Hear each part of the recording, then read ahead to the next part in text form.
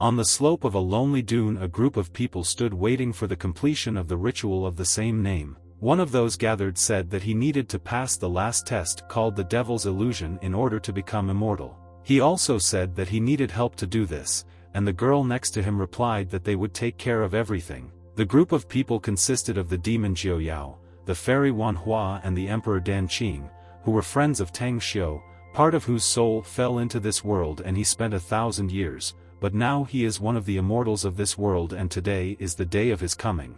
The ritual began and Tang Xiu was completing his final stage of establishing his immortality. His friends helped him pass this test using their magical abilities. However, the fairy's intentions were somewhat different regarding Thane, and she planned something insidious during his test. The test of illusion took place with the active participation of everyone present, but Tang suspected something was wrong. Under the influence of magic, Tang felt that the test was getting out of control, and an ancient scroll peeked out from his bosom.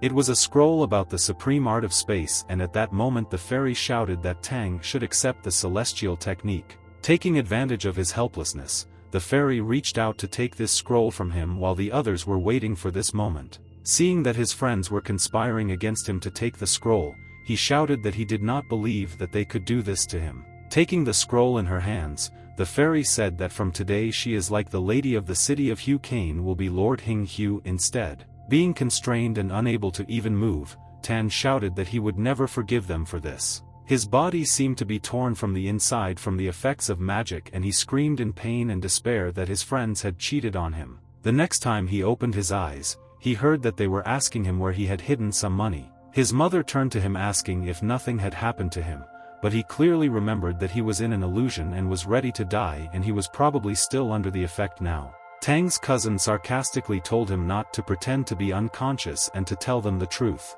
Tan sat and did not understand where he was and what was happening to him, because he was supposed to die during the test. His whole family, consisting of his mother, uncle, aunt and cousin, stood in front of him and everyone looked at him, waiting for an answer. During the accident, the guy's body was almost unharmed, but part of the wounded soul went to the immortal world and entered the body of the rich grandson of the leader of the Holy Church of the Crimson Bird, but he did not expect that he would die in the immortal world and his soul would return to his body on earth.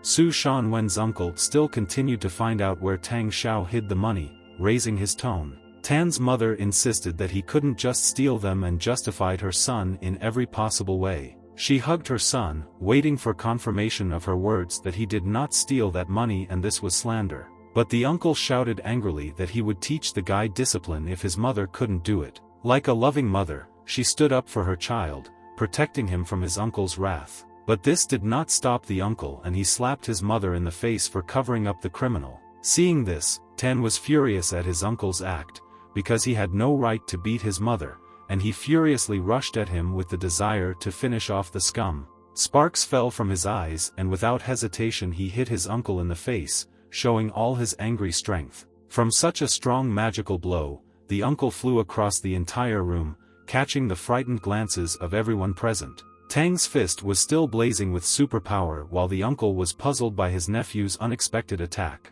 Landing against the wall, the uncle lost consciousness or scared his entire family and created hatred towards Tang. Tang himself was surprised that he used the art of the igniting source, because he could not imagine that it could be used on Earth. The wife immediately ran over to check if Uncle Su Shang was alive and tried to bring him to his senses while their son shouted indignantly that such a weakling like Tang could not have so much strength.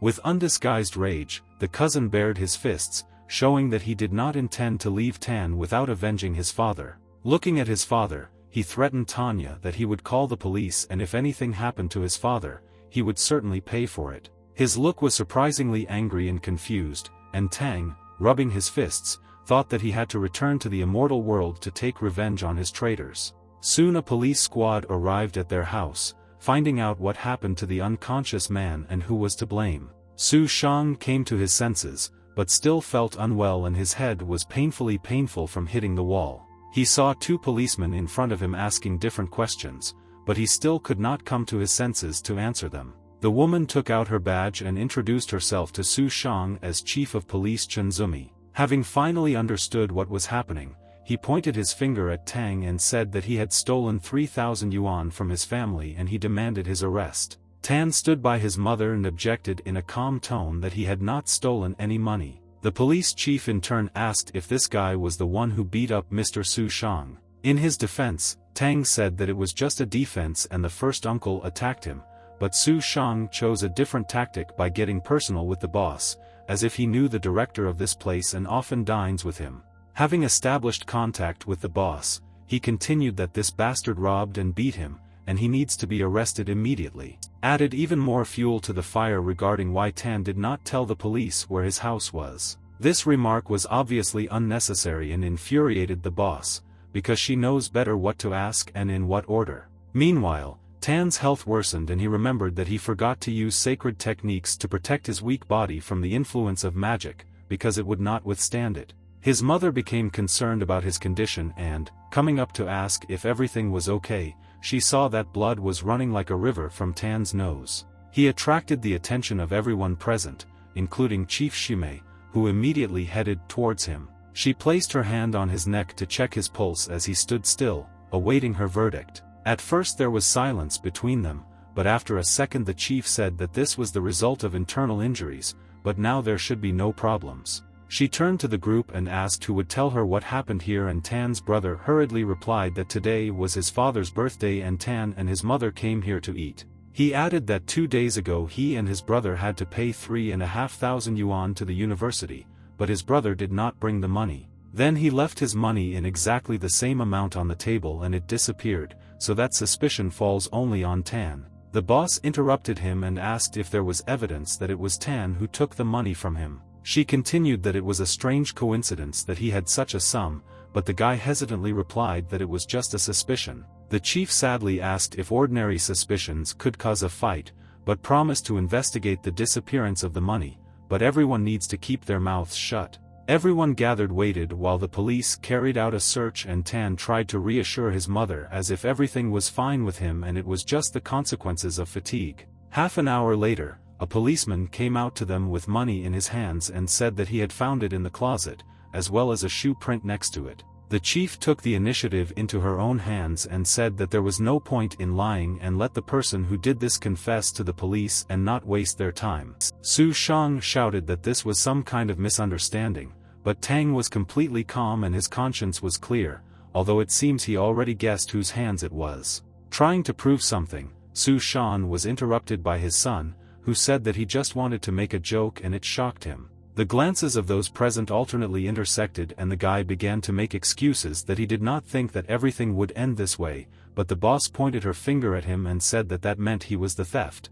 Su Shash began to defend the situation by saying that there was nothing criminal about hiding his own money and apologizing for falsely summoning his son. He continued that despite his relationship with the director, the quarrel with the police had nothing to do with it, while his wife spoke with Tang's mother, that Su Xiang would apologize and they would forget about everything.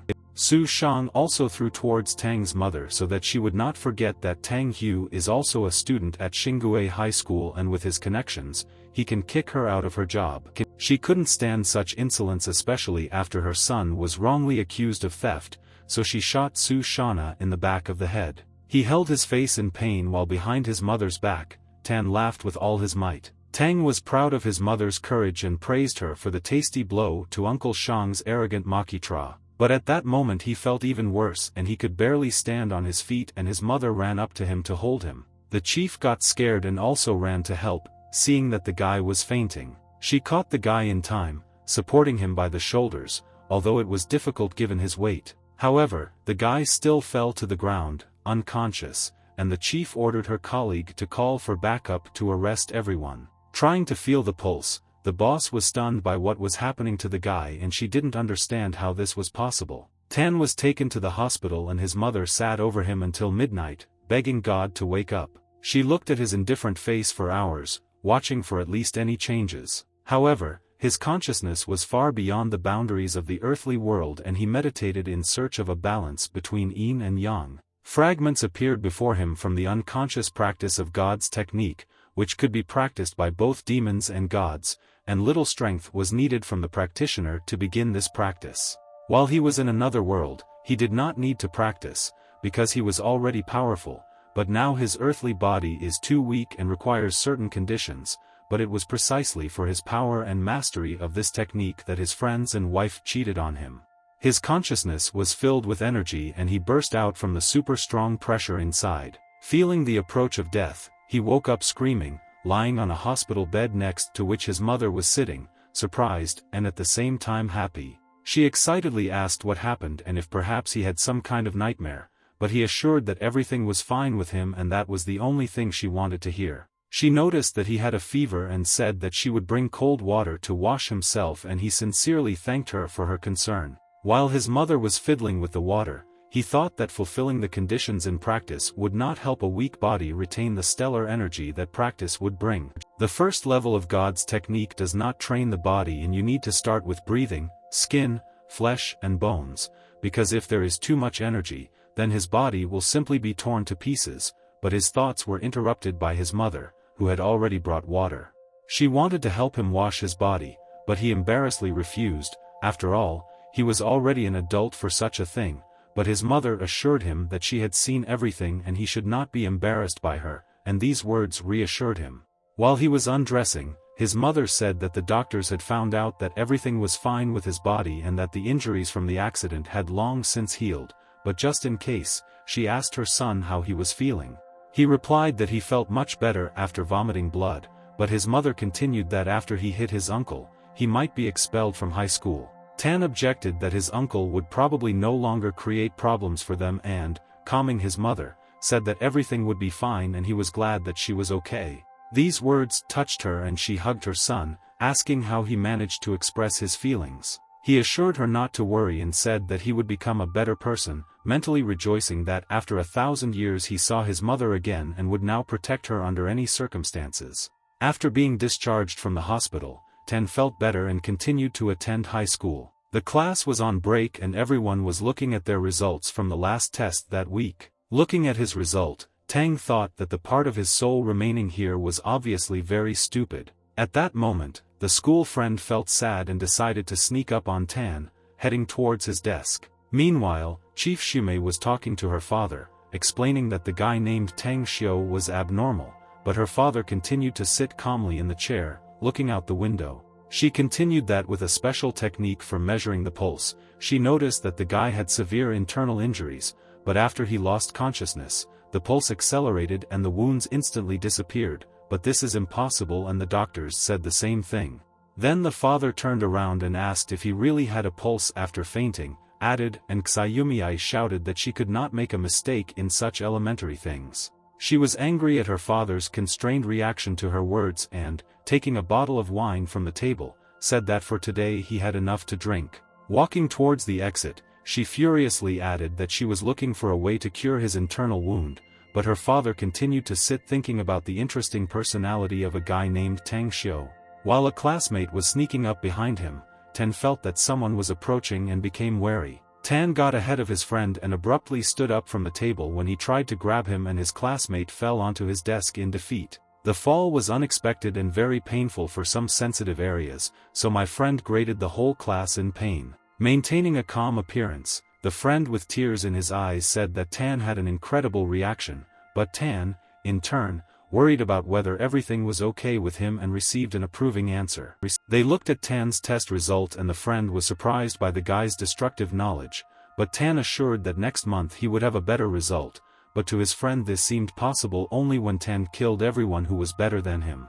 Tang Xiu did not waste unnecessary words and only said that next month everything will become clear, but their conversation was interrupted by the teacher calling Tang Xiu to him. The teacher told Tang Xiu to pack his things and leave, but his friend, who heard all this with ridicule, said that they had not done anything wrong yet to be kicked out so early. Tan removed his friend from the conversation and asked the teacher what happened, and he replied that he was being transferred to another class, because their class did not need such a bad student. The teacher continued that transferring to another class was his only option to stay at Hingyu Institute, otherwise he would be expelled, and Tan heard everyone in the class whispering to him to get out of here as soon as possible. Tang Xiu turned to the class and saw that everyone was impatiently waiting for him to leave and throwing various images in his direction, But Tang Xiu's friend Yang Chuling did not support the opinion of the majority and, taking the chair in his hands, pointedly threw it on the desk as a sign of his protest. He said that when his boss Tang Xiu became the best in the course,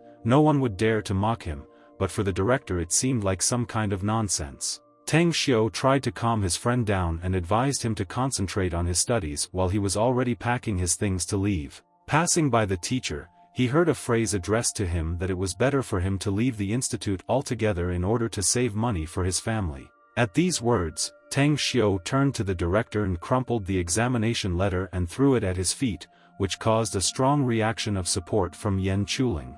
The teacher was angry and he told Ian that one more word and he would have kicked him out too if not for his parents, but this did not stop Ian, and in front of the teacher he raised his desk above his head. He further said that there was no need to remember his parents and, returning to Tan, said that he would go with him to another class and take his own desk in case there were not enough seats. The teacher shouted at Yang to stop doing stupid things to the caustic answer he received that he himself wanted him to leave, and Tan looked at his friend with surprise that he was leaving the class for him. After these words, the friends left the class while the teacher shouted after Yang Chuling, who was carrying the desk above his head, to return to his class.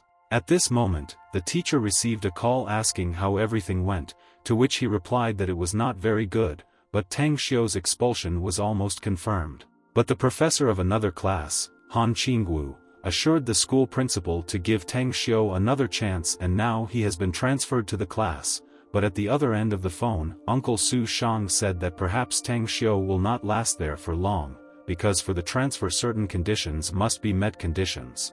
Meanwhile, our friends were walking to a new class, talking, and along the way they were met by a new teacher, Han Qingwu. She approached Tang Xiu with the introduction of herself as his new homeroom teacher, not paying attention to Yang, who almost fell in love with the teacher at first sight. But Tang Xiu froze, falling into memories from his previous life in the world of immortals, while Yang tried to accept him. This surge of memories caused an incredible resemblance between the class teacher and his traitorous wife Manhwa from the previous world. They entered the 10th grade and began the usual lesson of reviewing the material studied in order to prepare for the exams. But Tang Xiu had no time for lessons, because he could not understand how one could be so similar to his wife, and the teacher noticed his diligent and even evil look.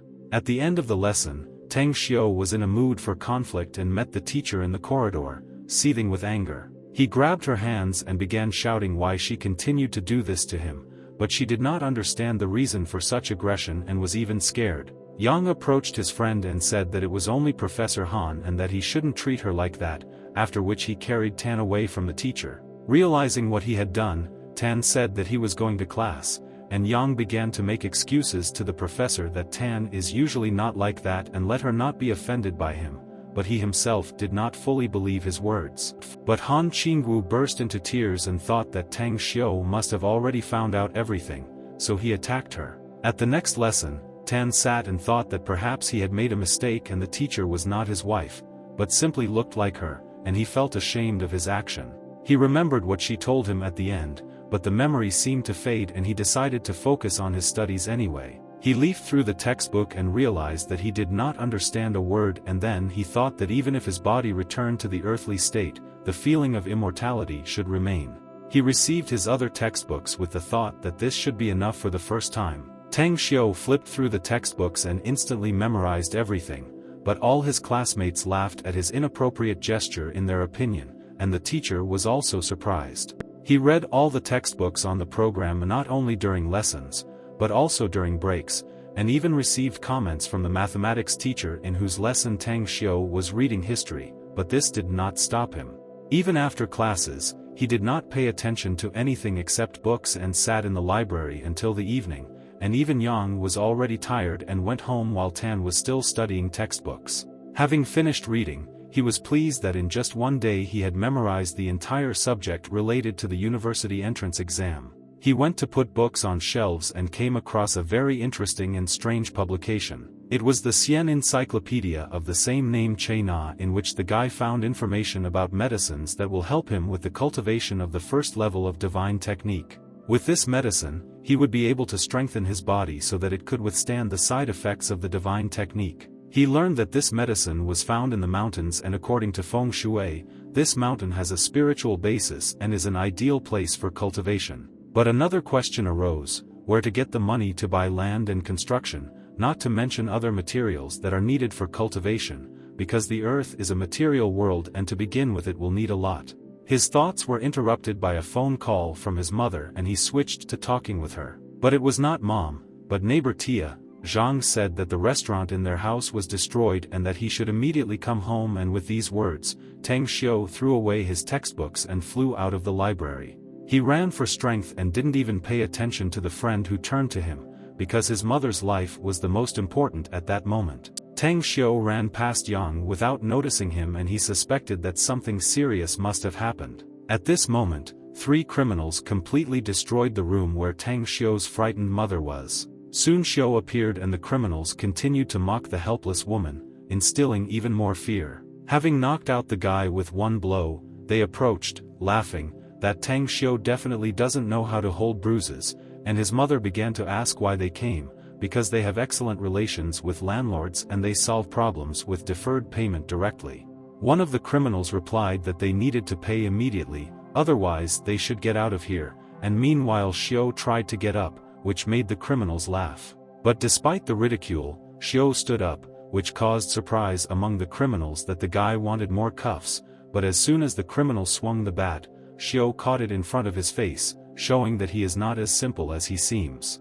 The criminal did not show his fear of the guy's supernatural power, and this angered him even more. He tried to grab his bat back with both hands and told Xiu that if he didn't want to die here, he should let him go kindly. But Xiu was not frightened by his threats and, bringing up the bat, he charged the criminal with his fist into the arrogant face with the power of divine technology. The disarmed criminal could not resist the super-powerful blow and Xiu watched as he fell, grimacing in pain. Having dealt with one bastard, Xiu also prepared a portion of his divine technique for the other 2. The third of them tried to take the bat from Xiu, but he was not so easily fooled, and he intended to show it. Turning around, he kicked the third criminal, rejoicing in his power. Xiu's mother could not believe that her son was capable of such a thing and, having dealt with the raiders, he looked at how they suffered from pain. Clearing his throat, the leader of the group of criminals threatened that Xiu had hit the wrong person, because he did not know who sent them.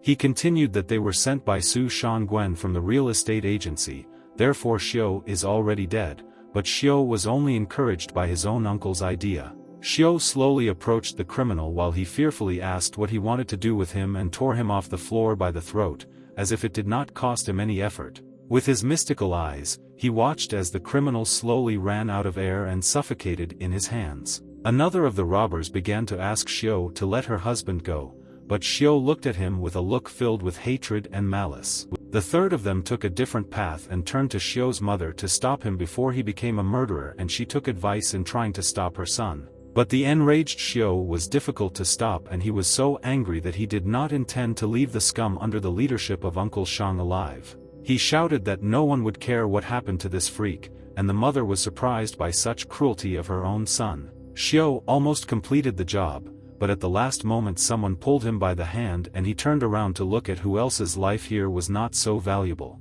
It was Yang who said that by killing this man he would go to jail and there would be no one to look after his mother, and Xiu finally let the criminal go, reluctantly taking his hands from his neck. The criminal fell to the floor, clearing his throat, gasping for fresh air, while everyone present watched him. He croaked that the fat guy shouldn't stick his nose where he shouldn't, but looking at Ian, he was ready to take his words back. Sitting on the floor, he fearfully asked if the guy belonged to the Yang Chunling family, although he already knew the answer. Chuling dispassionately replied that this was so, and at that moment he saw fear on the thief's face. And then the thief began to apologize that they did not know that a tip from a stranger would lead them to his friend's restaurant, and he sincerely hoped for mercy. Chuling listened to him and kicked him in the face, saying that they had 3 days to find money to restore the restaurant and escape from the city. The thief fearfully agreed to everything, and Chuling turned to the other 2 and ordered to get out of there, and they quickly began to leave.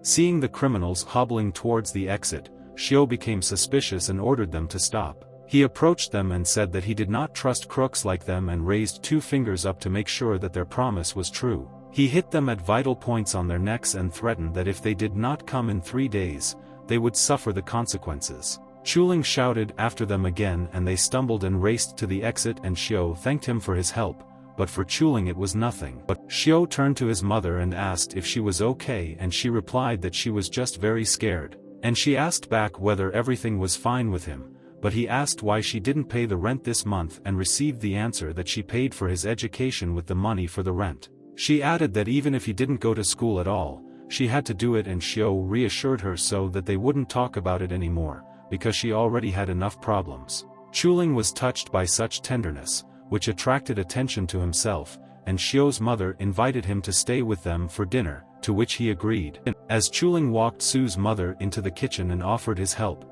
Su had something in his mind. After dinner, the guys went out for a walk and Chuling asked how Xiao knew martial arts, because it was so cool and he wants to be able to do the same, so he expects personal lessons from Xiao. Xiao replied that the coolest thing was that his name alone was enough to bring the thieves to their knees and he sincerely thanked for the help, but Chuling modestly replied that Xiao had too high an opinion of him.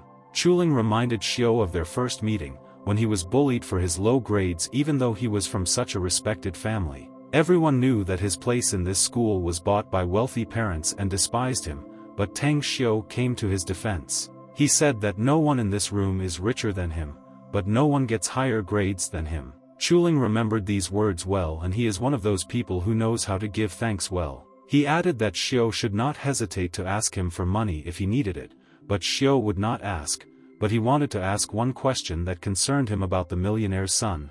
Xiao asked if there was a way to quickly win a large sum of money and Chuling thoughtfully replied that perhaps in the lottery. Chuling pointed his finger at some gambling establishment and said that here you can try your luck. It was a casino with a screaming slogan, from which an angry cousin Xiao was just coming out, screaming, having lost a large amount of money. They made eye contact, but both were not happy to see each other after the latest events. Xiao and Chuling went into the gaming room, where cosmic sums of money were spinning, and the one who was unlucky was sitting on the bar and drinking out of grief that he did not know how to place bets.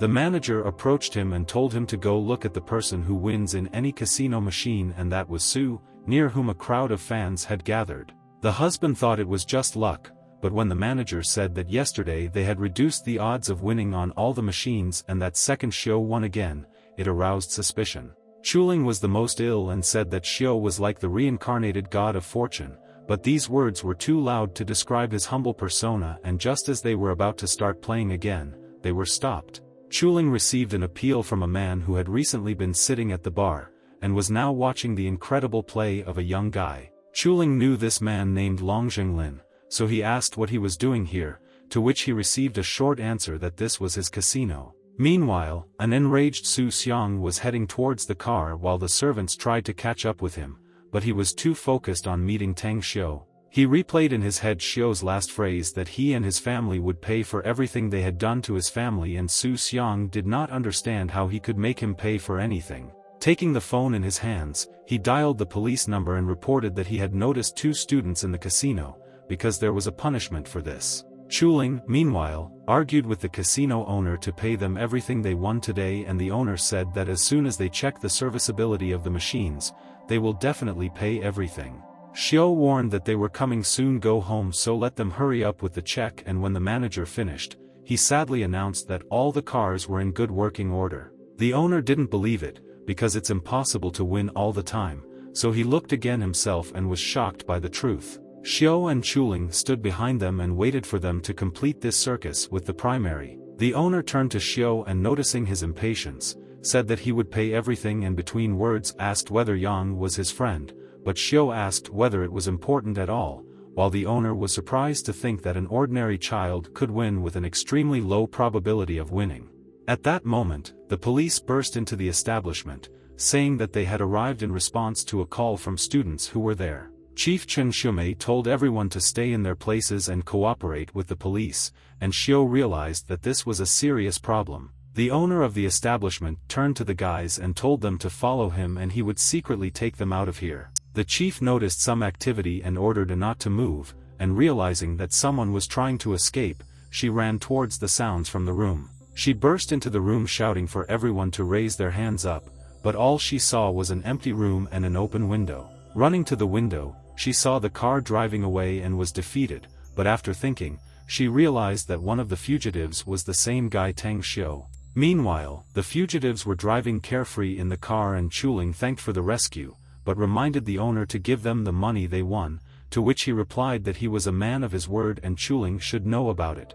Noticing Xiu's serious face in the mirror, Long Zhenglin asked if this was the first time he had won so much at the casino. He continued that there is one big bet and Xiu will be able to get a considerable amount of money regardless of whether he wins, because even if he loses, the amount is 10 million. Xiu thought about it and Zhenglin added that they were offering 100 million for winnings and he liked this information better, so he saw no reason not to go there. Chuling was delighted in anticipation of fun, but Zhenglin said that this bet is a business secret and Yang cannot go there, but there are no questions for Xiu, but an appropriate image must be created for him. While they were driving, Chuling was indignant that he was not allowed to attend such a grandiose event and asked in every possible way to join them. They arrived at the Long family's hotel, which towered over the city, glittering with gold and bright lights. Under the dome of this hotel, a game was taking place between two men and behind them stood advisors, one of whom asked Boss Long if it was all worth it to continue the game, to which he replied that one more victory and the game would be over.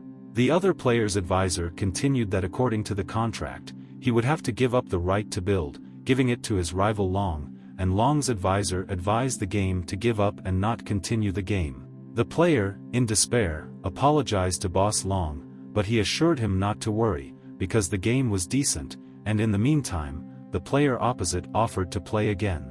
Long was very angry with the way his opponent was behaving and he radiated anger with his entire appearance. The players were still sitting at the table and the advisor asked Long if they should continue playing. After thinking, Long confidently replied that the game continues and it's worth it. At that moment, our heroes in suits entered the hall and Zhenglin told those present that they would not win his family so easily. Long was surprised by the appearance of Zhenglin and even with a stranger, but Zhenglin explained that this was his friend who would help them in this situation and he noticed that they had arrived just in time. Xiu said that he was in a hurry and wanted to start the game as quickly as possible, but Long called Zhenglin aside to discuss something. He thanked for the help, but assured that this time everything was very serious, but Zhenglin assured to trust him, because he was confident of victory. Having no other choice, Long agreed and announced to the crowd that the decisive game had begun. Zhenglin turned to the enemy, giving him the right to choose the game, and he chose to throw the dice and one of his defeats in this game would mean a total loss.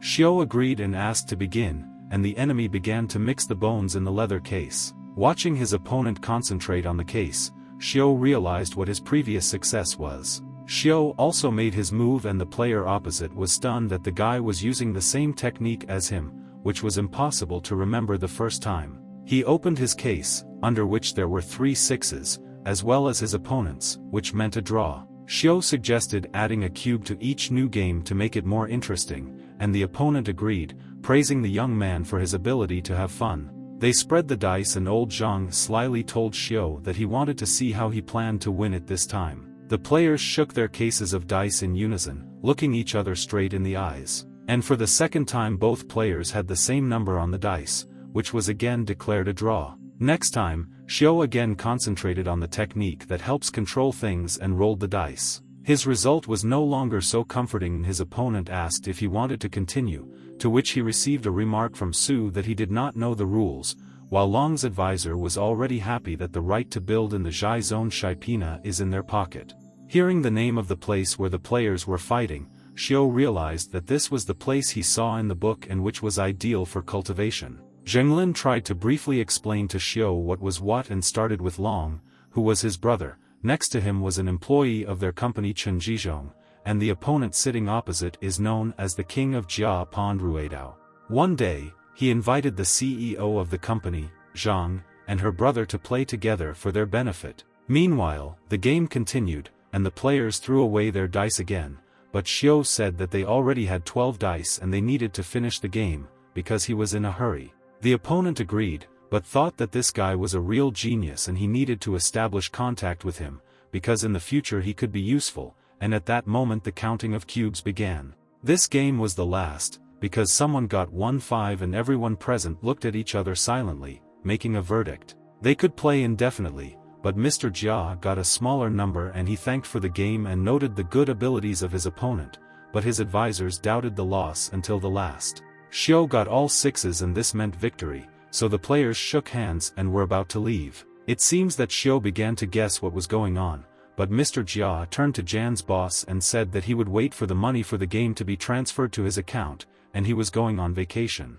Sister Can reluctantly agreed, but in her head she thought that this old crazy man had changed the rules and lost the bet and still had the nerve to talk about payment. At the exit, Mr. Jia turned around and asked the name of his young rival and Xiu answered him. An employee of the Long Company, having heard the guy's name, asked in surprise, as if it was impossible. After the game, the Long family and Su sat at the table drinking wine and discussing the latest events, and Xiu said that Mr. Jia's action lived up to his title as the betting king.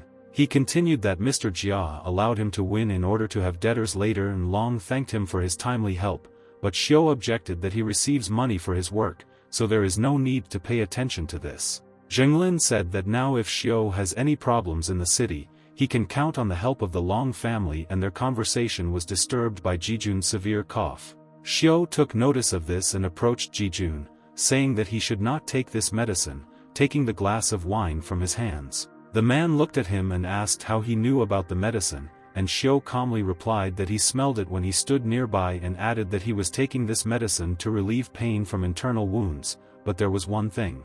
The effect will be effective if you take the medicine on a regular basis, otherwise the situation will only worsen and the man replied that knowing so much about this medicine, Xiu probably knows who the supplier of these drugs is.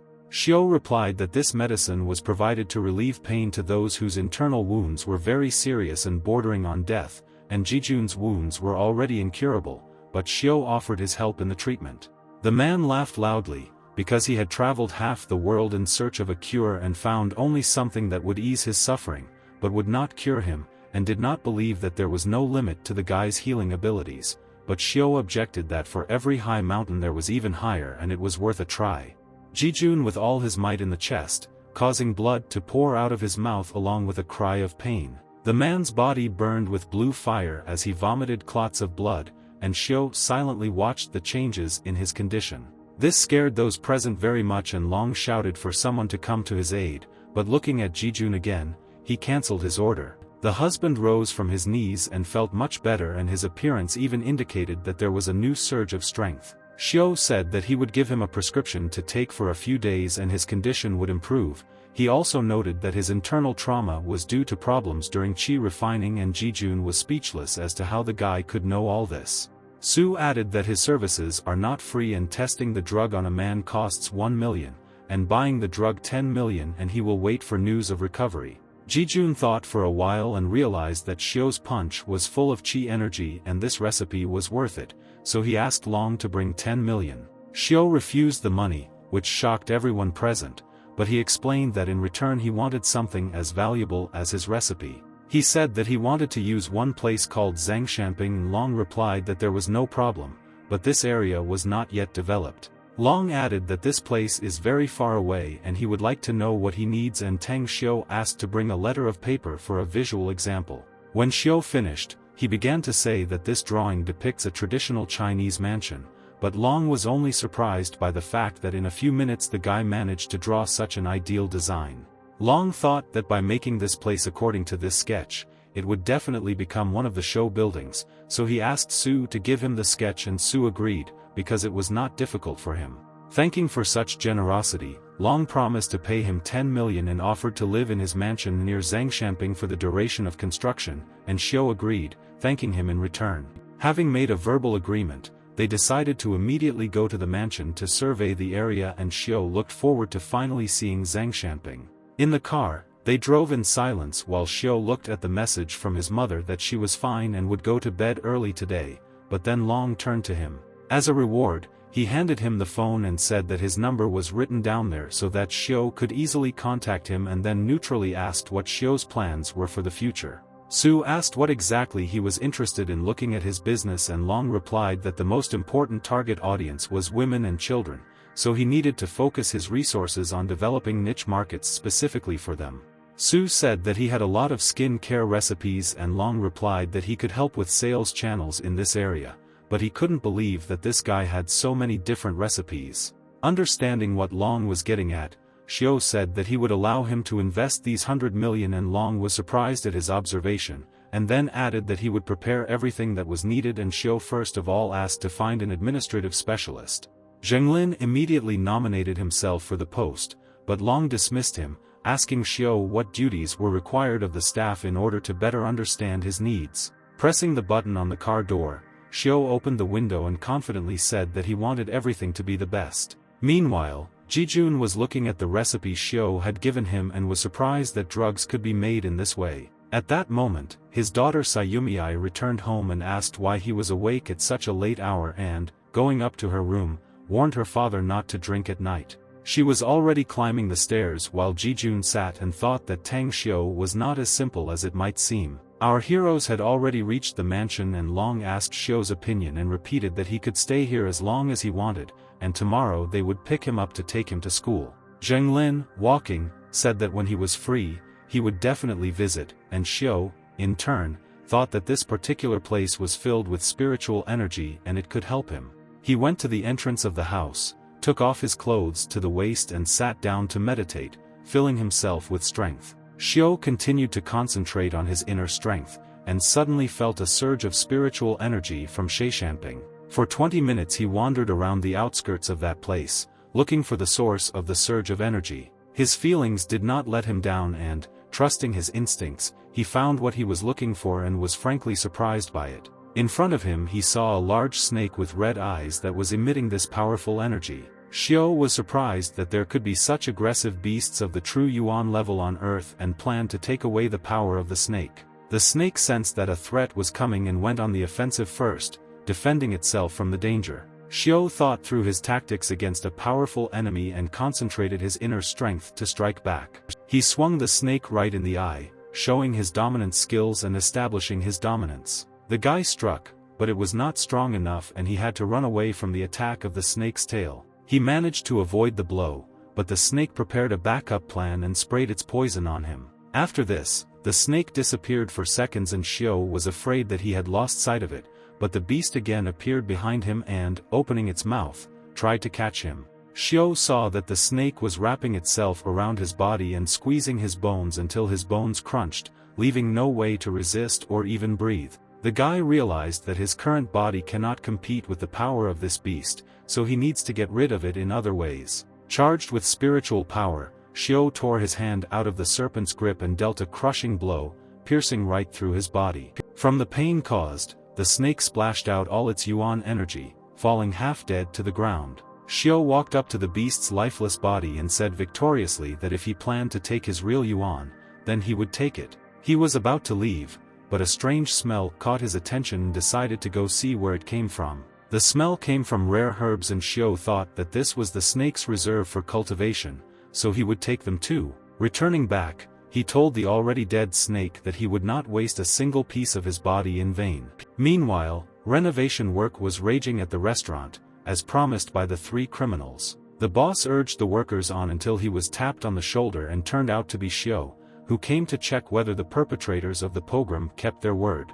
He also asked where his mother was and heard that she had gone to the store, and then called the boss of this company to follow him. He said that he had removed their acupuncture points and now they would not be in pain, and then ordered them to bring everything that was left there from the yard and go about their business. They looked at each other, checking whether Xiao had really freed them from his punishment, and bowed and asked to become his servants. The boss said that they had been in pain for the past few nights and were convinced of his skills, so they wanted to learn this technique from him and work for something serious, but Xiao replied that it was not so easy to learn from him, but you might think about working for him.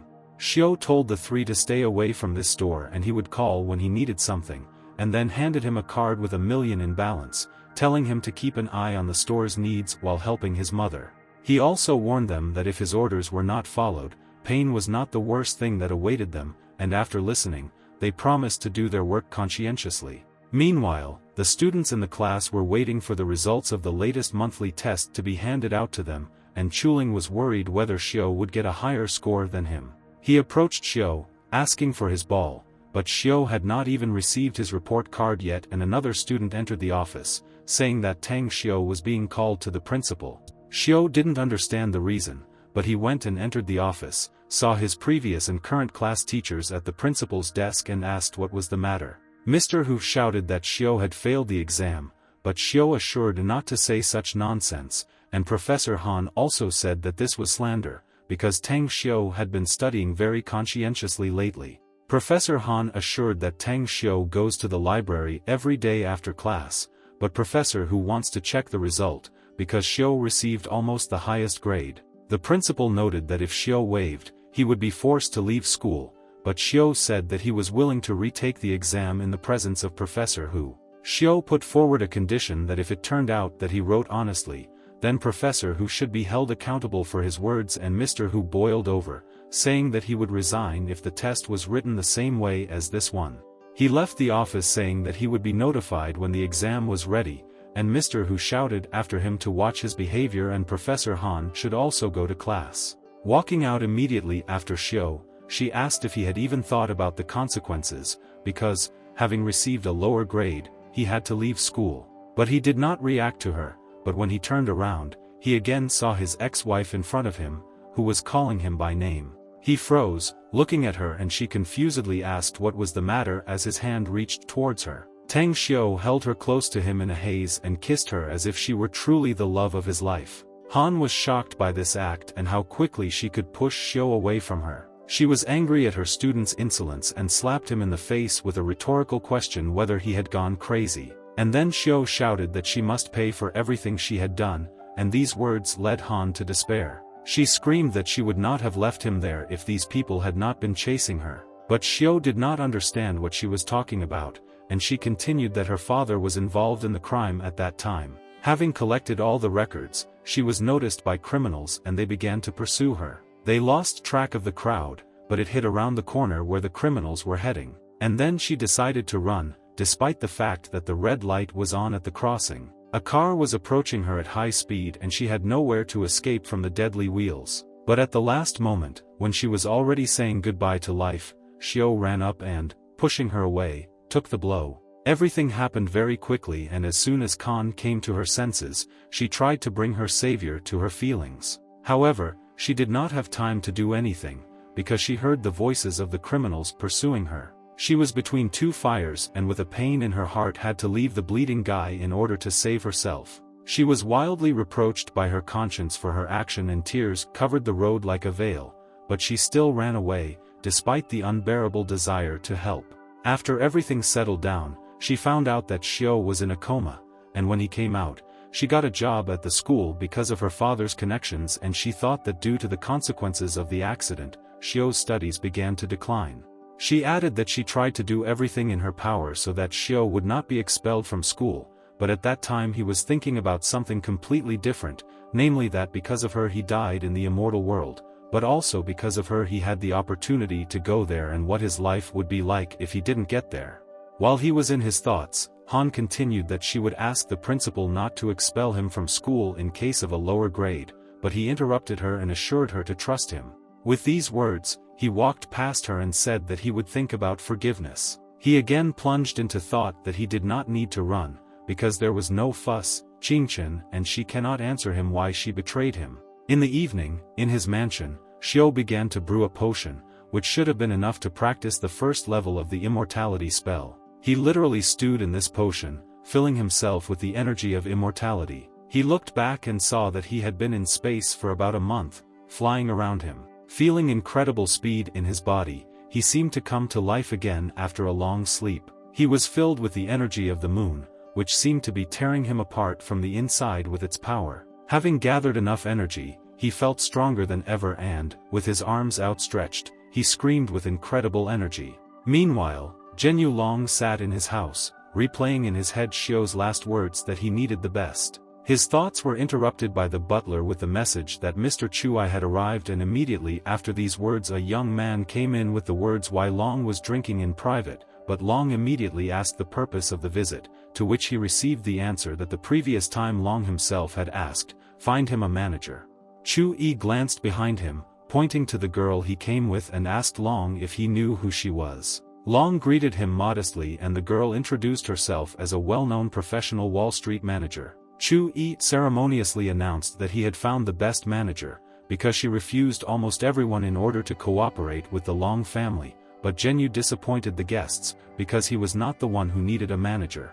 He said that this was for a friend, and Chu-yi was surprised, because he didn't know who had the strength to ask Mr. Long himself to find a manager, and Long responded that this is a young 18-year-old guy. Chu-yi thought it was a joke, but Long turned to Miss Kang Xia and said that she would not easily accept his proposals and should immediately talk to Xiao on the phone. Kang Xia politely agreed to talk, and Long picked up the phone to call Xiao. Long listened to the long telephone beeps and did not understand why Xiao was not answering, and even began to worry a little about him. Xiao at this time continued his ritual to restore immortal energy and was in the midst of the process. Having descended to the ground, he saw a split vat of the drug and, hearing a phone call from Mr. Long, hurried to take it. Su said that he was busy, so he didn't answer right away, and Mr. Long got down to business, saying that he had found him a manager with whom he could discuss everything over the phone.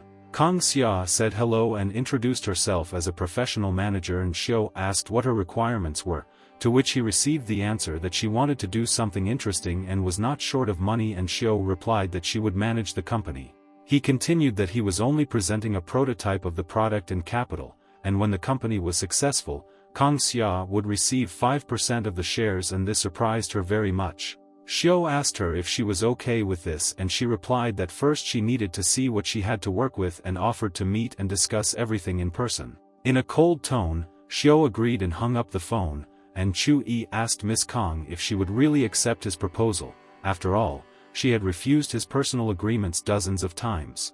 But she was openly interested in Tang Xiu's project and was looking forward to the meeting to see with her own eyes how good his idea was. Tang Xiu walked around the house and stopped at a marble table and lightly pressed it with his finger, causing it to crack. By pressing a little harder, the massive table shattered into small pieces, signaling the return of strength. Xiu was glad that he was finally able to cope with the difficulties of scraping out the outer layer caused by the spell, and now he did not have to worry about dying during the practice. He began to get dressed and thought that he almost died if the spell of immortality had not worked in time, and looking in the mirror he noticed that his hair was suddenly getting longer and needed to be cut. His clothes became too small for him due to the increased size of his body, and this is another consequence of the spell, and thinking about this, someone knocked on his door. He slowly walked to the door and opened it, not knowing who might come to him at such a late time. Xiu saw Jijun and asked what was the matter, because his wound should have already been healed, but Mr. Jijun was still surprised by the incredible height of the guy, because in the previous meeting he was much shorter. Mr. Long, meanwhile, sent the guest and said that in the future she would contact Xiu directly, and she said goodbye and went home. Chu-yi stayed with Long and asked him to also arrange a meeting with Tang Xiu, but Long asked why a wealthy metropolitan personality was interested in him, especially since now was not a convenient time for a meeting, because Long wanted to test Xiu's abilities in more detail. Chu-yi even more interested and knows that Tang Xiu will become very influential in the near future. Xiu, meanwhile, answered Jijun that his height did not concern him and waved his hand for him to go inside. They walked through the yard and Jijun noticed a scattered heap of valuable herbs and huge snake bones, and he was afraid to imagine what was happening here. He suspected that Xiu was not just a person, but something supernatural, and they went inside the house when Xiu offered to sit down. While passing through a large room, Jijun stepped on a piece of a marble table and was shocked that such a strong product was broken to the ground. He heard that only a spell of the highest level of practice can allow one to break a stone, and his thoughts were interrupted by Xiu with his question whether he came here through these rubble. He said that he had come to thank Xiu for his healing and also to offer an agreement to sell his recipes. Despite the agreement, he had one more request and knelt down and asked to be accepted into the ranks of Tang Xiu's disciples. Jijun added that he wanted to improve the practice of the spell under his guidance, but Xiu clearly answered him, but the man continued to persuade him. Xiu objected that Jijun is not the kind of person who needs to explain something, so he said again that he is not accepting any students now, but they can cooperate on the issue of patented Chinese cosmetics. The guy added that when he runs the skin care company, he will need someone who will provide materials and production of products, and if Jijun agrees to cooperate, he will receive 5% of the shares, and the man agreed. Jijun assured that he could be relied on and, when leaving, said that he still hoped that Xiao would consider taking him as a student and received a response of a silent look of protest. Xiao said goodbye and Jijun bowed and said to call him when necessary. Finally, Xiao asked not to tell Officer Chen Shumei that they knew each other, and Jijun excitedly asked how Xiao knew that they were relatives. Xiao replied that he noticed a reaction to his name, also the technique of checking the pulse and the same smell. In general it was simple for him. 2 days later, Professor Han walked to school, engrossed in thoughts of her first ever kiss with Tang Xiao, which happened so unexpectedly. All eyes were on Tang Xiao and all the comments talked about his tall stature, incredible charm and new hairstyle. Chuling compared that Xiao was already almost the same height as him, and at that moment Miss Han came up to them with the same comment about his height, and Xiao asked what exactly was the matter. She replied that today was the day of the exam and she was worried about Xiao and wished him good luck, but Xiao reassured her that she should trust him, because everything would go smoothly. Miss Han was about to leave, but at the last moment she called Xiao to say something, but just as quickly changed her mind and simply wished her luck. Chuling noticed some tension between them and mockingly asked, and they managed to become so close, but Xiao cut off his ridicule. Xiao noticed Miss Han's strange behavior, but remained silent and went to the principal's office to complete the re-exam. The principal said that Xiao could do it on the sofa and Mr. Hu would grade it immediately, but it was difficult for the teacher not to notice Xiao's increase in height. Xiao got to work, noting that Mr. Hu kept his promise, and the teacher immediately confirmed that he would immediately resign if the test was correct. Mr. Hu was happy, because he had been working on the tests for almost a week to make them super difficult so that Xiao would definitely fail them, but after an hour Xiao completed it and the teacher began to test. Meanwhile, Xiao arranged a meeting with Miss Kang Xia, although he was more impressed by the telephone conversation, and at that moment Mr. Hu's cry was heard throughout the entire office that this was impossible. Xiao understood why he had such a reaction, so he stood up and asked the director for permission to leave, and the director kindly let him go. An indignant Mr. Hu asked how he did it, but Su replied that it was none of his business and that he should think about a new job. Leaving the door, Su added that the questions he answered incorrectly should have been chosen better, and he made these mistakes only out of respect for the teacher's knowledge. Xiao walked down the corridor and thought that although he had mastered the difficulty of scraping out the outer layer with the help of medicinal herbs, he had achieved most of the rapid progress in such a short period thanks to the monster. He realized that he could not make any breakthrough without these herbs and thought to ask Jijun first, because he knows how to produce his products. While he was lost in thought, Khan passed by him and he did not notice her, but she called him and asked him to stay with her. For a second she even regretted her words, but Xiao showed an approving gesture. He looked back at her and said that now was the time to have lunch together, and she happily agreed. They continued to walk, but now side by side, and Xiao carelessly apologized for that kiss, but Han shrugged it off as if it was not so important, although she herself thought about it every day.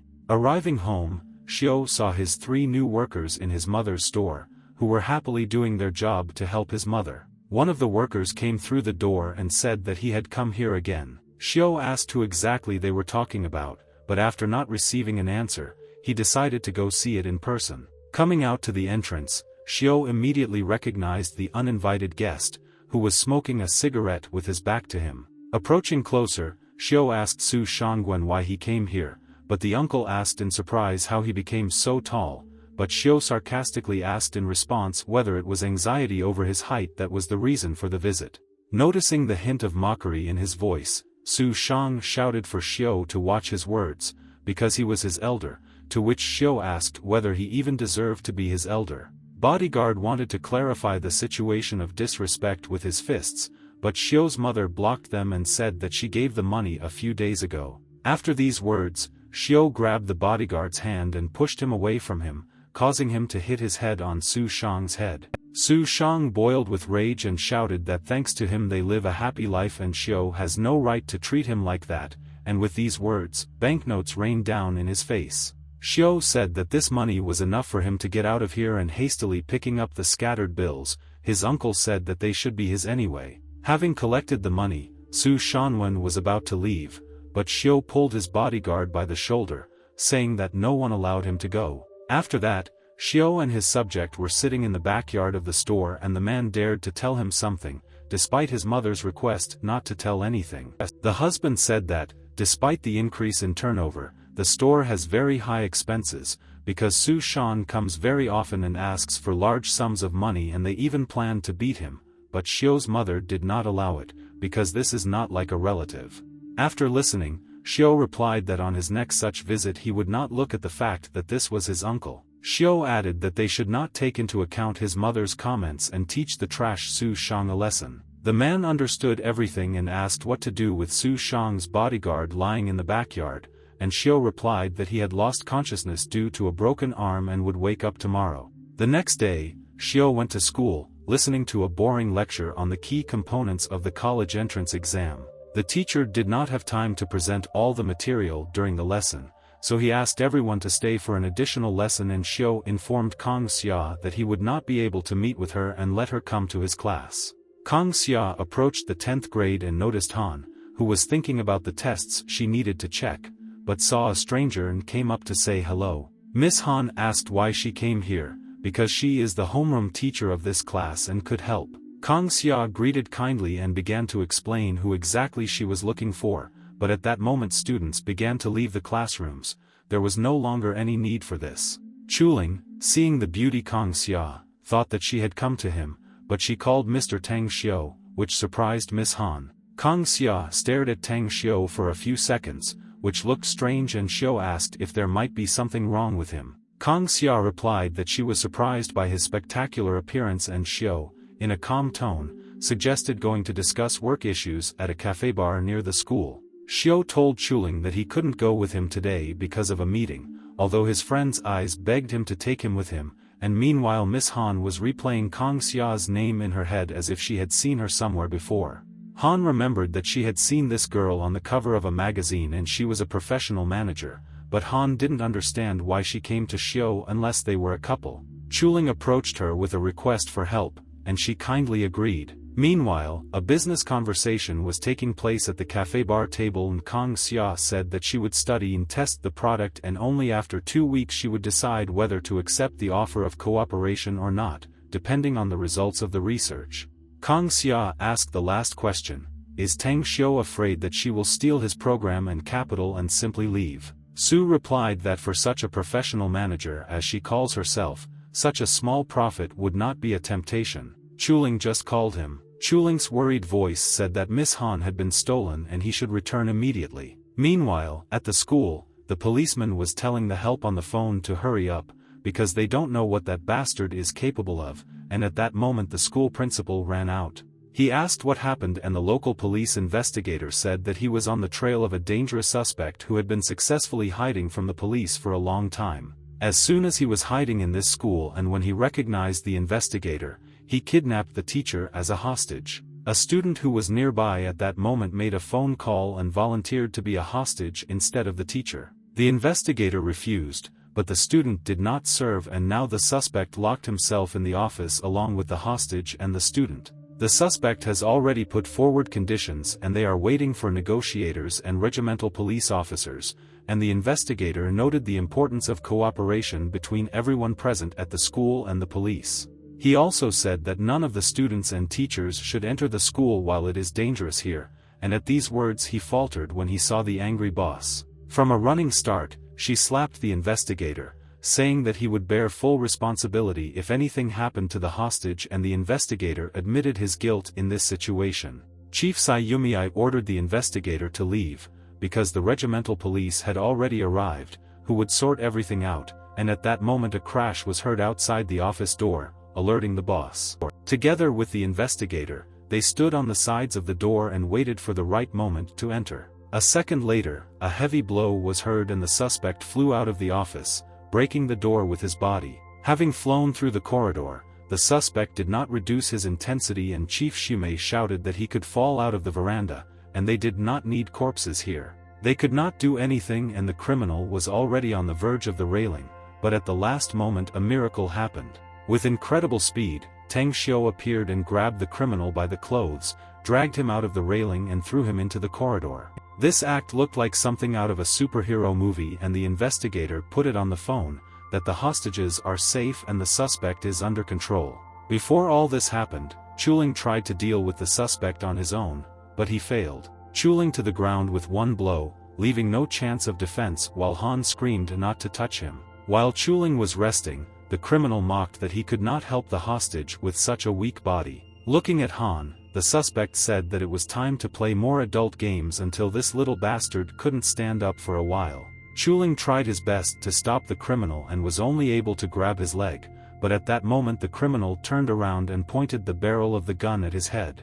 For the criminal, Chuling was not an obstacle, and he said that he hated being grabbed by the legs more than Chuling wrote out a death sentence for himself. Tang Xiu was standing on the roof of a nearby building at this time, observing the activities in the office. At the sound of a scuffle, he turned around and walked away to gain momentum for the jump. Pushing off from the edge, he jumped, trying to get into the right window. He knew for sure that his jump was impeccable and, breaking the glass, he flew into the office. The criminal turned his attention from Chuling to the arriving guest and pointed a gun at him, but this did not frighten Xiu at all. He taunted that Xiu had appeared as Spider-Man and did not hesitate to shoot him straight in the face. From the bullet, Tang Xiu only had a scratch on his face, which shocked the criminal, because it was impossible from such a close shot. Charged with power, Tang Xiu hit the pagan in the chest and a pistol flew out of his hands. Xiu noticed that the criminal was too talkative and he corrected this with his crushing blow. After this, an ambulance arrived, and Chief Shumei was surprised that Xiu was able to overcome such a dangerous criminal. She took statements, but could not believe that Xiu got into the office from the top floor, because she was there and noticed it. Xiu said that it was not his problem, that she did not believe him and was about to leave, but Chief Shumei shouted that he should cooperate with the police, but he replied that he did not want to continue cleaning up the mess that she made. She realized that she was really to blame for what happened and, with her eyes downcast, thanked him for his help. She also said that Xiu would be awarded a Samaritan certificate, but he, after thanking him, said that they should give it to Chuling, who emotionally proved his heroism to the policeman. Xiu was already leaving, but Chief Shumei stopped him and, unexpectedly for Xiu, extended her hand to him. With a quick movement, she placed her fingers on his neck to record his pulse and was shocked by the result. Tang Xiu removed her hand because he was surprised by such a gesture and looked at Chief Shumei with a questioning look. Chuling called Xiu and said that Miss Han was inviting them to her place for dinner today. Xiu was glad that Chuling was feeling better and, ignoring the recent situation with Chief Shumei, walked past, saying that they would see each other soon. Already the three of them left and Chuling reported that he and Miss Han told the police everything in accordance with Sue's words, and Sue thanked the owner of the Samaritan letter for this. Chief Shumei in turn was thinking how Tang Xiu's pulse could beat so quickly, and he even looked like a different person, so something had changed dramatically. 2 days later, all the news showed that student Yang Chuling had eliminated a dangerous criminal and helped the police arrest him. Shumei sat on the sofa and looked through Tang Xiu's biography, listening to the news about the situation, until her father entered the room asking why she was not at work. He walked up to her and, seeing what she was looking at, asked why she was so concerned about Tang Xiu's identity. Shumei noticed that her father's tone changed when he saw Xiu's photo, so she asked for the name of the master who cured him a few days ago, but did not receive an answer by phone call. She was informed that the criminal had died in the hospital and, telling her father that she needed to run for work, she flew out of the house. He also received a phone call, but he did not immediately notice it because of his daughter's excitement. Upon arrival, she was informed that the criminal was killed deliberately, because the one who did it had broken the camera in advance, stunned the guard and strangled the criminal in the ward. Chief Shumei was upset because they didn't even have time to interrogate him and put forward the theory that he was killed by his own accomplices, who did not want him to tell the police the truth. On the other hand, she thought that if this group of foreign drug traffickers could enter Xinjiang, then they should be supported by other forces, and how they entered Xinjiang should be investigated first. Meanwhile, Mr. Jijun was talking to Tang Xiu, who asked if he knew where he could buy rare herbs. Xiu explained that his next recipe needed a lot of rare herbs and he thought that Jijun should know where to get them, and the man replied that he had several friends who sold herbs and asked which ones he needed. After discussing everything, Xiu said that he would come later and pick up the herbs and see what else he needed besides them. Xiu said that he met Chen the other day. Shumei emphasized that she should know less about their cooperation and about him in general, and at that moment Jijun loudly dropped the phone. He apologized for this and, concluding the conversation, said that he would carry out his instructions, to which Xiu replied that he would contact him later. And after the conversation, Jijun thought that he needed to be careful with his daughter, because Xiu has very good intuition. Then he put forward a theory that Xiumei's curiosity about Tang Xiu could be caused by her sympathy for him and imagining them as a couple. Jijun almost turned gray on the spot. Returning from the balcony to his room in the boys' dormitory, he asked how Chuling was doing. Hearing the answering silence, he saw that Chuling was sleeping on the table and, having rolled up the notebook, Xiu hit him on the back of the head. Chuling himself asked him to help with his studies, and as soon as Xiu left, he managed to fall asleep, so Xiu ordered him to finish writing faster. The friends did not even suspect that they were being hunted from the roof of a house nearby. The sniper took aim while a friend stood with him and the third returned with food and drink. These three started to take revenge on Chuling for Charles, but a bullet in the forehead was too easy a punishment and one of them came up with a slightly better idea. For now they were just watching him through the sight and Jason also wanted to take a look at the future dead man. But as soon as he looked, he saw Tang Xiu's gaze, which seemed to look straight into his soul, without looking at the distance. They were wary, but one of them said that the guy could not see them at a distance of 500 meters, because he was an ordinary person. He reassured them that the guy just happened to look in their direction, so they shouldn't be foolish and pack their things to leave the roof. Chuling's photograph, they were about to leave, but for some reason one of them became wary. And he was wary for good reason, because after telling Chuling that he would leave for a while, Xiu jumped out of the window to meet the trio. Xiu's abilities were not yet strong enough to hear what they were talking about, but he could see them and knew that they were involved with that foreigner he had beaten the other day. Having gone downstairs, Xiu ran to where he felt their presence, but did not know that he was also being followed. He ran up to the building, but no longer felt any activity, as if they had already left there, and the man running behind him could barely catch his breath to keep up with the incredibly fast guy. Xiu arrived at the top of the building and heard the burning smell of a burnt photograph. The guy found a piece of their school uniform there and realized that someone wanted to stir up the school. He also found a shoe print, but most of all he was interested in the man around the corner and he told him to come out, because he didn't have time to play hide and seek with him. The husband came out saying that he was surprised by the guy's observation skills, because before becoming Jia's senior student Ruidao, he was a scout in the special forces, but Xiu still noticed him. Now Xiu understood why Jia Ruidao allowed him to win, because he did not plan to just let the guy go, and Xiu asked what exactly was the matter and the man replied that his master was in trouble because of gambling on Jingmen Island. Jia Ruidao said that Xiu is the only person who can help him and therefore he asks to immediately go to the island, but Xiu had important matters and besides there were entrance exams coming up and the director would not allow him to leave. The husband noticed that it would be okay if they arrived in a week and he would talk to teacher Xiu for him, begging him to help the master, and Xiu also bowingly said that he would take half of the winning money for himself. Xiu walked towards the exit and told the man to contact him when he got everything straightened out. Turning around, he told the man not to follow him around anymore, otherwise he would find out what could happen. The next day, Chuling was getting ready for school and his mother wanted him to stay to meet his father, who is rarely at home, but Chuling did not agree, because Tang Xiu himself would teach him.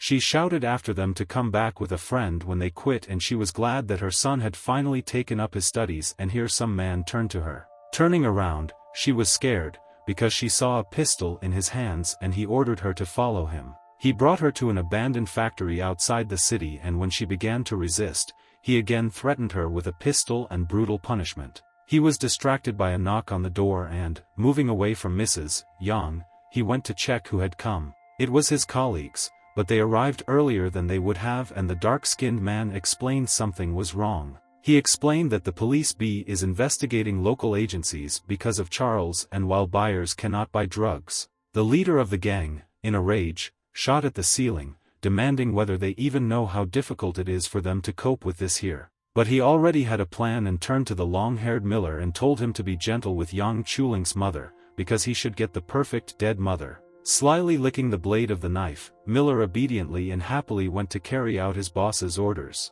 Meanwhile, Xiu and Chuling were studying textbooks, but Chuling was mostly just fooling around. Xiu was annoyed by this and wanted to crack him, but Chuling's father called and said that his mother had disappeared. In rage, he slammed his hand on the table and ran out of the library without a word. Xiao heard the conversation with his father and began to guess that the three men probably thought that Chuling had beaten the foreigner and kidnapped his mother. He also mentioned that the shoe print on the roof contained dust the same as when making porcelain, and then he killed in the search all possible locations associated with this. Having found only one abandoned porcelain factory on the map, he decided to get there and correct the mistake. At this time, the taxi drivers were already finishing work and leaving for their personal affairs. Tang Xiu stopped one of them and got into the car, despite the fact that the taxi driver shouted that he was no longer working and was not going anywhere. But Xiu showed him a wad of money and a geolocation and told him to go there as soon as possible, and the taxi driver, seeing the money, pressed the gas pedal. 10 minutes later, they were already there, but the taxi driver warned that this factory had not been operating for more than 7 years, but Xiu was only worried that he felt the presence of people there and Chuling's mother in the first place. Xiu ordered the taxi driver to call the police and report that he saw 3 suspicious foreigners outside the city and, handing over the money, said to keep quiet about his coming here, otherwise he would get into trouble, and the taxi driver replied that he could be relied on.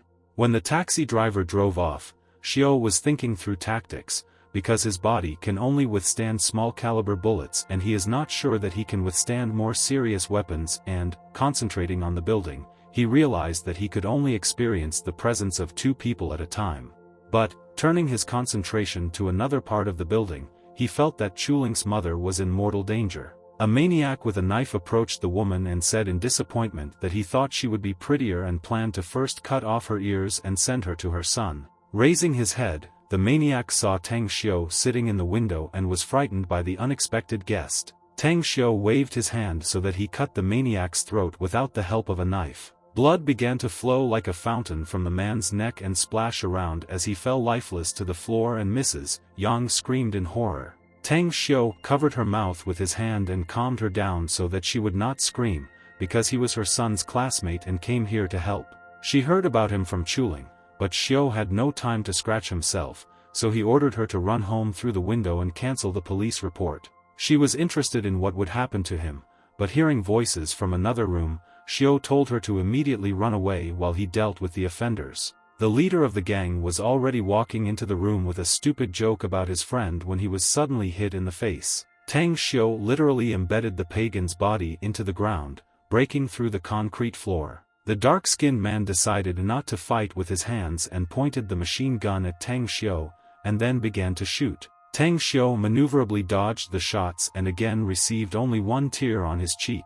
Having reached the shooter, Tang Xiu hit him and the machine gun fell from the scumbag's hands to the ground. Blood began to drip onto his legs and Tang Xiu pushed the dead man away from him, thinking that Xingxiu's consciousness was becoming more dominant. Soon there was a live report from the scene of a fire in an abandoned porcelain factory, which was quickly extinguished by the fire service. Sayumi ran up to the presenter of the report and, breaking into the microphone, said that filming was prohibited here. She approached the investigator, who found out the cause of the fire as a result of arson, and they also found 3 foreigners. But they were dead before the fire, and Chief Shumei screamed for them to find out the cause of death and identify them. According to the police, these 3 belonged to the same drug trafficking group as the previous foreigner, and their death was at the hands of another person, so the fire was planned. Shumei got angry, because they should have been brought before the law, and not died like that, and the investigator also said that the fat student called the alarm call center. He said that his mother was missing, but after some time he cancelled his statement with the words that she returned home, and Shumei understood why. The next day in the dormitory, Chuling was ready to kiss Xiu's feet and begged to be allowed to somehow thank him for saving his mother. Xiu replied that Chuling should not do anything, because this situation was also his fault, and Chuling said that his father would invite Xiu to dinner when he was free. Chuling also said that he and Miss Han will keep his kung fu knowledge secret, and Xiu said that Chuling is his best friend here, so he plans to teach him kung fu so that he can protect his family in the future. Cheers! Chuling went to hug Xiu, but he pulled him away and said that there was one condition in order to learn kung fu from him. Xiu will set a minimum score for his studies, and Chuling's score should be higher in the entrance exams, and he should also start losing weight, and this caused a strong reaction from Chuling, because both were difficult for him. Sitting at his desk before class, Xiao thought that upon his return, these two spirits began to unite more, and before this easy life in the immortal world became a dream for him, but if he did not have the Shinshu consciousness, he probably would not have killed those three foreigners. But he needs to stop being so sympathetic before he returns to the immortal world. The lesson began and Miss Han announced the news that Tang Xiu, as the best student in the class, was being sent to a math competition on Jingmen Island, and Xiu immediately understood why exactly there and who arranged it. At that moment, Su's phone received a message from Gong Dalong saying that everything was agreed and they would see him next Monday. The second news from Miss Han was that, despite the fact that there was very little time left before the entrance exams, a new student would be coming to their class. The new student turned out to be Long Zhenglin, and when he saw him, Chuling jumped up shouting what the hell he was doing here, but Zhenglin only greeted him sweetly and said that he had not seen these two for a long time. After classes, the guys walked together and Zhenglin was indignant that it was only his first day at school and they were leaving him to go to Jingmen Island the next morning. Zhenglin said that he really wanted to become a true friend to Xiu, but Xiu did not believe it and asked what made him leave his happy life and come here. At that moment, a car drove up and Mr. Long got out and said that it was because of him, and although Zhenglin can be too emotional, he still respects Tang Xiu, who was as tall as Mr. Chen said. Mr. Long asked Xiu to discipline Zhenglin, and if anything happened, he could turn to him for help, and Xiu agreed and put forward the same conditions for Zhenglin as for Chuling except for losing weight. Long suggested that everyone should have dinner at his hotel, since it was already the weekend and everyone was ready. Xiu approached Long with a favor and Long was willing to listen. Having agreed, Xiu proposed a new plan of action and everyone should go to him for dinner, and not to Long. When they arrived, Xiu shouted to his mother, who had brought several friends, and asked where the three working guys were, and the mother replied that they had gone to the market. Xiu asked his mother to prepare her signature dishes and they would all have dinner together, but he noticed that she was crying. However, she replied that she just rubbed her eyes hard. But Xiu didn't believe her, so he asked Chuling to take the guests upstairs, and he asked his mother again what happened. The thing was that Su Shang still came to ask for money, and Xiu's mother explained that he was now having problems with his business and he needed it, but Xiu was angry that after he gave his uncle all the money he had lent and even topped it up, he still dares to ask for more. Xiu's mother assured that she was not worried about money, but that Su Shang was not like that before, but changed when he became rich, and Xiu rhetorically asked what would happen if he lost his money, but his mother began to refuse him this idea. Xiu reassured her and told her not to be discouraged anymore, because he would fix everything, and after these words, she went to prepare dinner. Having learned that Mr. Long himself was dining there, Xiu's mother's jaw almost dropped. Long explained that Yang was his partner, and Tan helped him in a difficult situation, and they decided to create a business together. Xiu's mother now understood where the money on her card came from, but Xiu did not think that she would spend it so thoughtlessly if he did not explain where it came from. She was worried about what her son was doing, but now she calmed down and Xiu said that she could spend the money as she wished. The evening was very fun and it was time to leave, and the guests said goodbye and got into Long's car, who would also give Chuling a ride home. Before leaving, Long said that they would see each other when Xiu returned from the island, and then Miss Kong Xia's conclusions would be known, but Xiu was worried about one more question and asked if Long knew Su Shangwen from the real estate company. Shangwen's company was in chaos as he tried to figure out the reason why their supplier was canceling cooperation just before the start of a new project. His team did not know the answer, because the contract had already been signed, but Su Shang understood that there was no point in discussing this anymore and they had to make sure that they had enough materials to start the project. Su Shang ordered to contact Mr. Yu from Shiguan, and although they will spend more money on his materials, they will be on time, because they have no other choice. The secretary knocked on the door and two people immediately entered behind her, introducing themselves as the tax service, and Su Shang feigned a smile, not understanding why they came to him on a day off.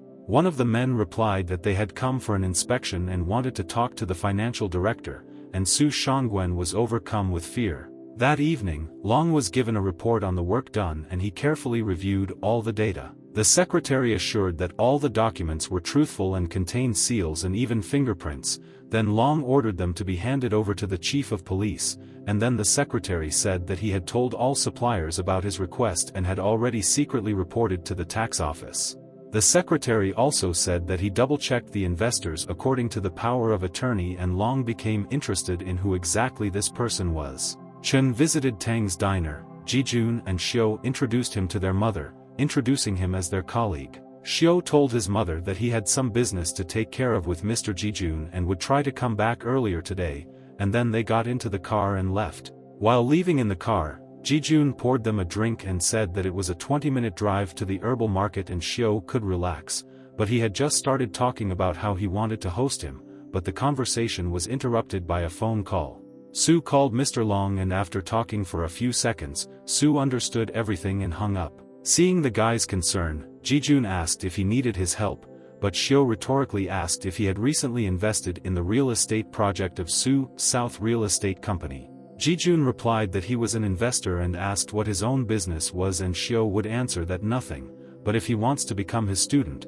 then let him follow the following instructions. Walking to his car, Su listened to his wife's instructions that his sister should pay the fine from the tax office, because they helped her a lot when she first arrived in Sinch, and now she has a big profit, but Su turned around irritably and shouted that she should finally, then the company closed.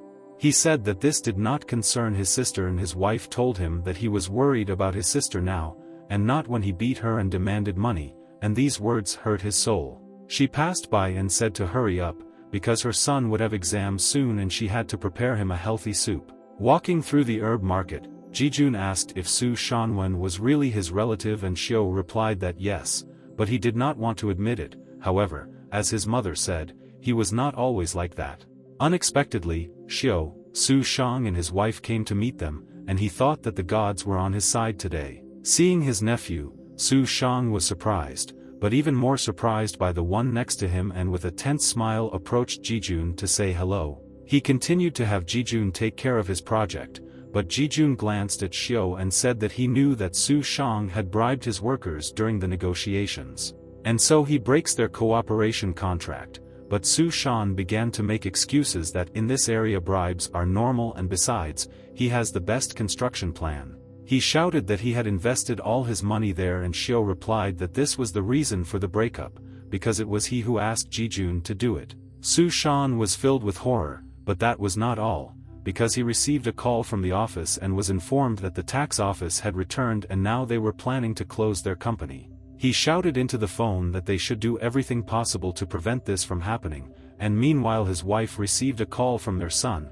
but she said that they were a little busy and would call back later. But the information could not wait and the wife retold it with horror, that Xiangfei said that she was wanted by the police for an incident last year when she hit a guy to death, but settled everything with money. At that moment, Xiao snatched the phone and said into the receiver that he would later tell him about all the bad things his parents did to them. It was a total disaster for the Su family, and as Xiao left, he asked if his uncle remembered the words he constantly told him as a child when he didn't listen. And he reminded him that every time he cried, his uncle said that he was too harmful, so his mother was punishing him, and also so that he always remembers that he must be punished if he does something wrong, and now these words are stuck in his throat, because they returned to him after years. In the evening, Xiao and Jijun loaded Xiao's herbs into the yard and he wanted to thank the man for his help, but Jijun refused, because he already planned to buy him all these herbs on his own. Xiao reluctantly agreed and handed him a notebook with elementary methods for practicing the spell and said that with a sufficient level of intelligence, he could start right now, and he would tell him the rest when he returned from Jingmen Island. After saying goodbye, Jijun left, and Xiao went into the yard to look at the rare herbs they had purchased. He planned to get the full benefit out of them as quickly as possible, so that with their help he could move from the stage of scraping the outer layer to the stage of growing flesh. The next morning, Xiao went to the airport and met Gorg there, Dalong, who is supposed to accompany him to Jingmen Island. Miss Ouyang rested on the beach of Jingmen Island. Lulu asked a passerby, Chu Yi, if he was still in contact with Long Zhengue and the guy replied that yes, but why was she so interested in this? But she replied that he was just older than her in school and nothing more.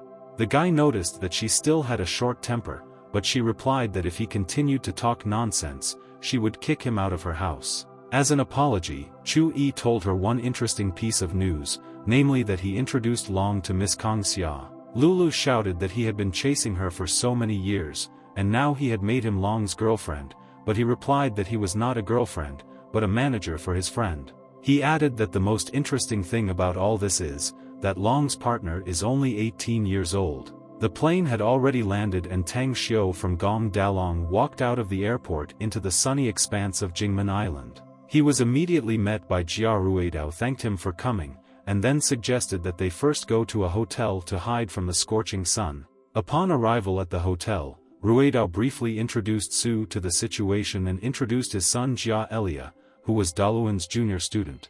Eli said that Tang Xiu was not easy to invite, but Xiu replied that perhaps he lost all the family values and forced his father to ask him for help, but Eli boiled over at these words, but his father stopped him.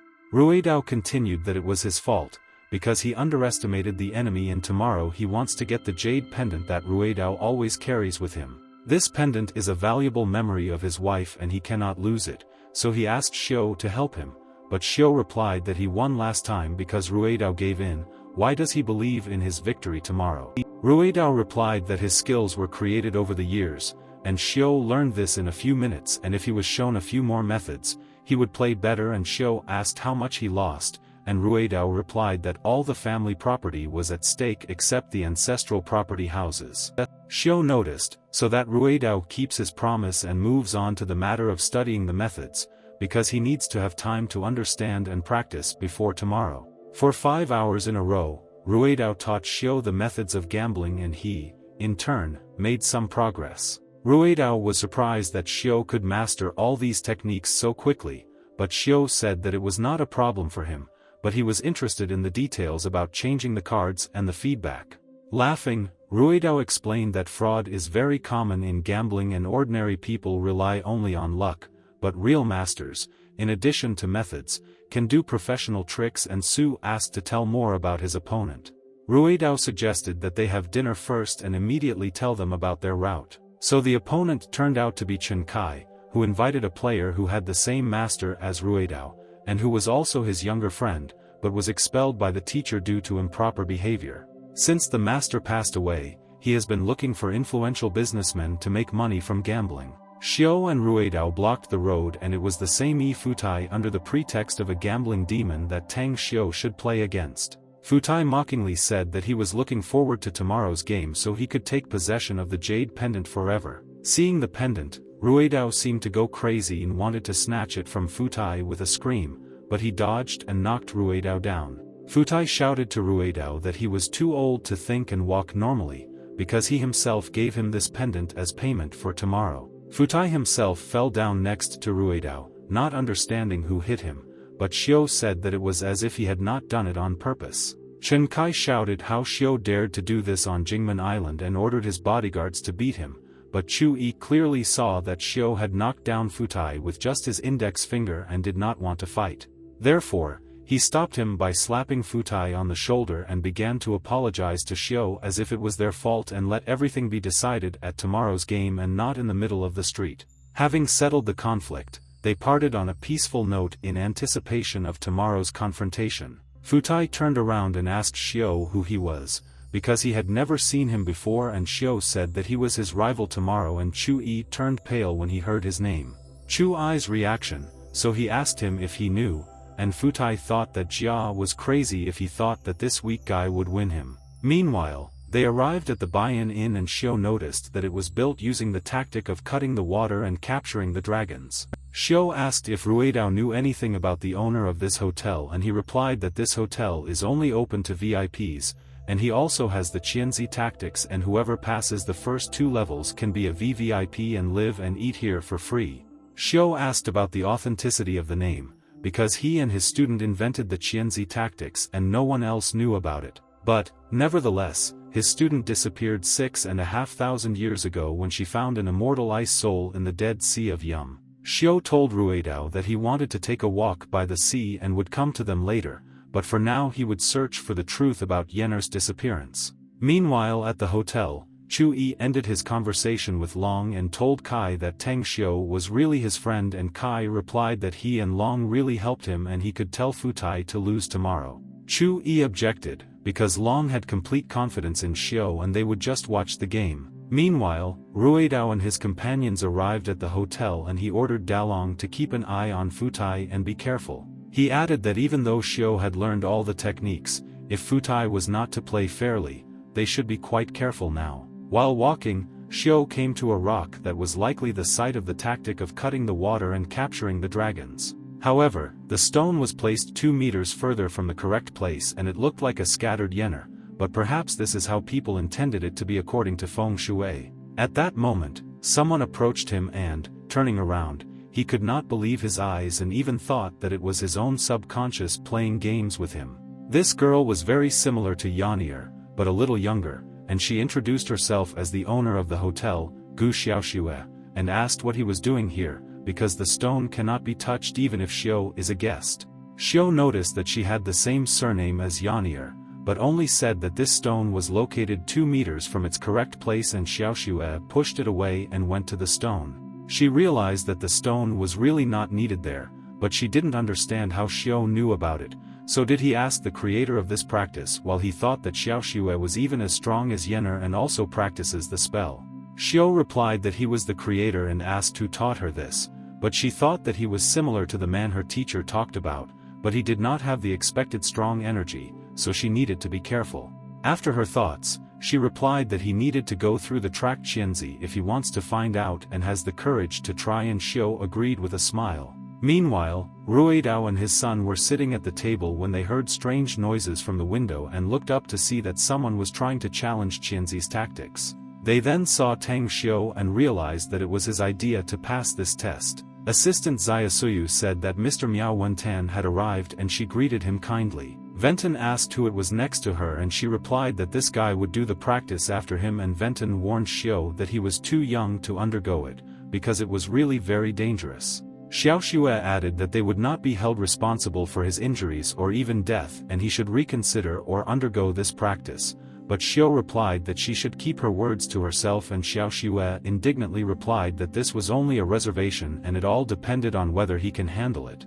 Venton wished Xiao good luck and extended his hand to shake and was surprised by Tang Xiao's unexpected strength. Xiao went, telling Venton not to make impossible efforts at the 3rd level, while Venton thought that his internal energy was too strong for his age. The test began and Venton thought that for the first time he could only pass the 2nd level, and after years of practice he was sure that he would now pass the 3rd. After a few minutes, the 1st level of the vital qi barrier was successfully passed. Next to Xiao and Xiaoxue, commenting that this glorious tactic was just a land with some stupid nets and the hotel owner called security. She ordered to kick him out and take away his VIP status, and he shouted that they had no right, because he was a friend of the mayor, but for them he was an ordinary person. Xiao watched the test and noticed that Ventang's external cultivation looked good, but the internal and vital qi were too weak and his strength would quickly be lost. The next test involved a duel with a ferocious red-eyed beast who did not know what mercy was. Ventanus looked at him, showing his scar on his face, and said that he had come to take revenge on the beast for this. The fight began and the beast swung its giant paw at Ventanus, but was defeated. The crowd was delighted with the spectacle, but ordinary people cannot see what is really going on in Qianzi's tactics. However, they can only see the participants' injuries, and Xiao thought that he had probably already passed the 2nd level and it was time for him to give up, because his life qi was almost gone. But Ventanus was not going to stop and, gathering all his courage, decided to enter the 3rd level. Xiao noted that Venton uses all of his life qi to defend himself, and this is extremely dangerous. Ruidao noticed that the tactic was indeed very dangerous, so he was glad that Tang Xiao did not challenge it, because he could not be injured before such an important day. Ventanus was trembling all over from exhaustion, but gathering his strength, he defiantly tore his clothes to pass the 3rd level. He remembered Xiao's words that one should not make impossible efforts, but it was already too late and he began to fall from exhaustion. Ventana at the last moment in front of the spectators. He put him on the ground and told him to be taken away when he entered the next level, but Xiaoxue shouted at him not to do anything stupid and to get out of there while he was still alive. But Tang Xiao was difficult to scare like that, and once on the level, he encountered a giant monster in steel armor. The monster started the fight and struck with his sword, but Tang Xiao dodged in time and the sword broke the ground. His attempts continued, but Xiao was cautious enough and at the right moment got closer to the monster. Having dodged all the blows, he struck back, which knocked the monster to the ground. Looking at the monster, Xiao realized that this was definitely his tactic, because he had created this soldier based on the figure of the Sword Valley Guard in the immortal world, and the tactic had 7 levels, and at his current stage of scraping out the outer layer, even he would have a hard time passing it. However, he could protect himself with the help of vital qi just like Wentong, whose powers were limited, but Xiao has the power of Xinyan and besides, it is his invention. When he invented this, he made many traps and the weakness of this warrior is his own right hand. The impact created a huge explosion and Xiao Su was surprised at such a sudden increase in the power controlled by Tang Xiu and after which the stone broke. Xiao Xue was shocked, because since her master did this, no one had managed to pass the 3rd level, but at that moment Ventong began to come to his senses and she ordered to help him get out of there. Everyone gathered noticed that Tang Xiu was heading to the 4th level, which surprised everyone incredibly. But that was not all, because one after another, Tang Xiu passed the 4th, 5th and 6th levels to the sounds of delight from the audience. Finally he got to the 7th level, where you need to defeat your own inner demon. His demon turned out to be his ex-wife from the immortal world, who betrayed him. She approached him and gently caressed his cheek and asked where he had been for so long, because she missed him, but Tang Xiu decisively took her hand away from his face and cut her throat in one fell swoop. Mentally, he said that they didn't have to wait long, and after passing the 7th level, Xiao Xue thought that he had other Qianzi tactics. Ruidao ran up to Xiao and asked if he was injured and Xiao replied not to worry and he would not ruin their business. Xiao Xue handed Xiao a VIP card and began to talk about her teacher, but Xiao interrupted her and said that he knew who it was and she should not appear here for a while. He took the card and asked Xiao Xue to quickly contact him when her teacher returned, but now he needed to eat. Venton approached Xiao next and thanked him for saving him and apologized for underestimating him. Xiao listened and replied that next time Venton should listen to the advice he was given. At the last moment, Xiao turned around and threw a small bottle of blue liquid into Ventana's hands. Xiao explained that he needed to drink this in order to stabilize his qi and the injury would heal faster than in one day, but Venton did not believe it, because with his wounds, even with the best medicine, it takes a year to heal. But Xiao replied that Venton may not believe, but he realized that he knew a lot about aura and so he gave this bottle and saying his name. Xiao Xue realized that her teacher remembered this name, therefore it was definitely him. Xiao was already walking and thought that Miao Wentong needed to have a deeper understanding of the monk's method in order to benefit him in the future. The next morning at the Paradise Club, the owner announced a very interesting final game of chance. He also invited Miss Ouyang Lulu to check the cards before the game and her presence caused a storm of emotions among the fans, so the owner must calm them down so that she can do it quickly. Lulu reported that the cards were in order and the owner announced the start of the official match and invited the participants to the hall. The owner announced the participants one by one and on the left side was the representative at the game Mr. Chen Kaya is Mr. Ifutai, and on the right side is Representative Jia Ruidao, the one who doesn't want his name to be called Mr. T. 20 minutes earlier, Mr. Ruidao said that as a result of surveillance, they found out that Futai hired an illegal dealer and advised Xiao to hide the cards, because with his speed no one would notice. But Xiao refused to cheat and assured him to trust him and everything would be as it should be. Meanwhile, Chuai told Lulu how Xiao knocked down Futai with one finger when he and Ruidao approached them. Chu Yi hastily introduced himself as a friend of Long Zhengue, because they had failed to meet in their previous meeting, and Lulu walked up to Xiao and looked respectfully. She looked into his eyes and said that he didn't look special and how he managed to attract Long's attention, but Xiao remained silent and left and this angered the self-confident Lulu. The game began and the dealer introduced himself and said that the room was full of video cameras, so let the players watch their behavior. He continued that for today's game they are using a system of 5 matches of 3 wins, and the game will be poker and Dalong turned to Ruidao, but he immediately replied that they could only trust Tang Xiu. The dealer continued that the minimum bet is 100,000, and there are 1 million worth of chips on the table and if the players want, they can add chips at any time and if everything is clear, they can start the game. Futai deliberately waved the jade pendant to anger Ruidao and said that he needed to start the game already, because he still wanted to go fishing in the evening. And the dealer began to shuffle the log in different ways, like a trickster in a circus. Tang Xiu watched carefully and noticed that the dealer was using maneuvers in front of the first 10 cards. The cards were dealt and Futai, of course, got a very good hand, and Kai was glad that they had already won. Tang Xiu's combination was much worse, because the corrupt dealer did it on purpose. The joyful Futai raised his bet to 1 million because he was confident in his abilities. Tang Xiu supported the bet and also raised it to 1 million, and at that time Futai gave some kind of sign to the dealer, shuffled the cards again, and Tang Xiu noticed that he had not actually taken the first card. Ruidao noticed that Futai had motioned to the dealer for a card for a royal flush, and Xiu raised his bet again to 5 million.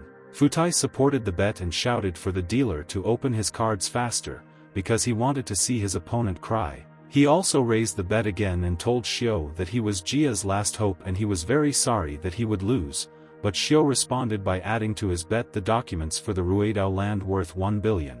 He asked Futai whether he would continue, but Ruidao's sun boiled, because these are documents on the land of their ancestors, but Ruidao shut him up because he completely trusted Xiu.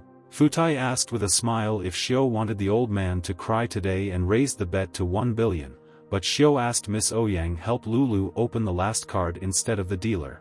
Lulu happily agreed, because before the match Xiu asked her who she was and it turned out that she was the owner of the Paradise Club. He then asked her if he would bet more than 800 million or if she would be interested in helping him play fairly. Futai was furious at this decision, because you cannot change the dealer during the game, but Xiu calmly replied that the cards had been checked and they could change the dealer. Tang Xiu looked at Futai and said that he wanted to know the reason for his wild excitement. Ruidao also asked what the problem was and Lulu readily said that she had the right to be their dealer, and Ruidao remembered how they talked with Xiu about the value of his ancestral land. Ruidao replied that it was valued at almost 1 billion and Xiu continued that he would borrow his assets and if he lost, he would compensate everything, because the main reason for the help was money and Miss Lulu promised to help, so it is better to bet big. Su added that including loan assets, if he wins, Ruidao will receive more than $1 billion. Miss with Lulu asked Futai if he would continue the game and Xiu noticed that he was thinking too long, and he was thinking that according to Xiu's plan there should be a small card, but if he doesn't get a straight flush or a royal flush, he loses. Futai understood that he now had to rely only on himself and, pulling out a hidden card from his sleeve, supported the bet. The observant Xiu noticed that Futai was planning to change his card and knew how to act. Futai shouted that he would win and get all the money for himself and ordered the cards to be opened immediately. The cards opened and Xiu was the first to show that he had 2 diamonds and 2 hearts. Futai couldn't believe his eyes, because even though he had trump cards, one pair was missing 1 ace of spades. Miss Lulu announced the result of the first match and the winner was Mr. T, and Futai jumped up shouting that this guy cheated. Su replied that they were searched at the entrance and controlled in general, so the only way to cheat was by bribing the dealer or the staff. He added that if Futai believes that he bribed the dealer, then let him be checked, and Futai turned pale at these words. Miss Lulu said that she would dispel their doubts and become a dealer for the next matches, and Xiu approached Futai that according to the agreement, he would take back the jade in accordance with the results of his defeat, worth more than 10 million.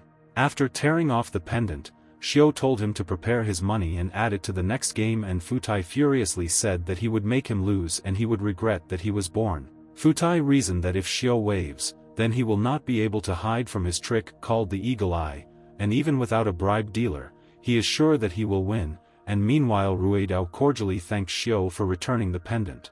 The second match began and Xiu advised Futai not to exaggerate his ambitions, to which he received the answer that this was just the beginning. Miss Lulu said that every next game they would take a new set of cards, and Futai at the same time thought that with just one movement invisible to the human eye, he would be able to change the cards. She unpacked the log and said that she would check the cards on both sides, and Futai jumped off, commenting on the color of the cards. Miss Lulu explained that these were limited edition cards and were designed especially for her club by the World Master of Gambling, and Xiu asked why Futai was afraid to bet when the log changed, but Futai snatching out the answer that he just wanted to make sure. Futai understood that he would no longer be able to use the card in his sleeve, but his opponent was still too young and would not be able to do anything, so he could relax and start a new game. In conclusion, he shouted to Xiao that today he would find out why he was called the gambling demon. The second game was also disappointing for Futai and Mr. T defeated him. For the third game, Mr. T received 2 aces and ended the game with his victory, while Futai clenched his cards in anger. After the third game, Miss Lulu declared Mr. Tai the winner of the tournament and Futai expressed himself furiously on the next chair. In desperation, Futai proposed one last game, betting all the money on the table, but Xiao assured him to think carefully, because in total he had already won more than 7 billion. Futai shouted that this was nonsense and received it from Mr. Kai a slap in the face with the words that he is gambling not only with money. Kai added that after today, if he sees Futai again on Jingmen Island, he will kill him and Xiao asked again if he still wants to play. Futai threw a bank card containing 300 million on the table and said that he would not let him win this time. He explained the rules of the game, that the dealer throws a deck of cards and before they fall, the players must catch one and whoever has more wins. Futai thought that if he caught the ace, the job was done, but Tang Xiao was the first to notice the joker and this would mean absolute primacy. Using his incredible speed, Tang Xiao caught the joker card first then Futai. Futai had not yet even realized that he had lost, because he still believed that the ace was his key to victory. While showing the hall the joker card, Tang Xiao told Futai that he was too slow. After the game, Xiao went to the bar and received a message about replenishing his bank account with 500 million. Jia Ruidao came up and asked if he had received the money and Xiao replied that yes, but there was more of it than they agreed on. Ruidao replied that this is what Xiao deserves and he does not know how else to thank him for his help. He also apologized for disturbing him greatly for 2 days and offered to use all the hotel services for the next 2 days, but Xiao said that he needed to return to Star City today. Dalong assured that if it was because of school, he would arrange a vacation, but Xiao replied that it was because of business and he needed to hurry, and Ruidao, thanking him, replied that in that case he did not dare to detain him. Like good friends, they shook hands and said goodbye until the next time they met. Tang Xiao was already thinking that the results of Miss Kong Xia's testing of his product should be ready, but his thoughts were interrupted by a woman screaming his name. Miss Ouyang Lulu approached him and congratulated him on his victory, and also thanked him for receiving many hosting meetings because of him. In gratitude, she allowed Xiao to have dinner with her, because this is such a rarity, but when she opened her eyes, she realized that she was talking to herself, and Xiao walked slowly, saying that he was not interested and let her find someone else. Chu Yi tried to reassure Lulu that Tang Xiao would not be interested in such a person and said that he would return after talking about Long Zhengue and approached Xiao and began a dialogue. They shook hands and Xiao remembered that Chu Yi was a rich man from the capital, but he modestly replied that he was far from Long and then a tray flew to his head from Lulu.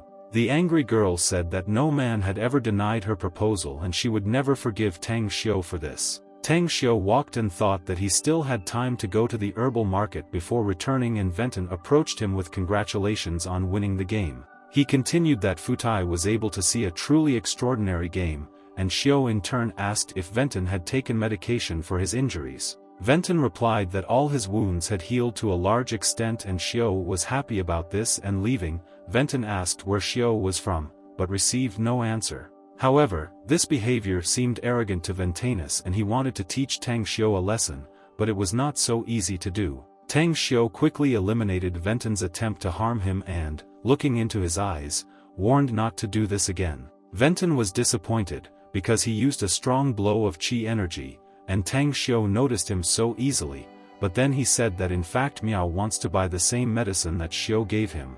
He again asked how much Tang Xiao knew about animals and Xiao asked if he was talking about the animals on Jingmen Island. They went to the southern beach of Jingmen Island and Wentong asked Xiao to check the message on his phone and there was a notification about the accrual of 10 million. Xiao noticed that Wentan is very rich, but he countered that his wealth does not compare with what Tang Xiao has, and he is also willing to sell him the recipe for refining medicine and therefore he is very grateful despite the fact that he recently offended Xiao just because that I had not seen his inner strength before. Xiao asked to tell him more about the animals and Venton replied that he found out last month, that at the Villa of the Straits every year dishes of giant sea animals are served and at first he thought that they were ordinary until he saw their skeletons. He continued that the skeleton was similar to an ordinary shark, but much larger in size, and in those bones the life force and true element remained, and he thought that there was a beast that was cultivating, and it was no wonder that it was caught. Therefore, Venton invited Xiao to go to the sea, and if he could find a beast that had a real element, then it would be great luck for the cultivators of the sea. Xiao replied that bones are also a good material for cultivation, and Venton asked again, because he did not know how to use them, and Xiao said that the owner of the villa probably only used the meat of the beast and threw away the bones. Venton said that if Xiao wants, he can take all the bones, but if there is a real element and it is wild, then he wants Xiao to share, and Xiao replied that no matter what, he will follow his instructions. Meanwhile, they reached the mountain villa near the tide and settled into a private room. Miao Wentand greeted the manager and the villa and said that today he wants to feast on a white shark with his friend. Xiao thought that the cultivation method on Earth is basically the same as in the world of immortals, it's just that Ventong and even Jijun have vital qi, and their level of understanding of aura is very low. Venton asked Xiao that they would stay the night and leave in the morning, and Xiao replied that before entering he saw a couple of armed policemen on guard. So who is the owner of this villa? Venton replied that the owner is the patriarch of the Tang family from Beijing, and from hearsay, his strength is ranked top 5 in the country, but now everything is in charge of his eldest son Tang Dong, and he only appears here for important matters, and today there will be a top-class private auction and perhaps he will appear there. Xiao asked what items would be at the auction, and Venton replied that such as the Bauhinia flower, which is one of the valuable treasures, and other rare Chinese herbal medicines, which was the purpose of his visit. The manager, meanwhile, had already brought, according to him, better white shark sashimi and offered the guests cold dishes. The dish looked very appetizing, and Tang Xiao began to taste it and, closing his eyes, he felt every component of this dish. Venton asked if he liked it, and Xiao replied that although the aura was cleared a little, it was still felt that this is a beast. Xiao continued that before leaving tomorrow he needed to pack some things, and turning to the manager, he asked if the owner of the villa would come today. The manager answered that the owner would not be there today, but boss Tang Dong would arrive, and at that second Tang Dong himself grabbed him by the shoulder, saying that the owner was already here. Mr. Tan led the guests into a special room and presented the 4 remaining white shark skeletons from the auction. Xiao approached the skeleton and asked the boss if he was going to sell them, but the boss replied that they usually don't do this, because it's not easy to catch such a shark. And then Xiao said that he would pay 500,000 for each shark in the next 6 months, but for these 4, 200,000 was enough, and boss Tang agreed to supply the blood, bones and skin of white sharks. The boss asked why it was important in the next 6 months, and Xiao answered that later the sharks would be useless, and to seal the deal, he offered to pay 800,000 right now. The payment was received, and the boss asked to tell me the place of delivery of the skeletons, and replied that he would give the address and contact number in the city of Xingchen. Boss Tang reacted in surprise to the name of the city and asked if he and Xiao could see each other before, and Xiao replied that it was unlikely. Xiao asked him for a favor to pick up some goods for him from the list, and the boss politely agreed to send his man. Finally, the boss asked his name, and he turned around, answering that his name was Tang Xiao, and the boss understood why he looked so familiar to him. But he wanted to believe that it was just a coincidence, and they were just very similar to each other. The auction had almost begun, and Venton could not understand where Tang Xiao had gone, and without waiting for his appearance, the auction was declared open. But at the last second, Tang Xiao appeared, and Venton asked worriedly if something had happened. Xiao replied that he had to check the things that boss Tang bought for him, because they needed them for sea hunting, and Venton noticed that Xiao must have read the book selling and asked if he needed anything else. The auction began, and the price exceeded 10 million, and Ventanus was surprised that a small stone could cost so much. But Tang Xiao offered 15 million, which caused an uproar among those present, because they did not see such value in the stone. Tang Xiao understood that the stone might not be worth more than 10 million, but it was the key material for creating the circle of time. He explained to Venton that it was for this meteorite that he came, and Venton thought that if Tang Xiao himself wanted it, then this was really something special, but he was not the only one who wanted to take possession of this stone. The gray-haired man offered 20 million, and the question arose whether anyone would give more than this gentleman. Comments ran around the hall that it was not appropriate to spend that kind of money on a stone, but this was no longer important for the two who wanted it. Tang Xiao offered 30 million, In turn the gray-haired man shouted 40. And then Tang Xiu decided to end this skirmish and offered 60 million, and silence reigned in the hall. The countdown began and the gray-haired man silently turned around and drove away in his wheelchair, and the sound of the sold word sounded to the sound of the hammer. The girl announced that the meteorite now belonged to a young handsome gentleman, and Ventanu wanted to turn to Xiu, but he replied that he did not need anything now and had to answer the call. He walked out of the noisy place to talk to Miss Kong Xia, who said that she sent his sample to a professional laboratory, and to her surprise, it turned out to be natural Chinese herbal ingredients with a unique recipe. She added that she has been using this product all this time and it is the best skin care product she has ever seen, and to further develop it, she applied for a patent named Tang Xiu. Tang Xiu put forward a theory that this means agreement to cooperate, and Kong Xia agreed and said that the day after tomorrow she would go to Xincheng and then they would discuss everything, and she would also bring her team and everyone would discuss the details together. Xiu replied that he was not in the city now and he would transfer money to her so that she could start work without him, and upon arrival he would contact her and Kong Xia would thank her for her trust, and with these words they said goodbye. When the money arrived, Kong Xia happily told her colleagues Andy and Mike that they were going to Xincheng. Tang Xiu thought that he needed to prepare the company as quickly as possible to enter the market, otherwise the money might run out before he met such advanced materials as the heavenly rift stone, and his thoughts were interrupted by Venton. He indignantly said that he wanted to buy 1,000-year-old ginseng, but some man offered 300 million, and in a second he doubted, but Xiu reassured him that that ginseng was actually not 1,000 years old and its price was too high. Ventanus was happy that he was able to save money, and Tan said that he would pay for the stone and they could leave, but Ventanus said that every year there is a secret item at the Redbud auction. They hide it until the last moment, and this item is really something special, and they say that this year the item will be the best ever. Finally, the secret item was announced as a private island of 9 dragons in the Pacific Ocean with a minimum price of 500 million. And Tang Xiu thought that it was an ideal place that collected its own special aura and was suitable for cultivation.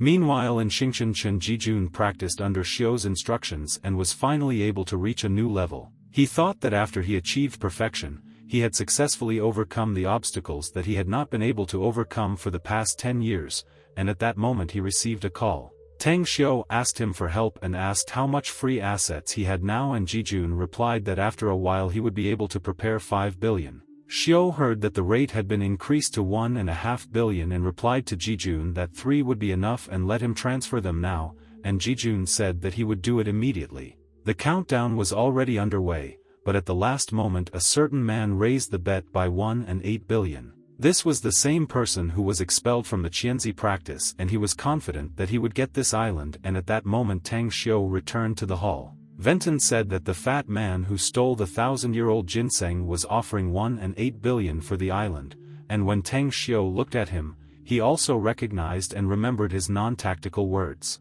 At that moment, money arrived in his account and Ventanus opened his mouth in surprise.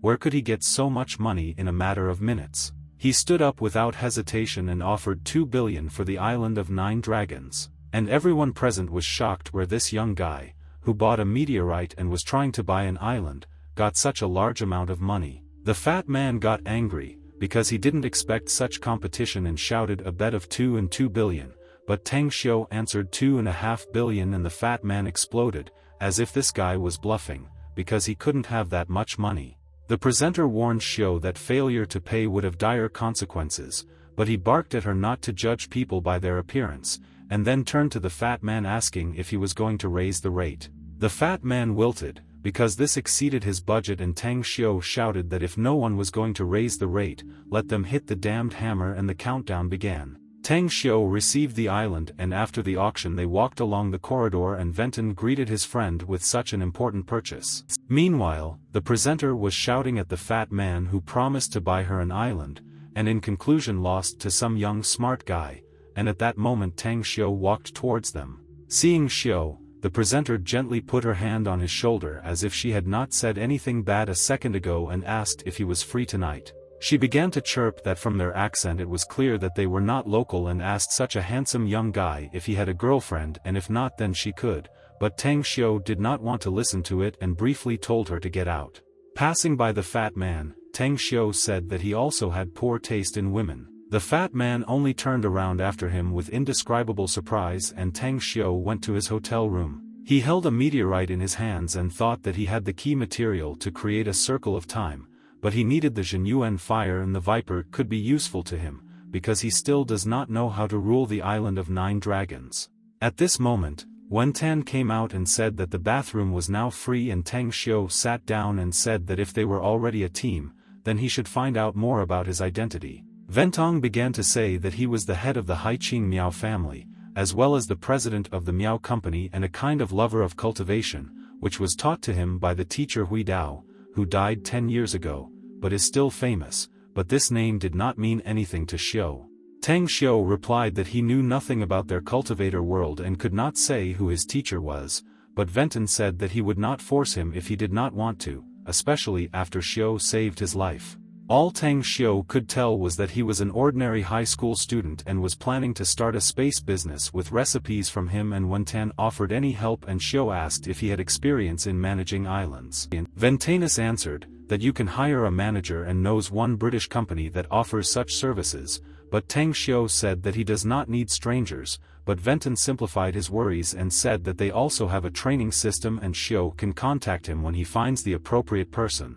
Tang Xiu liked this idea better, and they went to their rooms for a night's sleep. The next morning they arrived at the fishing port for their hunt and were already preparing their equipment. Venton reported that he had found the largest boat on the island, but Tang Xiu objected that this was not enough, because even an ordinary white shark is more than 4 meters long, and it is difficult to imagine the size of those that have developed true yuan energy. However, there were no other options, and he said that they would try to do everything in their power and he would give Venton the true yuan as promised. They sailed along the sea, and Tang Xiu felt how spiritual qi was becoming more difficult and was not surprised that there were such wild animals here, and at that moment Venton approached him with a drink, and Xiu disappointedly said that at this speed they would get to the right place before midnight.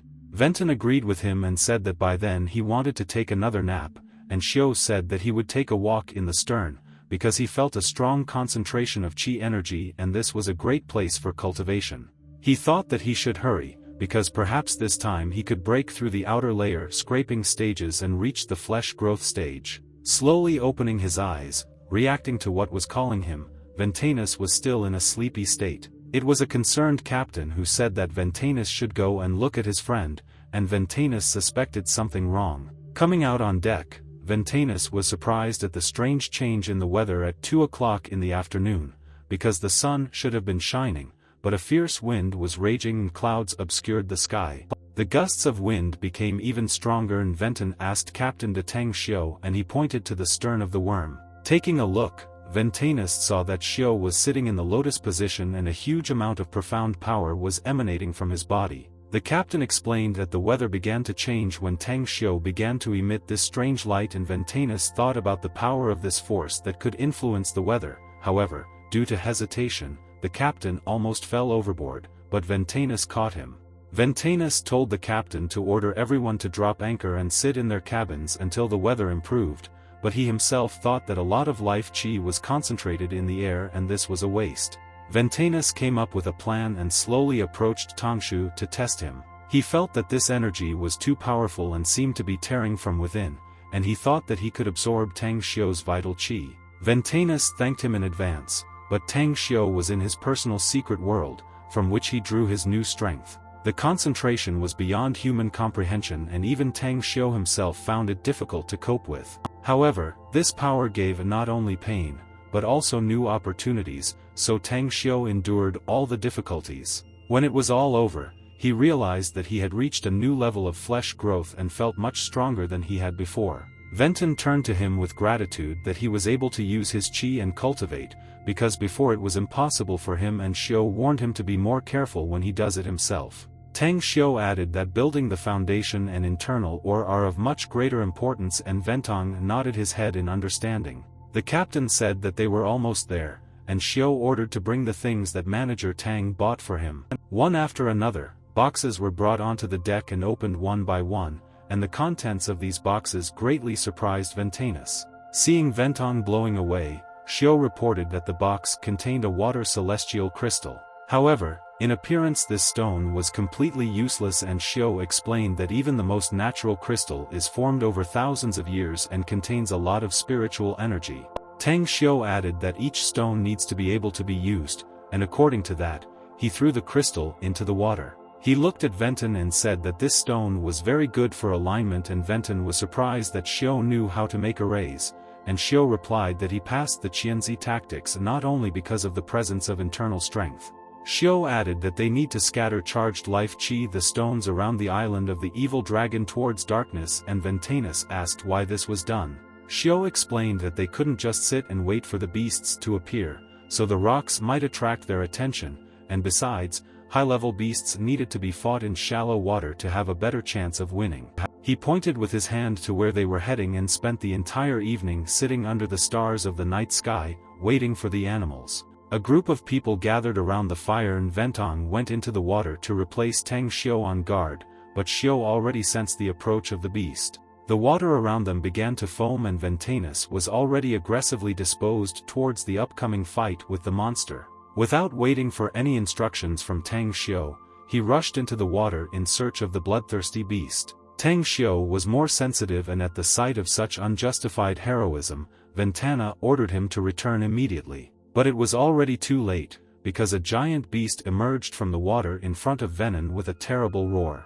At the last moment before the animal closed its mouth, Tang Xiao managed to take Venton, and seeing who exactly was in front of them, Venton was surprised that it was not a white shark, but a white crocodile. Tang Xiao noticed that it is not for nothing that this sea is called the Sea of Evil Dragons, and, turning to Venton, asked if he would like to learn how to properly use the vital qi that he received from him. Ventanus concentrated under Xiao's word that qi should not just be used, but released and restrained until you reach the top.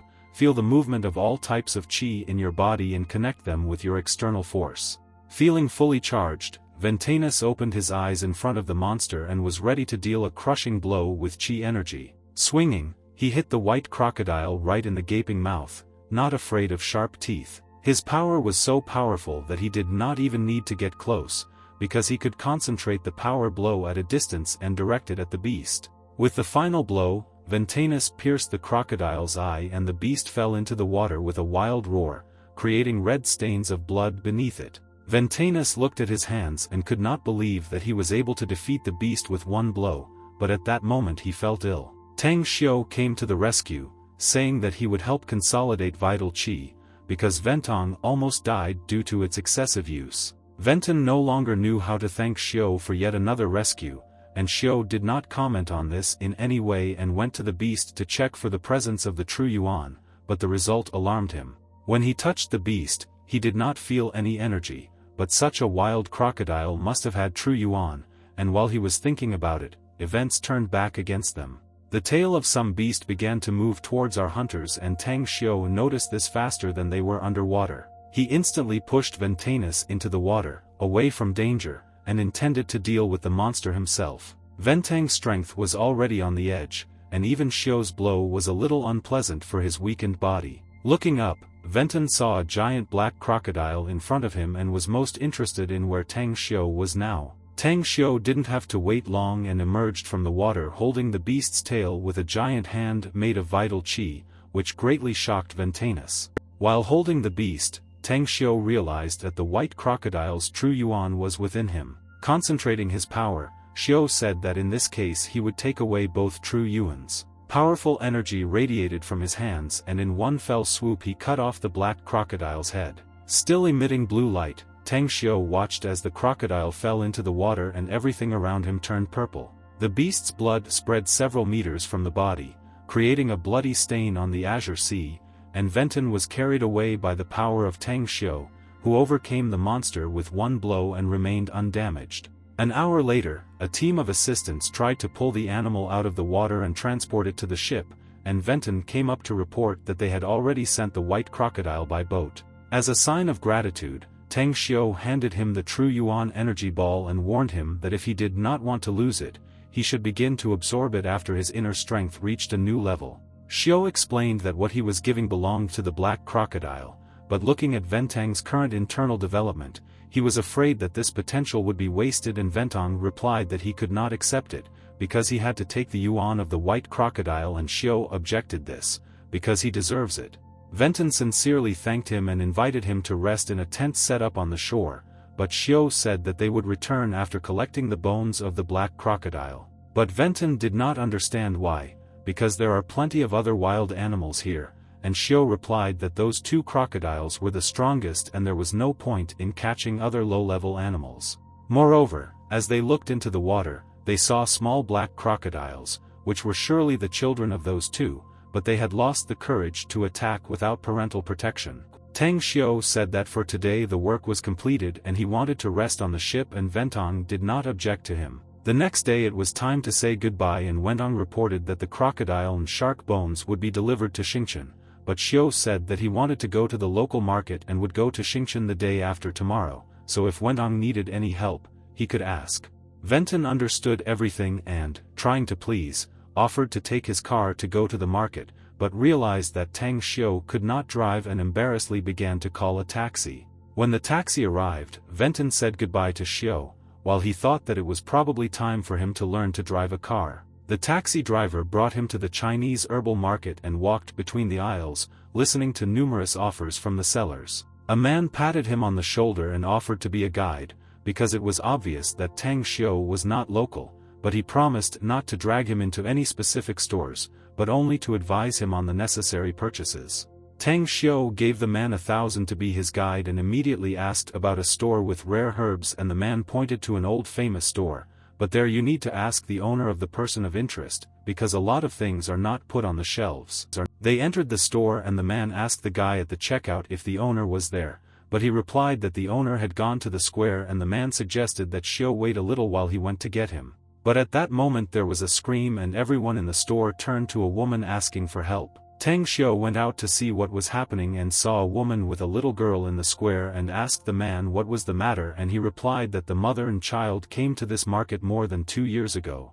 The girl fell ill with a very strange disease and they went to every hospital in the country in search of help, but everything was useless, and now she periodically comes here, because various doctors come to the market for herbs and is ready to give everything so that her child can be cured. The husband added that for 2 years no one had been able to cure the girl, and at that moment the woman continued to say that she was ready to pay 300,000 and swore on her name Mu Qingping to do anything to help her child. Tang Xiao looked at the exhausted girl and resolutely walked towards the stage, ordering his husband to wait for him below. However, another applicant named Chu beat him to it, Guoqiong, and the woman kindly thanked her for trying to help her. He crouched down and took the girl by the wrist and after a few seconds jumped up, saying that he knew the cause of this illness. Mr. Chu said that the girl was born with a body of 1,000 heavenly needles and a mysterious ice vein, and such physical abnormalities are very serious, and even he does not know what treatment could help. However, he added that his master could do it, and the woman immediately asked where she could find him, but Chu replied that his master was God's ghost healer and had no specific location, but in 2 months he would be able to contact him. While the crowd rejoiced that the girl finally had a chance to be saved, Tang Xiao flew onto the stage and crouched next to her, looking for a pulse. Xiao appeared so quickly that no one even noticed it, and, examining the girl, he was horrified to realize his suspicions. He told the mother that the girl could die in less than a month, and Mr. Chu shouted that he had no right to doubt his master, who would do everything possible for the girl's recovery, and Tang Xiao calmly replied that he could cure her himself. Tang Xiao turned to his mother that even though she didn't believe him, she should give him a chance to try to help the girl. The woman prayed for him to help her child as quickly as possible, and he asked for a piece of paper and a pen while Mr. Chu respectfully followed his actions. When he finished, he said that the woman needed to buy all these medicinal herbs that he had written, as well as tools for making medicine. He also handed her a bank card, because all these herbs are very expensive and her funds will not be enough, but she wanted to refuse such a serious gesture from a stranger. Tang Xiao shouted for her to take it, because there was no time for this, and a voice from the crowd said that all the necessary herbs could be taken just like that in his store. Guide Xiao said that this was the same owner of the store they had just entered, and Tang Xiao asked what his condition was, and the husband replied that he must cure the girl, otherwise he must pay the entire amount. The husband added that this would be somewhat unprofitable for his business, but if the girl was cured, it would be good advertising for him, and Tang Xiu replied that otherwise he would pay him 10 times the cost of the herbs.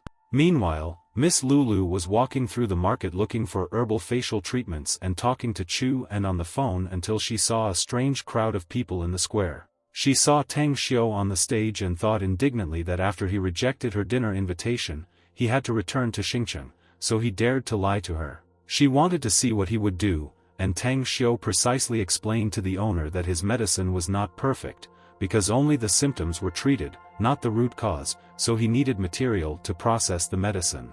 He also added that if grandfather finds a 100-year-old lotus, then he will use his medicine to cure the girl, and he will pay 10 times the cost of the lotus if he cannot cure her. Grandfather advised him to think carefully about his decision, because only a 100-year-old lotus would cost a 7-figure sum, but Tang Xiu handed him the recipe and told him to take everything that was written there, as well as all the necessary tools.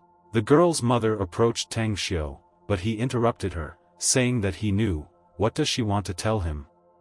It's best to talk about it when the girl gets better. 20 minutes later, grandfather asked how long they would have to wait for the medicine to be prepared, because everyone was already tired of standing here. And at that second, the lid of the jug rose under the influence of Xiu's energy, creating a wind around itself, which caused surprise among those gathered.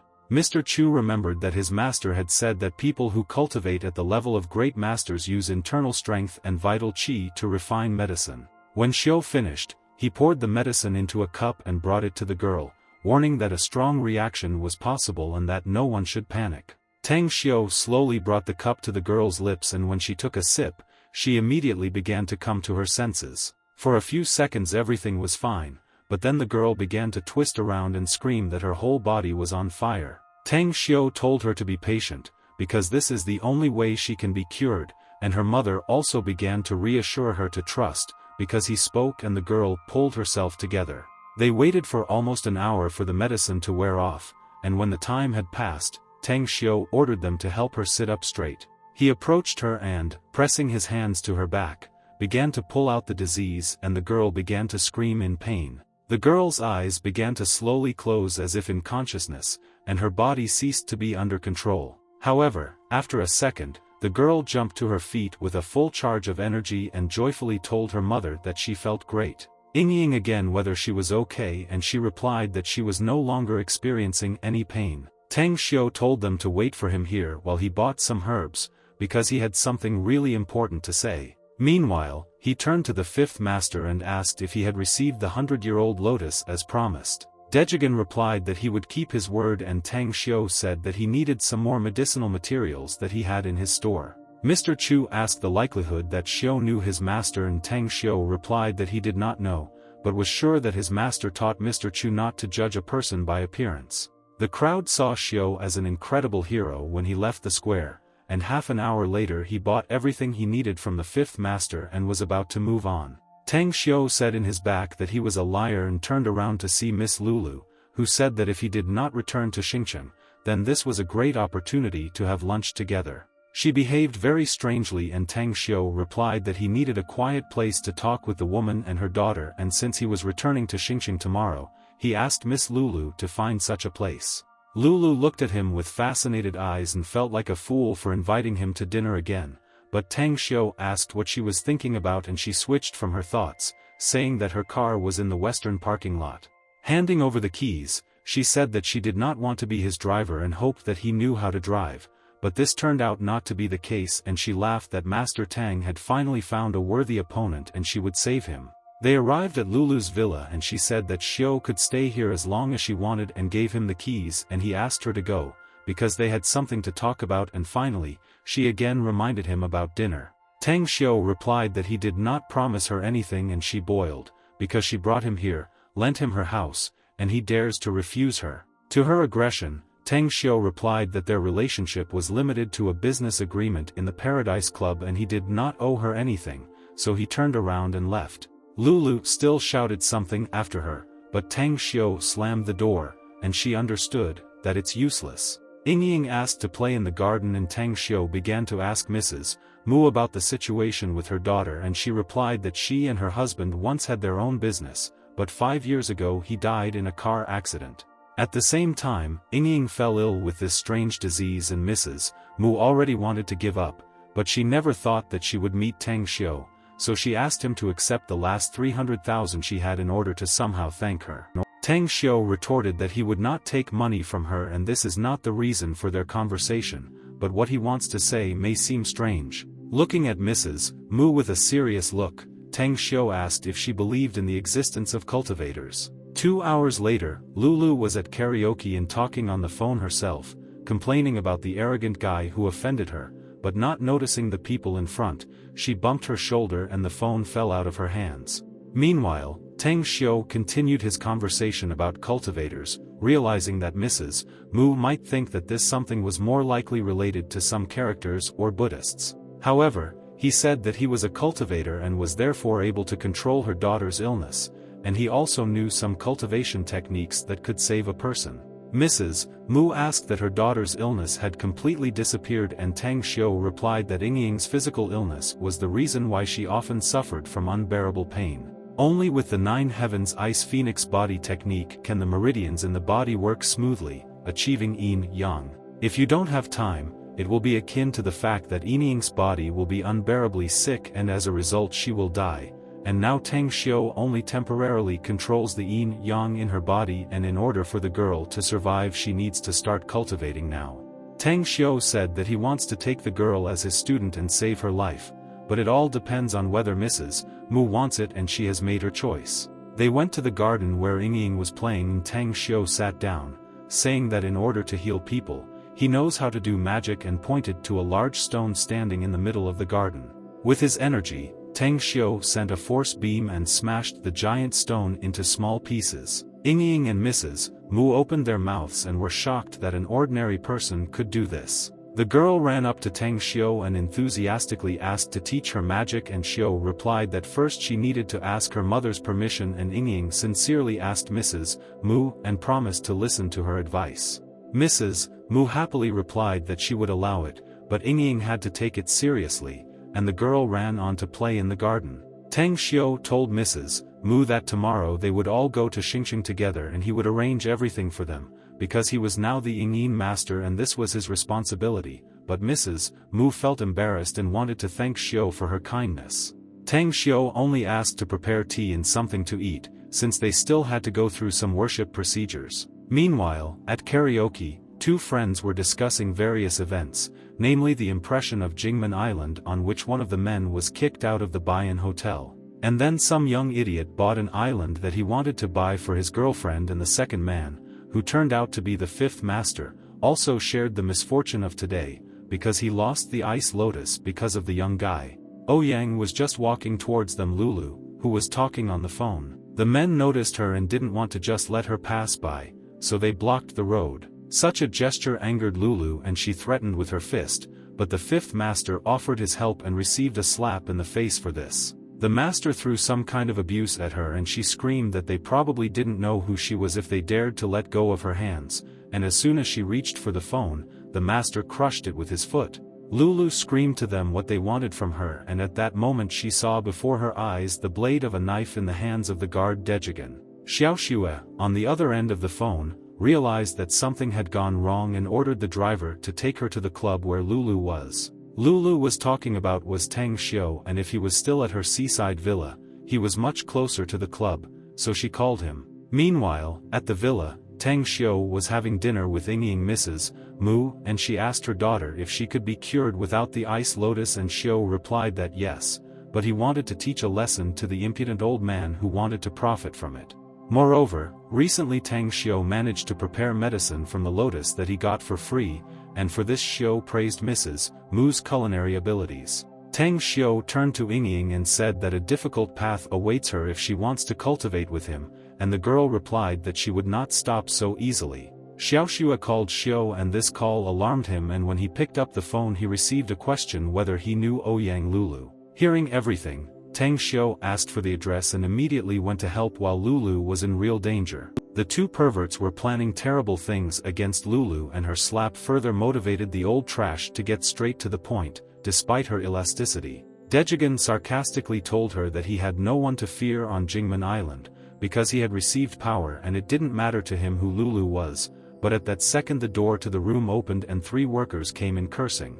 One of them said that the owner already knew everything and was rushing here, but the old grandfather with a smile ordered his thugs to deal with the unexpected guests. The skinny guys were scared of the thugs and began to back away, and at that second Tang Xiu appeared, but one of the thugs clearly stated that he would also get his portion, so he raised his hand to strike. For Xiu, this maneuver was like the flight of an insect, so he eliminated the big man's blow with 2 fingers, hitting his fist. Zdarovia screamed in pain, because he probably broke his arm, and everyone in the room turned their attention to him and whoever did it. Seeing Tang Xiu, everyone was shocked and he headed into the room, but another strong man with a knife stood in his way. Tang Xiu knocked out the big guy with 1 kick without feeling even a drop of pain and walked further around the room. In addition, he once again pushed the long-haired big guy, causing him to fall and, taking off his jacket, he threw Lulu so that she could cover herself. Tang Xiu approached the culprits and, taking them both by the chest,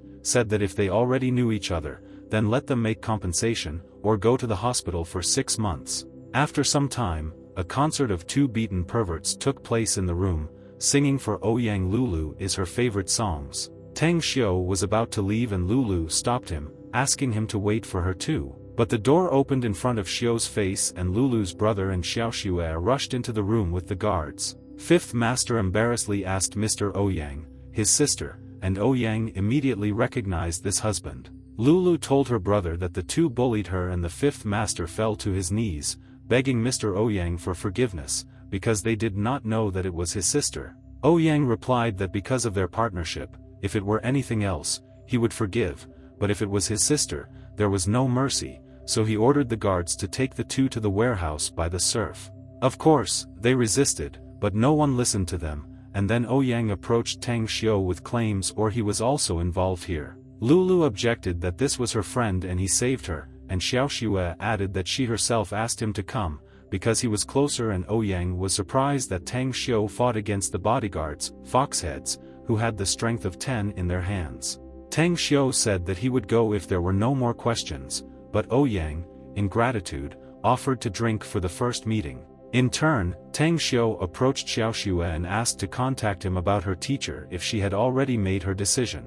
Lulu looked at her friend and thought that in the future she should ask how she knew Tang Xiu. An hour later, Tang Xiu from Lulu arrived back at the villa and sat at the table while Mrs. Mu treated them to her delicious dishes. Mrs. Mu said that she was already going to bed with her daughter and let the guests leave the dishes on the table, and tomorrow she would clean it up, and then Tang Xiu was about to leave, but Lulu stopped him. She was in such a hurry to stop him that when she stood up, she caught her foot on the table leg in an attempt to get out. She started to fall, but Tang Xiu caught her in his arms and, looking into her eyes, grabbed her hand and asked if she hit hard. Lulu replied that where he held her hand there was an injury from the abuse of those 2, and Xiu ordered her to take off her jacket and lie down on the sofa. Lulu voiced her concerns about what he was going to do, but Xiu replied that he only wanted to treat her bruise with a massage, but if she didn't want to, then let him. Then Lulu apologized for not correctly understanding his intentions and lay down on the sofa, but outside she was a little embarrassed and she doubted that this was really necessary. Tang Xiu didn't want to prove anything to her and wanted to just go to bed, but she stopped him and agreed to a massage and couldn't even imagine that it would be so effective. Lulu neutrally said that this jacket suited him very well and he replied that she could keep it, and then Lulu asked if he would ever come to Jingmen Island and if she could see him again. Tang Xiu replied that he might come, but they had no reason to see each other, and then Lulu decided to say that she liked him. But Xiu wished her a good night and turned to leave, but Lulu jumped up and hugged him from behind, asking if he wanted to be her boyfriend. Their gazes crossed and Lulu closed her eyes in anticipation of a kiss, but Tang Xiu silently felt a special place on the back of her head. After pressing it, Lulu lost consciousness and Tang Xiu put her on the sofa and covered her with a jacket, and he went to his room. The next morning, Tang Xiu, Mrs. Mu and Yingying came to Xingqing to Xiu's villa, and he said that from today they will live here and he will find a school for Yingying. Tang Xiu approached Mrs. Mu that according to the agreement, she would be his housekeeper, and then gave her a bank card to buy everything she needed, and she promised that she would do everything in her power. Tang Xiu also added that he will pay the salary, but if the money is not enough, then let Mrs. Mu inform him, and now he needs to go on some more business. Getting into the taxi, Tang Xiu told the driver to take him to a warehouse on the northern outskirts of the new area, and followed the person he called on the phone and said that he was on his way. Arriving at the warehouse, Tang Xiu watched the workers, and then the main one said that they checked the things that were sent from the island, but Tang Xiu said that now he was interested in what was sent to his villa. Xiu also asked if anything happened at his mother's cafe, and the red-haired man replied that Su Shan came several times looking for Xiu, but they drove away and Tang Xiu ordered to immediately inform him when he came again. At that moment, a white-tinted car drove up to them and Miss Kang Xia and her colleagues got out. She greeted kindly and Tang Xiu responded by wishing their partnership great success, while the red-haired worker gawked at the pretty Miss Kang. After exchanging pleasantries, they shook hands as a sign of agreement to cooperate. Meanwhile, Miss Lulu had just woken up and immediately remembered last night and what Tang Xiu had done to her. Next to her, she noticed a note and on it there was only one word: goodbye, and from this mixed feelings of anger and joy raged in her. From the factory, our partners went to the business center of Xinchen to see the building that Miss Kang had chosen for the future company. Ms. Kang said that she would contact Jijun to discuss the production of the products, and also handed him a business card to accept. Although he allowed her to make all decisions about the company name on her own, her opinion was important to her. Tang Xiu liked this business card, but he said that they would only use it temporarily, and Miss Kang wanted to finally introduce her team to him. She introduced her assistant Andy, who would be in charge of public relations and all negotiations, and Andy in turn joked that looking at his beauty, she now understands why Kang Xia accepted Tang Xiu's proposal so quickly, but Miss Kang vaguely shut her mouth. Then she moved on to Michael, who would be in charge of advertising and sales, but Tang Xiu noticed his gaze on him and asked what was the matter, and Michael responded by asking if Tang Xiu had once been a model. Xiu replied that no, and Michael continued that he had a good idea. Although their products were aimed at a female audience, they could still find an actor to be the face of the company. Michael added that the best choice would be Tang Xiu, because few people knew him yet and this would arouse interest, but Xiu replied that it was better to find a more experienced person, but Michael did not stop and assured that their product would become popular if he advertised it. Michael assured to trust his professionalism and Andy agreed with Michael's words, and then Tang Xiu asked Kang Xia's opinion. Kang Xia replied that she agreed with Michael's decision, and Tang Xiu replied that he would first wait for their plan and then make a decision. Tang Xiu said that he is very happy to see them here and his goal is not only to make his product popular, but first he wants to set a small goal, which is to become #1 in China.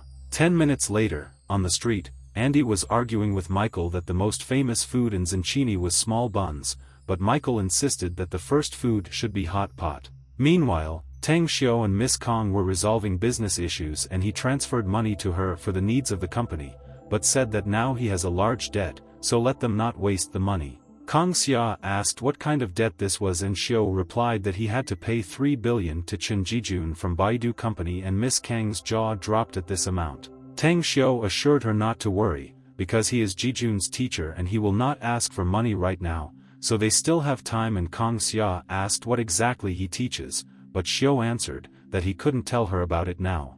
After this, he said that he needs to return to the villa, but he has one more request, namely, that Kang Xia teach him how to drive a car, because he wants to get a driver's license immediately after the college entrance exam.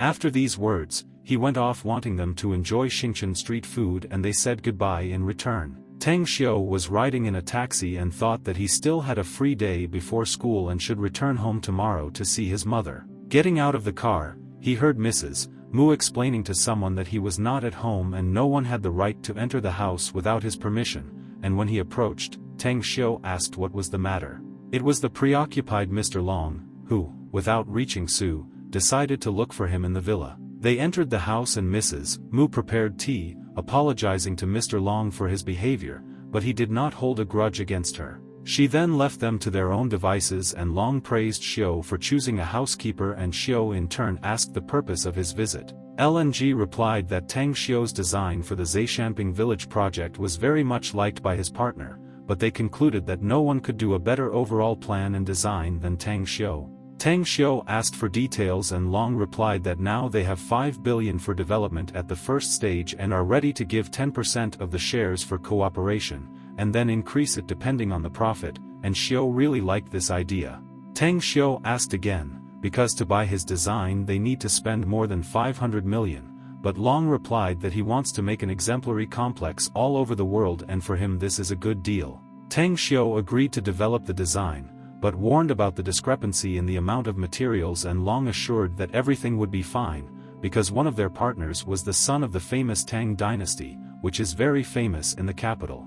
Tang Xiu began to think who it could be and realized that it was Chu Yi, but asked Long why his last name was not Tang and Long replied that Chu Yi was the son of the melon of the Tang family, that's why it happened. Long added that he and Chu Yi made a bet that on Jingmen Island Tang Xiu would win and now Long had an additional 2% of shares in the Zaishamping project and Su replied that Chu Yi was really not a bad partner. Therefore, Long revealed another reason for the visit related to Xingling, because there was very little left before the entrance exams, and he was still playing every day and Xiu promised to sort it out as soon as he started going to school again. Long invited Su to his hotel to celebrate his return, but Xiu refused because he still had some things to do today. Escorting Long to the car, Su said that Miss Kong Xia had agreed to cooperate and tomorrow she would send Long a certificate of share ownership, to which he thanked and added that he hoped for the success of their union. Ying ran up to him and said that she wanted to practice with the teacher and could they start right now, and Xiu replied that they could, which caused the girls incredible joy. Half an hour later, in the backyard, Tang Xiu was explaining that she should feel a flow of qi in her body, similar to the one that dug into her body when he treated her and Ying said that she understood and would try again. But this attempt was also useless, but Tang Xiu told her not to worry, after all, it also took him a long time, so he told her to practice a little more and take a break. Tang Xiu, meanwhile, had already opened the door to leave the garden and at that moment Ying called him and turning around he saw a small ball of blue light in her hands and she asked if this was the same qi he was talking about. He was shocked because in less than an hour she understood the method of controlling the elements, although even for him it was longer and then Ying asked if she had done something wrong again that the teacher was silent, but he said that she was incredible and now has its own qi. Ying was delighted and asked what she should do next and Xiu replied that now she needs to collect all her qi and learn to control it, and the girl, understanding, said that she would start practicing right now. Ying ran into the garden and Tang Xiu thought that if she continued to develop like this, she would soon be able to surpass him. Tang Xiu asked Mrs. Mu where she put his boxes and she replied that she took them to the warehouse with other medicines from the island and Xiu ordered that under no circumstances should he go there while he was there, because he wanted to hurry up and immediately move on to the next realm. It was already 1 o'clock in the morning when Tang Xiu brewed a potion containing high-quality herbs and a shark skeleton. This also required 3 bottles of nutrient liquid and the Zhenyuan previously obtained from the monster, and it should have been enough to make the golden liquid. Having added the last ingredient to the cauldron, the contents of the vessel began to boil and make strange sounds of whistling and rustling. Using his magic, Xiu created a spell that was able to take him to the next level. After checking that everything went as it should, he realized that the spell was ready to use. After which he took off his outer clothing and headed into the cauldron in which the magic potion was boiling. As he applied the golden liquid to his body, he thought that it was much stronger than he had imagined. She burned his body almost to the bones and he could not contain such tension, so he screamed in order to somehow alleviate his suffering. This cry was heard throughout the house and Ying asked her mother and teacher if everything was okay and Mrs. Mu replied that it should be fine, but she herself was also wary. At 8 in the morning, the villa contained only a petrified golden reproduction of Tang Xiu's body. Tang Xiu himself has finally reached a new level of immortality technique that is practiced by both gods and demons, although he still has not broken through the bone-changing stage, but can now directly control his qi. Mrs. Mu knocked on the door and when Xiu opened it, she said that someone had been calling him on the phone all night and she was here to give him his phone. She turned away in shock and said that he forgot to put on clothes and Xiu embarrassedly apologized and asked to wait a little. Looking at his phone, he saw that the red-haired man had been calling him all the time, as well as Miss Kong Xia in the morning. As she left, Mrs. Mu added that Tang Xiu looked somehow special today, as if more energetic, and Xiu agreed with her. First of all, Xiao called the red-haired man to ask what happened, and he replied that his mother was beaten and he was now in line to pay for medical expenses. Having barely heard the required address of the hospital, Tang Xiao ran out of the house at breakneck speed. Fortunately, Kang Xia was driving along the road and stopped and asked why he did not answer her calls, but he only said that she would quickly take him to the hospital. Mr. Jijun was at the Xingqian City Hospital for a routine checkup of his illness, which had already been cured by Tang Xiao. While the doctor was checking his pulse, Jijun tried to explain that the disease was no longer there, but the doctor annoyedly stated that even his teacher could not do anything about this illness, but Jijun repeated that his master had cured him. Boiled again, because Jijun's master Yueying Zhenren died 20 years ago, but Jijun objected that the doctor was too old to hear the truth, because he was talking about his new teacher.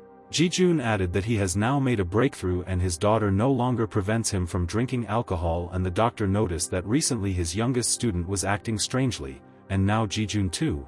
He asked what exactly happened, and the doctor replied that he went to Jingmen Island and met a girl there in the Chinese medicine market who was born with a body of 1,000 heavenly needles and a mysterious ice vein.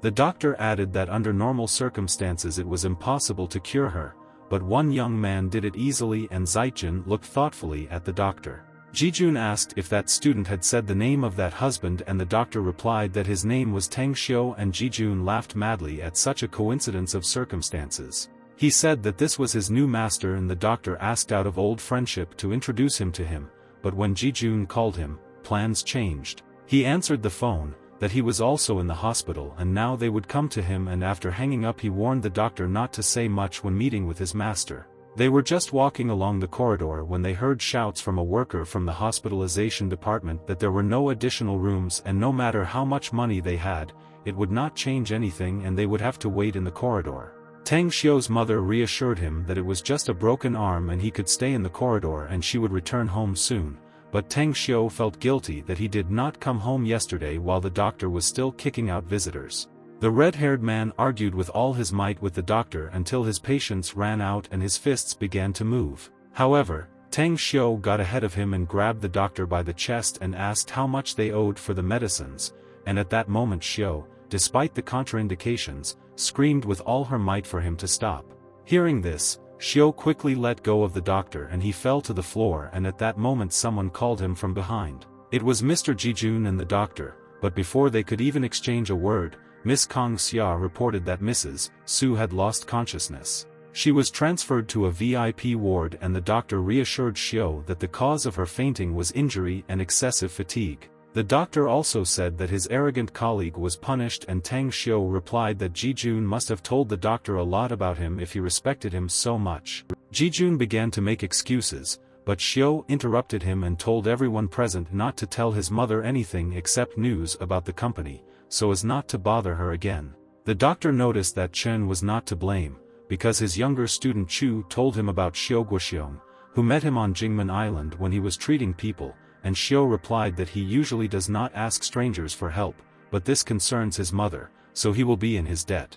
Tang Xiao asked Kang Xia that she could officially introduce him to Chen Jijun and added that he was not able to give the money yet, so he would make him the owner of the company's shares, and then told everyone to go and give his mother a rest. As he walked, he ordered the red-haired man to tell everything as it happened and added that if those who beat his mother were still alive, then he would show that living is no better than dying. The red-haired man replied that yesterday after the cafe closed, 10 drunk people were banging on the door saying that they wanted to eat here, and the main one was a local thief who said that he had an employment contract, but everyone knows how cruel and evil he is. At first, they just wanted to fulfill their order and leave, but Tilong began to woo Mrs. Su. The red-haired man and his friends tried to stop him, but it was no use, and when Mrs. Su broke out, the criminals began to destroy the bar, and most of all she tried to protect her son's school awards from the pogrom, but she got hit in the arm with rebar. Then the neighbors called the police, and Tilong told the red-haired man that today he would rest in the detention center, but he should tell his grandmother to wait for him tomorrow. Tang Xiao asked if that freak was still at the station, and the red-haired one replied that when they called in the morning, he had already been fired. Meanwhile, the green-haired and bald man returned through the back entrance and said that more than 10 Tilong mercenaries were waiting at the front entrance, but he himself was not there, and Tang Xiu ordered the three of them to stay in the hospital and look after his mother while he sorted it out. But the trio asked to go with him to at least vent their anger, and Tang Xiu agreed. When the head doctor saw Tang Xiu, he was surprised that he was not looking after his mother, but was leaving the hospital. The embittered gang was eagerly waiting for the red-haired man and his friends, but they did not expect to see Xiu. The gang leader said that he would also get his portion, but Tang Xiu replied that if someone told him to Tilong, he would beat him a little softer, and these words caused furious laughter from the big-nosed commander. However, the security guard on duty warned that he had already called the police, because it was impossible to fight in the hospital, and Xiu thought that there was no need for his mother's extra worries before the entrance exams, so he suggested that the trash go to another place, to which he replied that he was not afraid of the police and that he, in any case, today is the end. Tang Xiu didn't like this answer and had no other choice than to teach the bastard a lesson right here, but at that moment the head doctor grabbed him by the shoulder and the yellow-haired bastard growled that he also wanted to die if he came here. The doctor began to say that a bunch of unemployed armed people came to the central hospital, and this red-haired man asked the stranger to deal with them without telling his name. As for the unemployed, they were armed, so the only way to stop them was to break their bones, and besides, the police chief is a good friend of the chief doctor and he will be glad that strangers are helping to administer justice.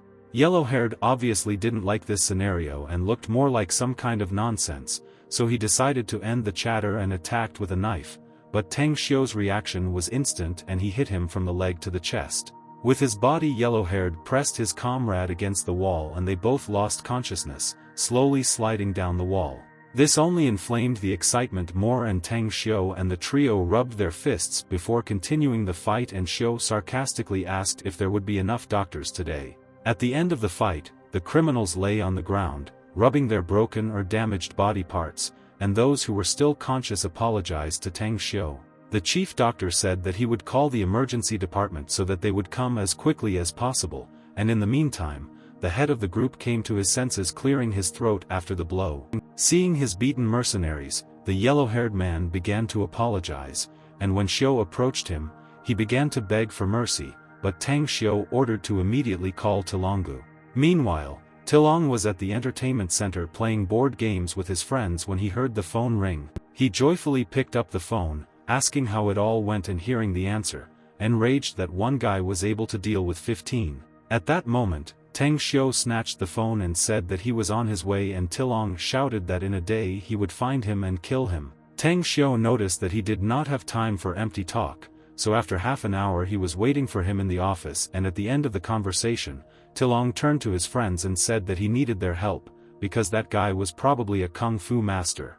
After telling the red-haired man to look after his mother, Tang Xiu went to meet Tilong, and at the last moment the red-haired man threw something into Xiu's hand. These were the keys to a motorcycle, and the red-haired man added that he might need it. As he rode away on the red-haired man's motorcycle, Tang Xiu felt that this was the longest half-hour of his life. Filled with incredible anger and resentment, he rushed at top speed to the meeting place. Entering his office, Tilong was shocked by the chaos and bodies scattered everywhere and realized that this guy was very careful. He even broke cameras everywhere. Loading the pistol, Tilong irritably said that this bastard would definitely not escape a bullet, but his friend objected that real chi masters could stop bullets. As proof, he bent down and picked up a crumpled fireball from the floor, and when Tilong saw this, his mouth gaped. But his friend calmed him down, because they can do the same thing, and at that moment the sound of a blow was heard outside the door of the manager's office. Tilong shouted that he would kill him for such impudence, and Tang Xiu asked in a calm tone which of them would leave first.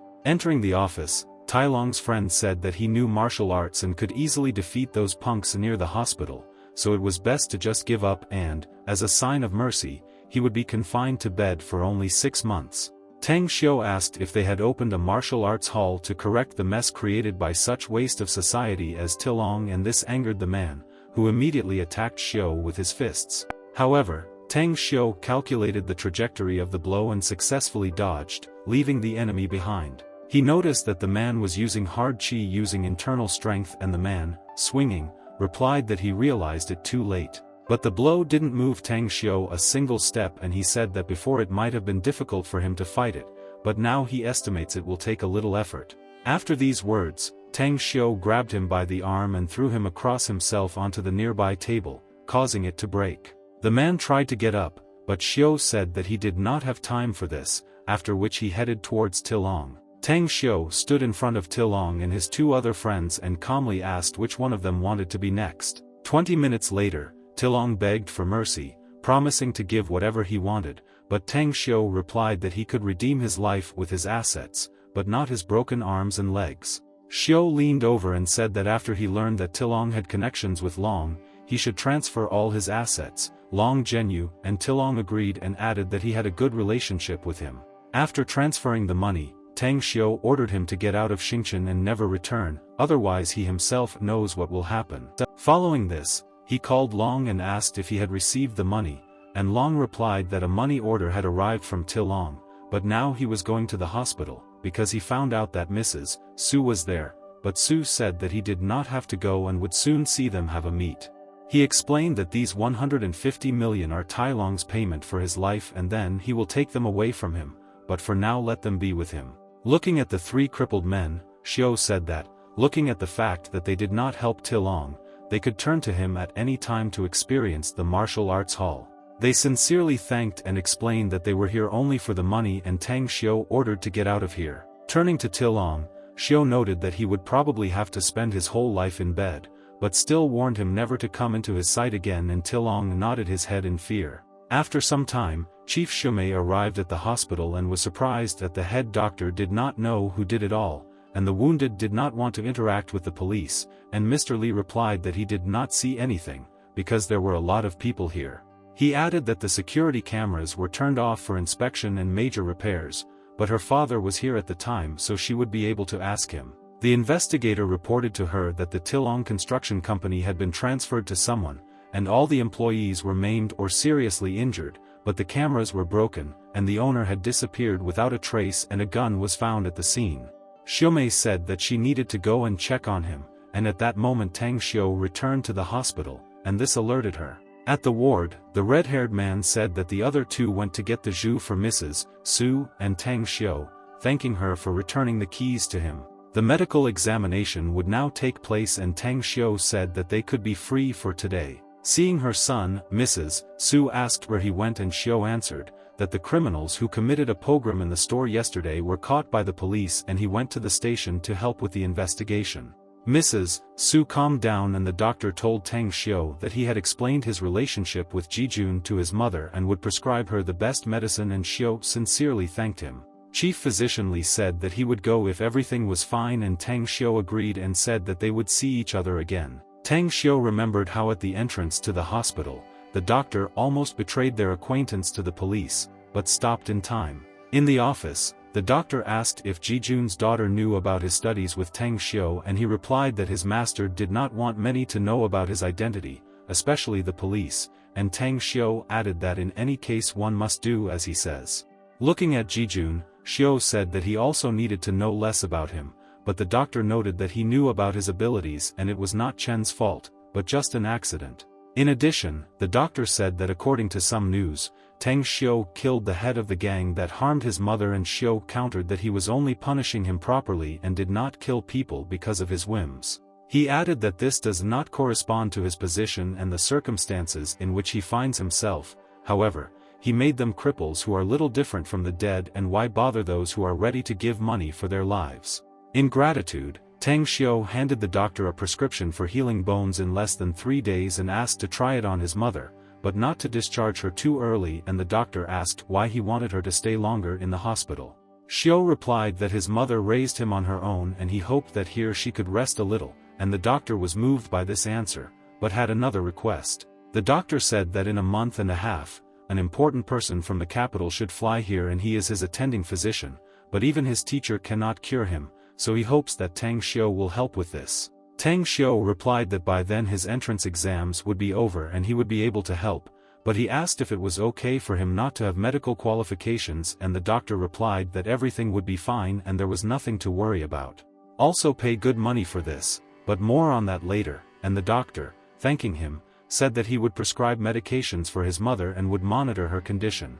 Walking down the corridor, Jijun apologized for his carelessness and Tang Xiu said to forget about it, but to be more careful in the future. Besides the fact that now Xiu cannot tell the truth about his identity, he will do it when the time comes. He also reminded Jijun to practice the techniques he taught him, because these are just the basics and the beginning of the path, and Jijun agreed with him.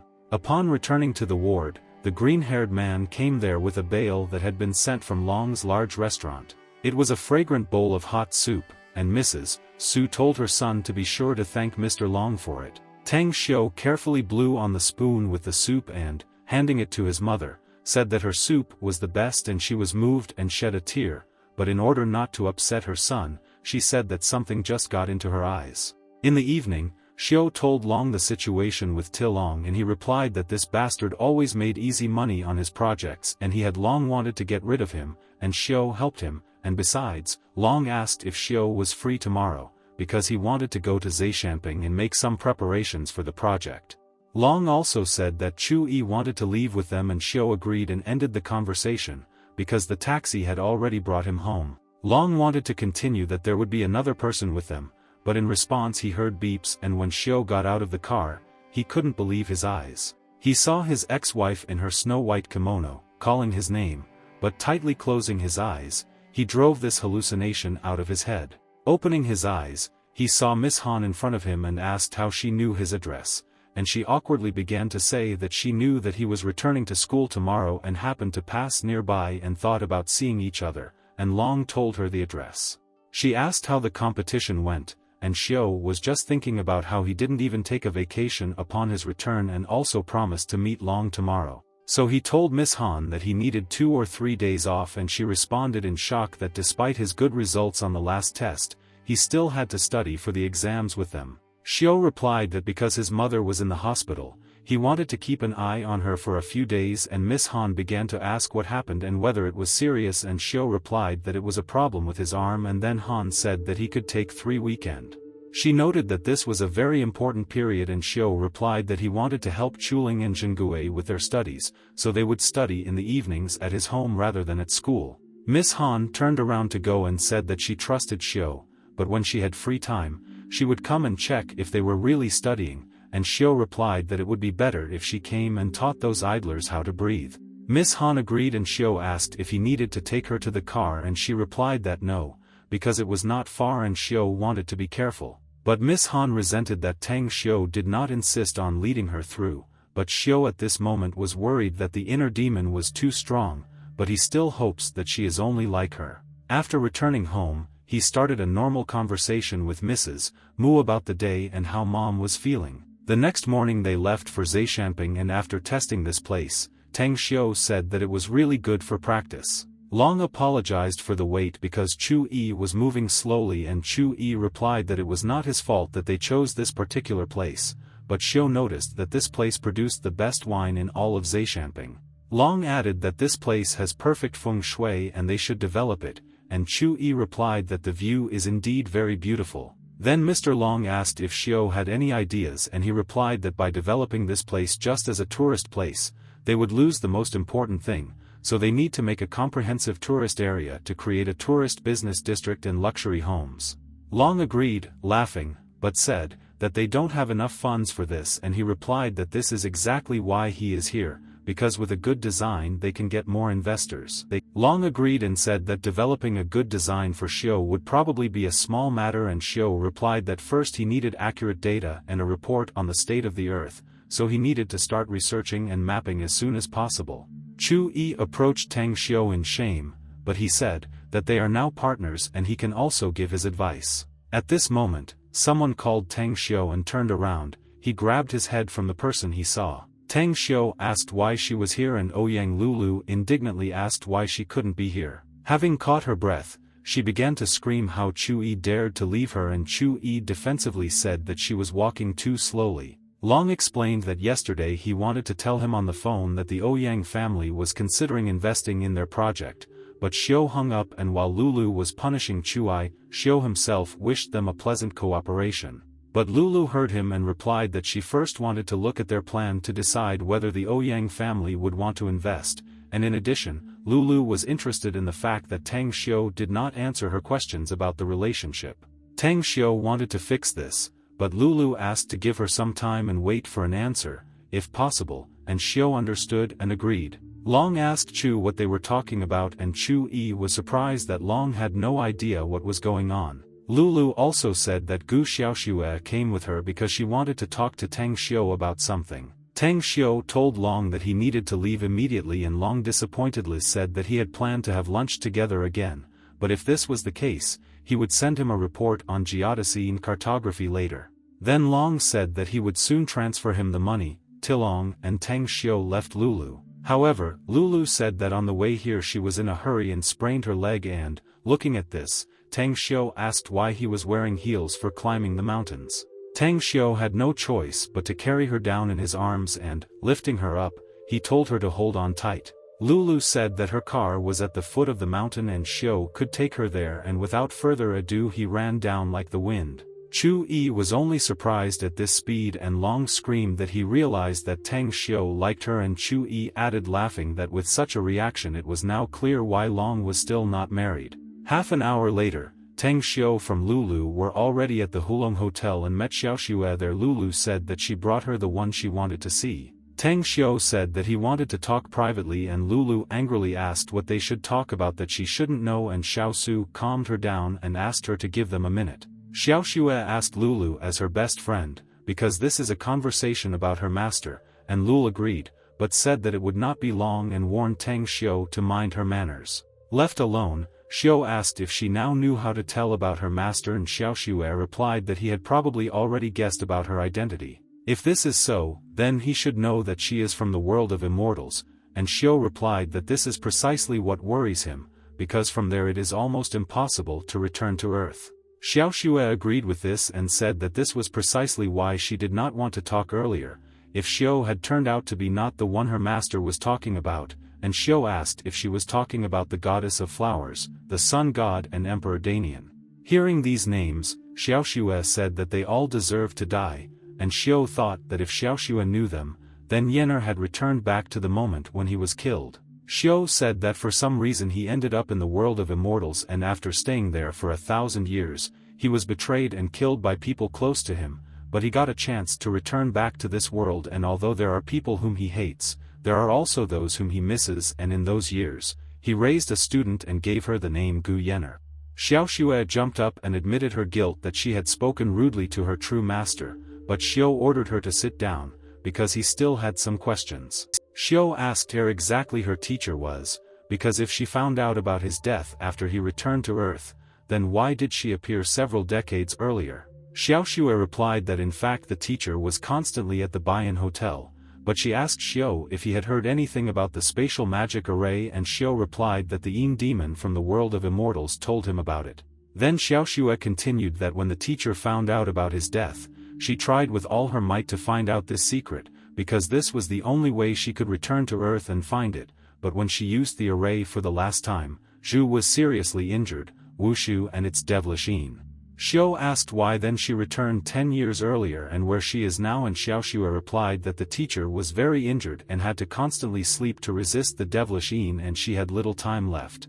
After speaking, Xiu crushed the cup in his hands and said that he would book tickets on the first plane to Jingmen Island and they would fly there immediately, but Xiaoxue said that there was a much faster way to get there. Lulu she asked in shock if they really planned to fly on her private plane back to the island, because they only think of her as a driver, and in general, upon arrival in Xincheng, they from Xiaoxue had never even tried sweet buns and hot pots. Tang Xiu took the lead and asked Miss Lulu to do him a favor, because this is very important to him, and she melted at his words, but put forward one condition.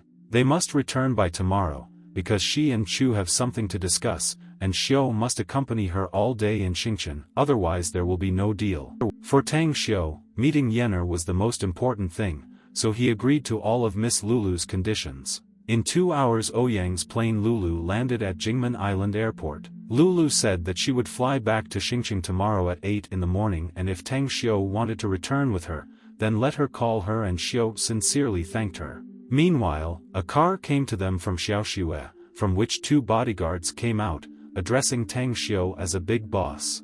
He asked Xiaoxue why, and she replied that her master had organized everything long before and the Baiyang Hotel belonged to him in the first place. After this conversation, they arrived at the pier and sailed on a boat to the desired place, and when they got there, Xiaoxue activated the entrance there with her magic. She kindly showed this to Xiao, and he, looking at the universal sea massif, said that her teacher taught her a lot, but even he did not expect that a real sacred pagoda was hidden under the water. He refined this mystical weapon back in the world of immortals and gave it to Yener, and Xiaoxue added that his teacher made a protective form out of this mystical mechanism in order to enter there to sleep. Upon entering there, Xiao felt very cold, so he asked Xiaoxue when the teacher fell asleep whether she was here alone, and she replied that there was another person. At that moment, he felt someone approaching and quickly reacted with a shield around him. But the gray-haired woman did not want to give up so easily and tried to fight off Xiao. Having weakened the woman, Tang Xiu said that she belonged to the Mei family from the world of immortals, so he did not understand how she ended up here. And then Xiaoxue screamed for him to let her go, because she was teacher Haim's slave, Mei, and Tang Xiu listened to her. Xiaoxue said that it was the teacher who was waiting for her, and Tang Xiu did not expect that Yener would have a person of the Mei clan as a slave. Haim asked if he was the great Emperor Hinghu, who protected her Mei family in the world of immortals from the persecution of the thousand-eyed emperor, and realizing that it was him, apologized for the attack, because she thought that it was someone else who burst into the pagoda without an invitation. Shu asked her to stand up, because her body was badly injured and she could not use her strength to the fullest, and Haim replied that the long-standing injury was difficult to maintain with the elixir, but the master could not resist the deterioration. Also Haim said that the little master had not entered the pagoda for a long time and the master's wound had worsened, and Tang Xiu ordered them to be immediately taken to Yener. At the top of the pagoda, Yener was sleeping on a bed, and when Tian Xiu saw her, it was as if he had come to life again. Approaching her, he thought that he was incredibly glad to see her again, and she began to rise, despite his instructions, to be at peace. But her strength was only enough to fall on his shoulder, and said that he would definitely make Zhu Wushu will pay for this with his life, and at this moment from Yener's hand dropped the soul stone. Haim explained that this stone is the only method they know of to keep a master alive. Xiu should also know that this soul stone is intended to treat symptoms, not the disease itself, so the master woke up early, and after that she did not wake up all this time. Haim apologized for not being able to help the master, but Tang Xiu replied that only the time stone and the divine herb could cure her, and he had an idea. Su continued that when Yener disappeared from the immortal world, he successfully developed drugs called Dan Dan, and after taking them, she would be able to wake up in about 3 months and would be able to maintain this state for 3 to 5 years. The main ingredient is ice lotus, and Xiu only has one, so tomorrow Haim will go with them to Xingchen and he will show her the method of preparing medicine. Yanier for a while. Early in the morning, Tang Xiu was getting ready to go, and Xiaoxue said that she could not go with them, because while the master was sleeping on her own in the pagoda, she felt uneasy, and besides, the Baiyang Hotel was now his and he could do whatever he wanted with it. But Tang Xiu asked her to continue to look after the hotel if necessary to inform him of important news, and Xiaoxue agreed. Haim was already ready, and Tang Xiu noticed the art of transfiguration of the Mei family, because he barely recognized her. However, at this moment Ouyang appeared. Lulu screams, "Who is that woman with glasses?" near Tang Xiu. Upon arrival at the villa, Tang Xiu handed Haim an ice lotus and ordered him to return and prepare medicines for the condensation of the soul, and if she had any questions, let her pass them through Xiaoxue, and with that they said goodbye. Lulu said thoughtfully that she had never seen this woman among the staff of the Baiyang Hotel before, but Xiu asked if she planned to think about it all day or ask him to fulfill his promise, and she repeated that he should spend 1 day with her. Xiu agreed, but said that he had to visit his mother later, and also he needed to take someone else with him, and Lulu to be indignant, because this day was supposed to be only for her. And at that moment, Ying ran up to them with a sincere smile on her face, and Lulu was embarrassed that she responded so aggressively. And so the three of them walked around the city, went on rides, ate delicious food, but only Lulu from Ying had fun. These things were not amusing, and for the girls he was more like a hanger and a carrier for their purchases. At the end of the day, Ying said that she had a great time and asked Lulu to come over some other time to play with her, and Lulu readily agreed. Passing by the school, Teng Xiu called Ying and asked at what point her illness began and she stopped attending school. Ying replied that at the time of her illness she was in 3rd grade, and Su replied that it was summer holidays and he planned to hire her a tutor so that she could improve her knowledge in 2 years and go to school in September.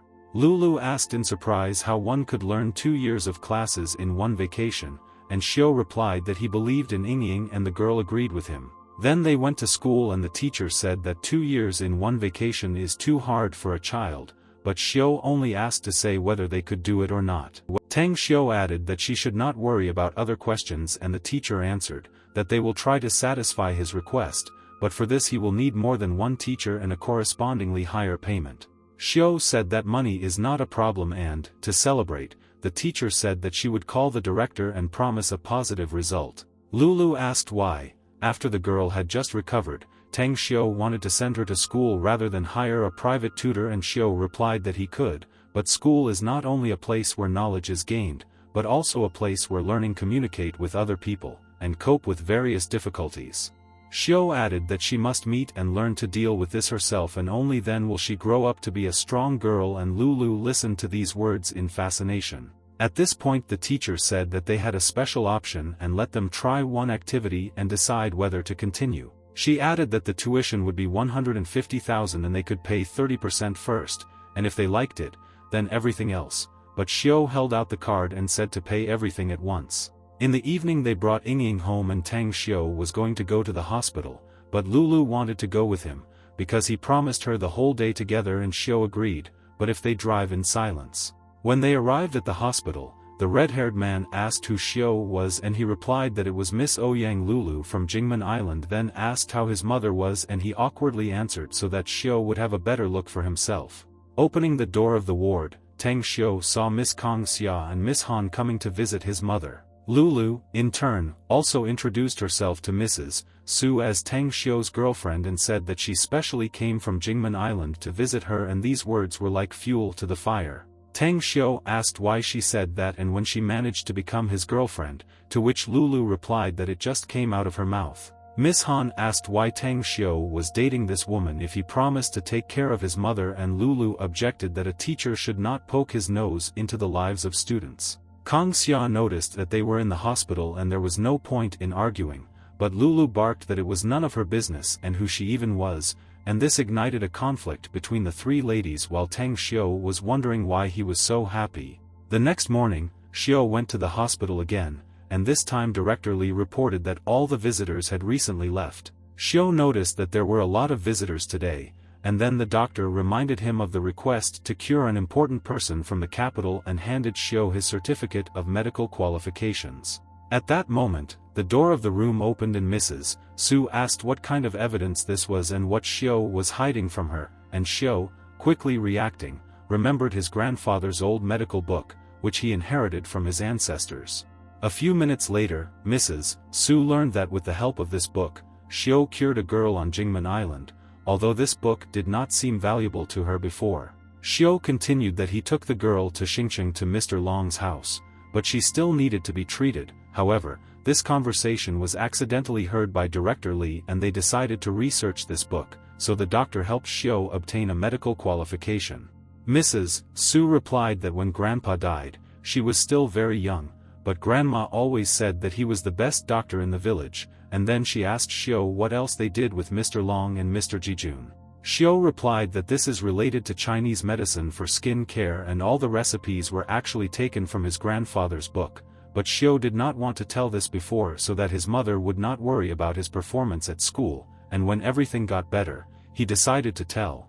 Mrs. Su finally calmed down after learning the truth and asked to introduce her to that woman and her daughter when she recovered, and Su replied that she would definitely like them. After that, she started asking about Lula, although she also liked Kong Xia, but Xiu did not want to talk about it at all. Leaving the room, the doctor asked Xiu why he lied to his mother about his skills under the guise of his grandfather's book, and Xiu replied that there were several ordinary folk recipes in that book and he said this to reassure his mother. The doctor understood everything and promised to keep his mouth shut, and Xiu replied that he would come after the entrance exams to discuss the details and then went mentally apologizing to his mother for not telling the truth, but when the time comes, he will definitely do it. The next day, Tang Xiu returned to school, causing a strong reaction from his classmates, and most of all from Long Jinglin. Xiu asked who the group of people around the school was, and Jinglin answered that they joined forces while he was on Jingmen Island and now their surname is Tang, and Xiu replied that now it is no wonder why his brother said that he was always running around somewhere.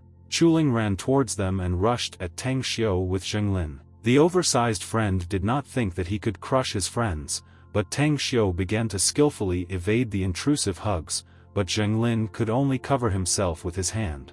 So, Chuling knocked Jinglin down and, as if not noticing what, he turned to Tang Xiu that he missed him a lot, and Xiu replied that Chuling was too noisy. However, Jinglin did not want to leave it so easily and began to shout at Chuling, but at that moment Miss Han appeared and noticed that it was impossible to make noise in the school at such an early hour and ordered the 8 to return to class. Tang Xiu said that he would bring these two and asked Miss Han if she had evening classes today, and she replied that she did not, and Xiu explained to the guys that now instead of self-studying they would go to his villa and he and Miss Han would help them with their studies.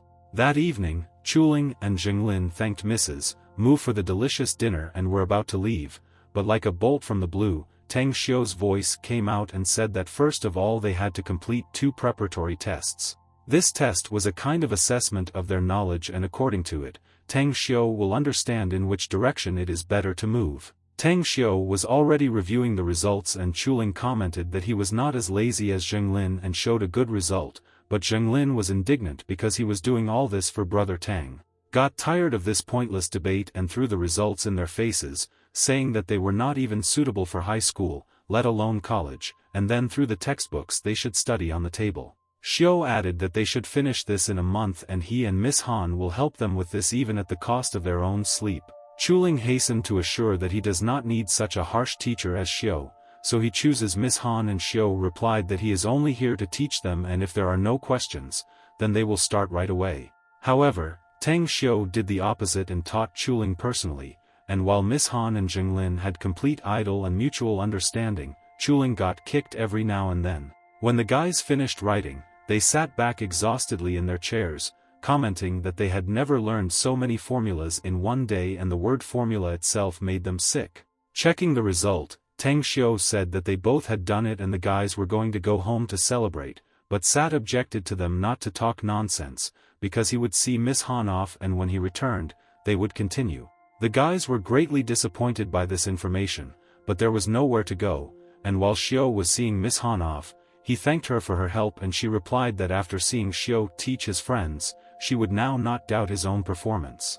Tang Xiu waved her to the car and wished her a good ride, and also added that the 2 girls she saw yesterday were all friends, and Miss Han asked her to apologize to his mother for her behavior yesterday. They kindly said goodbye, and when Xiu returned home he found his friend sleeping on the sofa, but this did not stop him and he woke them up to continue training while they pleaded to be left alone. The next day after class, Tang Xiu called Kang Xia to inform him on his way to the office, but seeing a strange picture in front of him, he said that he would call her back later. The school students gathered near the entrance, praising Tang Xiu for his efforts and success, but a car stopped between them. Jinglin and Chuling got out of the car encouraging the crowd with more noise, but seeing that Xiu was coming, Chuling said that he could let him down, but Xiu replied that he still had some personal matters and at 8 o'clock he was waiting for them at his home.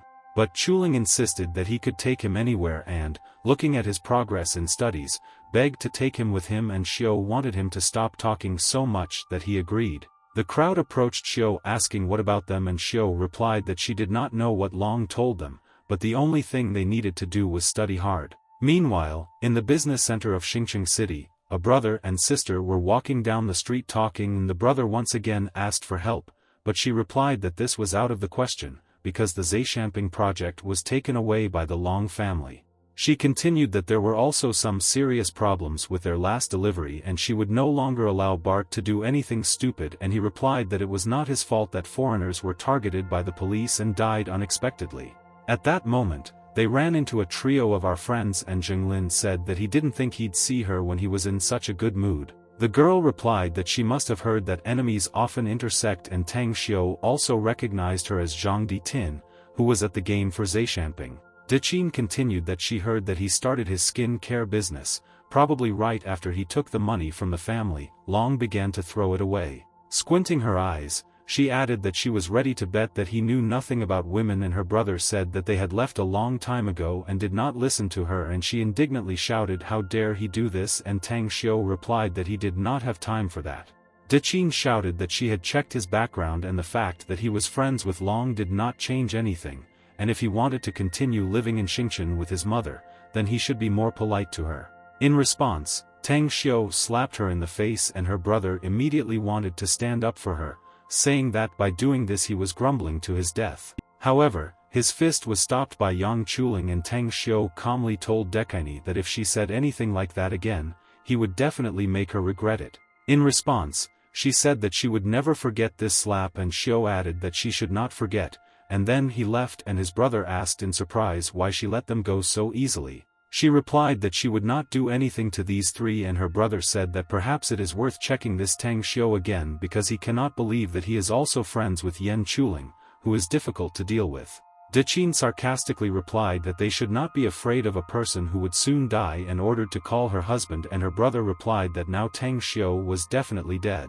Meanwhile, Yang Chuling boasted that he was able to stop the weak brother Dechin, but Tang Xiu asked him to keep quiet and asked Long what happened and put forward the theory that he was worried that they would want to take revenge. Long replied that the Zhang family would never openly clash with the Long family, but there were still some shady matters in their industry, and the case of foreigners who accidentally died being tied to Zhang as if they were their customers. Xiu asked if Zhenglin was worried that they would stab him in the back, and he replied that this was the case. No matter how powerful Tang Xiu was, he could not be in two places at the same time, and the Zhangs could do something terrible to his family or company. Long added that this was why he gathered a crowd near the school, but Xiu thanked him and said that he would not rely on those guys because they could not help him. Xiu thought that the Zhang family didn't know who he really was, so they would try to remove him first and then move on to everything else, and he needed to find someone to support him. Going up to the office, Xiu saw that the work process was in full swing there under the leadership of Miss Kang Xia, and, calling her, she kindly greeted her. They went to the meeting room, and Xia began to report that in recent days Andy had been negotiating with some dealers and they had narrowed the circle to 5 people, but the decision needed to be carefully thought out, and looking at the papers Xia said that the preparatory work was almost completed. Kang Xia continued that Chen Jijun said that production could begin as early as the end of this month, and in another month the products would be on the market, and Xiu replied that they should stick to this plan, and also asked if there was enough money for everything. To this, Kang Xia replied that Jijun paid for part of the capital, but there is one problem with the packaging of the products, because Mike wants Tang Xiu to be the official face of the product. Tang Xiu said that he needed a group of reliable people to guard the production line, and Kang Xia asked if this was really necessary since the security of Jijun's factory was quite reliable. Xiu replied that this was necessary because all their efforts would be useless if someone stole their formulas before they had time to launch the product, and at that moment called Xiao Xue on the phone. Xiao Xue immediately said that they had made medicine and the master was stealing, and Tang Xiu was happy but explained that he was calling so that she would send him several reliable security guards from the Bayan Hotel. She replied that there were 60 of them now, and some of them knew how to use the original force, and the others were retired special forces soldiers and kung fu instructors, and Tang Xiu replied that she should select 15 people and send them to Xingcheng on Sunday. Xiu also promised that upon arrival they would contact her, but for now that was all, and he would call when she needed her help. Chuling and Zhenglin listened to Xiu enthusiastically and were surprised that he even had his own contractors on Jingmen Island. Soon a photo shoot took place for the product of the Big Tang Company, the main person of which was Tang Xiu himself. Michael and Andy controlling this process and were surprised at how harmonious Tang Xiu looks in the frame, and at that moment Kang Xia approached them. Andy asked if Tang Xiu had a girlfriend, and Kang Xia told her to calm down, and in the meantime, the filming had already ended. Michael asked if Xiu would like to do a video endorsement of the product, and he replied that they would find a professional person, and the only reason he would do this was if they did not have time before the official launch of the product. Tang Xiu added that he didn't want people to know who he was and therefore wore sunglasses during filming, and Michael should understand his situation, to which Michael sadly replied that he would keep this secret for him. For this, Tang Xiu contacted Kang Xia to book a room at the Long Hotel for people from Jingmen Island, and Kang Xia accepted the order. When the guards arrived, Tang Xiu went to the hotel to meet them and give instructions. The leader of these people stepped forward and bowed and asked to give them a task, and Tang Xiu replied that he would definitely do it, but first let everyone sit down. He added that today they are just getting acquainted and will have dinner together, and as his student Gu Yener taught them, he trusts them unconditionally. Sitting at the table, Tang Xiu stood up to make a toast that he believes that everyone will do their duties, and he promises to treat them well, and whoever does his job better, so he can give a new life, and everyone drank for the big boss. When everyone left to rest, the leader talked to Tang Xiu, who ordered him to listen carefully, because first, the leader needed to select 7 people to guard the production line. 4 are needed to protect the company and 3 more to protect his mother, but Tang Xiu emphasized not to tell her about this. The leader realized that there were only 14 people and asked where to put the last one, and Tang Xiu replied that it would be him and he would control these 3 groups and make everything happen. At that moment, Kang Xia approached them and said that she could now take him home, and Tang Xiu asked if she had any plans for the evening. Going outside, Tang Xiu said that he wanted to show her an interesting show, but he suspected that someone was watching him. While driving in the car, he noticed a car from behind, but Kang Xia calmly asked why they need to go to this show out of town. Soon he ordered the car to stop on the side of the road, but Kang Xia asked again, because this place was scary, but Xiu insisted, and another car stopped right behind them. Tang Xiu stood in front of that car and said that he knew that they were watching him from the hotel itself and let them go out, and when he saw it, Tang Xiu did not believe that it was them again, and even after he warned them.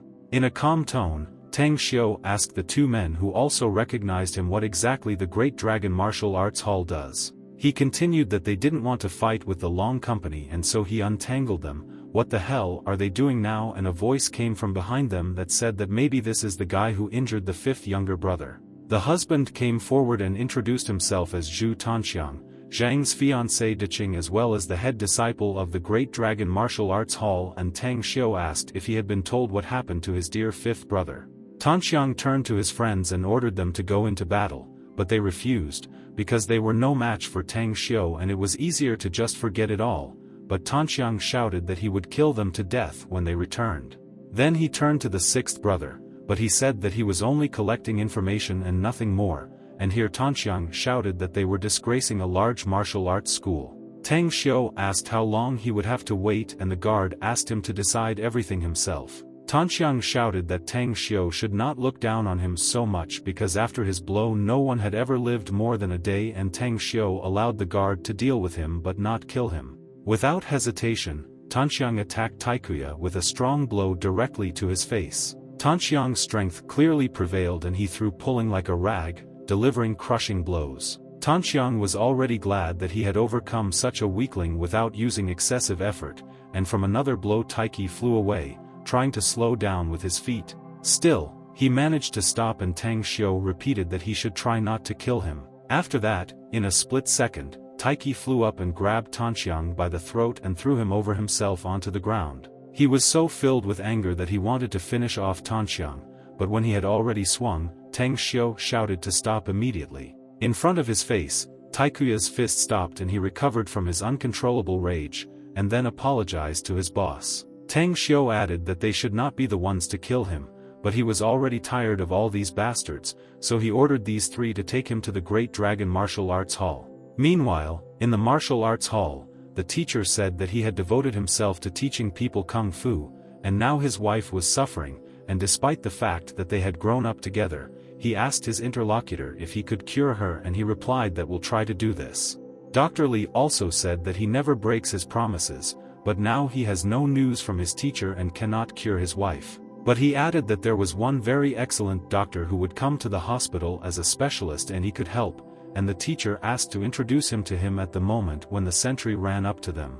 The teacher indignantly asked why he disturbed his meeting, and the sentry replied that someone wanted to start a fight with them. He and Mr. Li went outside and the teacher asked who was so brave to come to the martial arts hall and create trouble, but when he saw his crazy best student in front of him, he was shocked. Taiki asked if he was a mentor, and at that moment Tang Xiu turned around, introduced himself and said that he had come here to teach his hall a lesson. The views of Tang Xiu and Director Li crossed and they were both surprised, and the teacher asked what was happening, to which Li replied that this was the same brilliant doctor who could cure his wife. One of the students began to explain that they just wanted to earn more money and therefore went with the older fifth brother to do tasks, and the teacher asked which of the other older brothers took part in this. He repeated the question again and, having not heard an answer, slapped the student in the face and ordered him never to call him his master again. He added that from now on he had nothing to do with them, and the students began to beg to forgive them this time, but the master made a final decision and ordered them to leave the martial arts hall.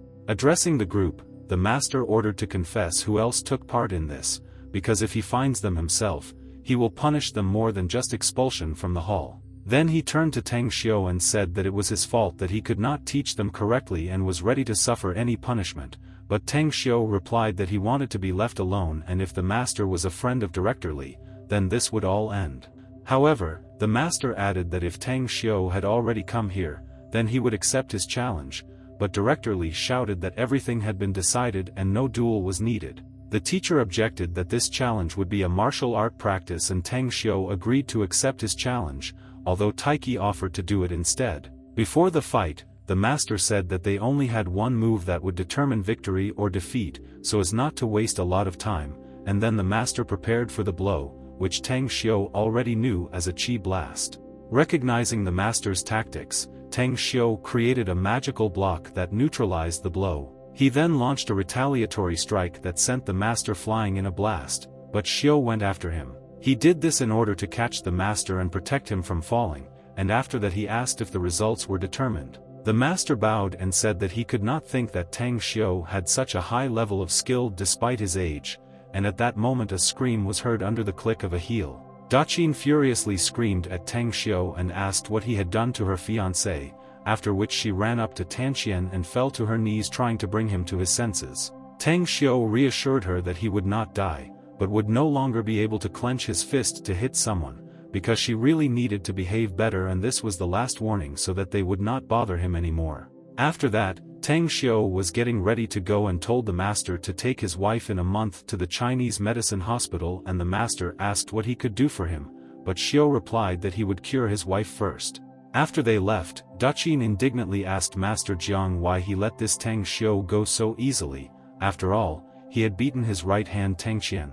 Jiang responded furiously that he didn't teach him such dirty things, and from the moment he started collecting money and beating people, he can no longer call himself his student. Tribute boiled and said that the master is two-faced because he is known as the master of cruel chi, and she asked why they stopped fighting as soon as she entered. The master replied that even if so, he knows the truth that there is always a mountain higher than another, and he admitted that he could not overcome Tang Xiu, and Tanxiang managed to stay alive because of his mercy. Dat became even more angry because it was ugliness. The dance was a consequence of 20 years of obedience in school, and he would personally make Tang Xiu pay for it. The master was not going to argue with her and asked someone willing to escort them to the exit. Meanwhile, Tang Xiu ordered Takuyu to take Kong Xia home and go on vacation himself, and then informed Kong Xia that he would not appear in the company for the next 2 days, and if any work arises, then let her call him, but she seems not him at all, I heard.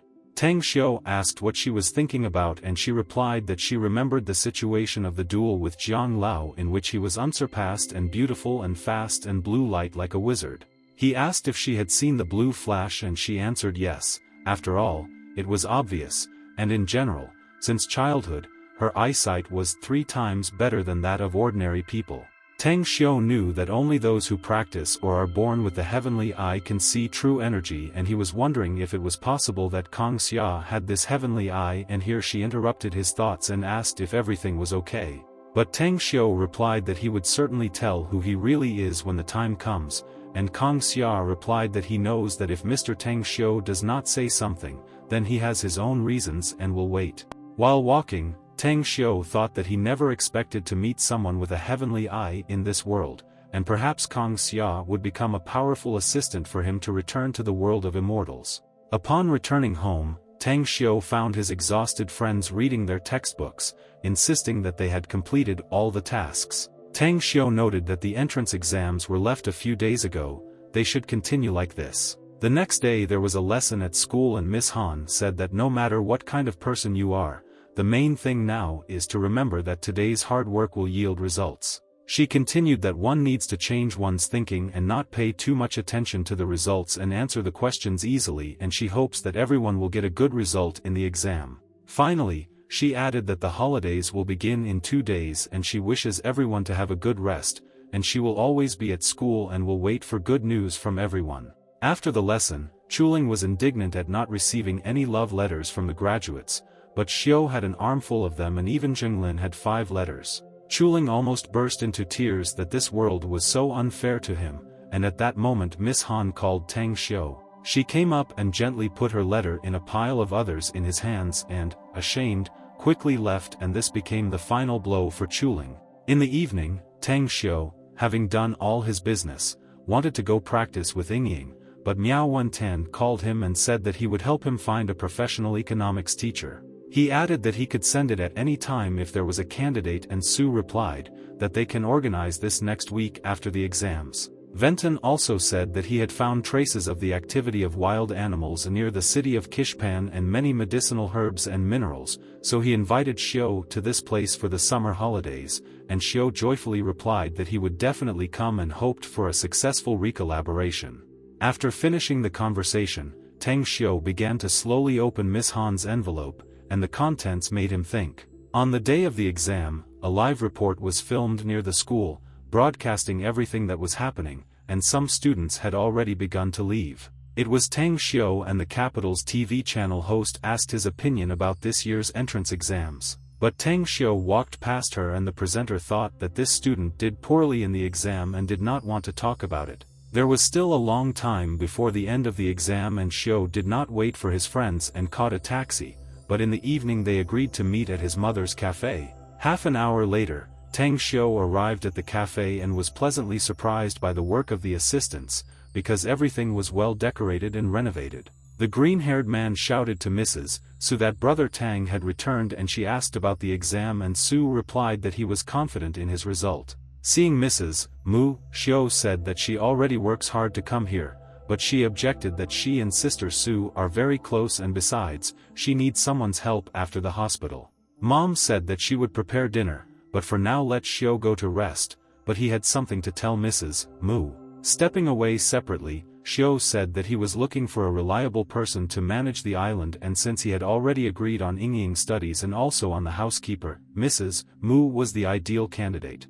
Mrs. Mu replied that since Xiao saved her daughter, she was trying to please in every way, and Xiao replied that the coach would come next week to discuss the class schedule. Xiao then asked De Yingying if he had any extra classes today, and Mrs. Mu replied that she was in the kitchen and his cousin would take her to play. Tang Xiao went to the kitchen and saw his cousin Su Xiangfei there and asked why he did not pass the entrance exams. And then my mother intervened and said that it was she who asked him to come to the cafe to help, and he just had exams and she had time to talk about it. She continued that something happened to his uncle's house and Xiangfei had nowhere to go, but this is a family, and Xiao said that he understood what she was leading to and, turning to Xiangfei, said that they needed to go out to talk. Going out into the street, Xiao asked why Xiangfei didn't tell his mother that it was he who did all those terrible things to his family, and Xiangfei replied that he thought for a long time about what to say to him when they met, and even thought about begging to be released until the police took his father away.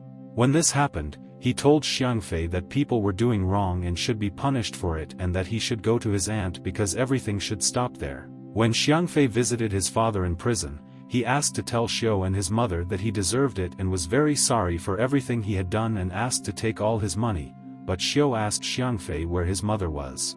He replied that she had spent all the money and said that she was filing for divorce because she was leaving Xinchen, and at first she wanted to take her son too, but the father ordered to find his aunt, and Xiao asked why he didn't take the college entrance exams. Xiangfei replied that he only hoped that his father would pay for his place in college, and now the exam does not matter and it is easier to learn cooking from his aunt than to go to university. Tang Xiao will answer that Xiangfei can stay here, but he definitely needs to quit smoking. At that moment, Chuling and Jingling burst through the door, knocking Xiangfei away from the east, but his very presence surprised them. Jinglin began to ask who this one was, and Xiao, putting his hand on his shoulder, said that this was his cousin and he was helping him in the cafe. After that, They began to discuss the upcoming dinner together and said that everyone who was eating should also go to the kitchen. In the evening, Chuling got very drunk and had to call a taxi, and after saying goodbye, he and Zhenglin were getting ready to go. Zhenglin asked Xiao in which city he wanted to go to college, and Xiao replied that it did not matter to him, and the answer asked what plans he had because the prospect was also not bad with his level. Zhenglin replied that he was thinking about it, but he was not sure that he should go to college at all, and Xiao replied that for them, college is a chance to prove themselves, and he believes that it is better to do what you want and there is nothing wrong with that.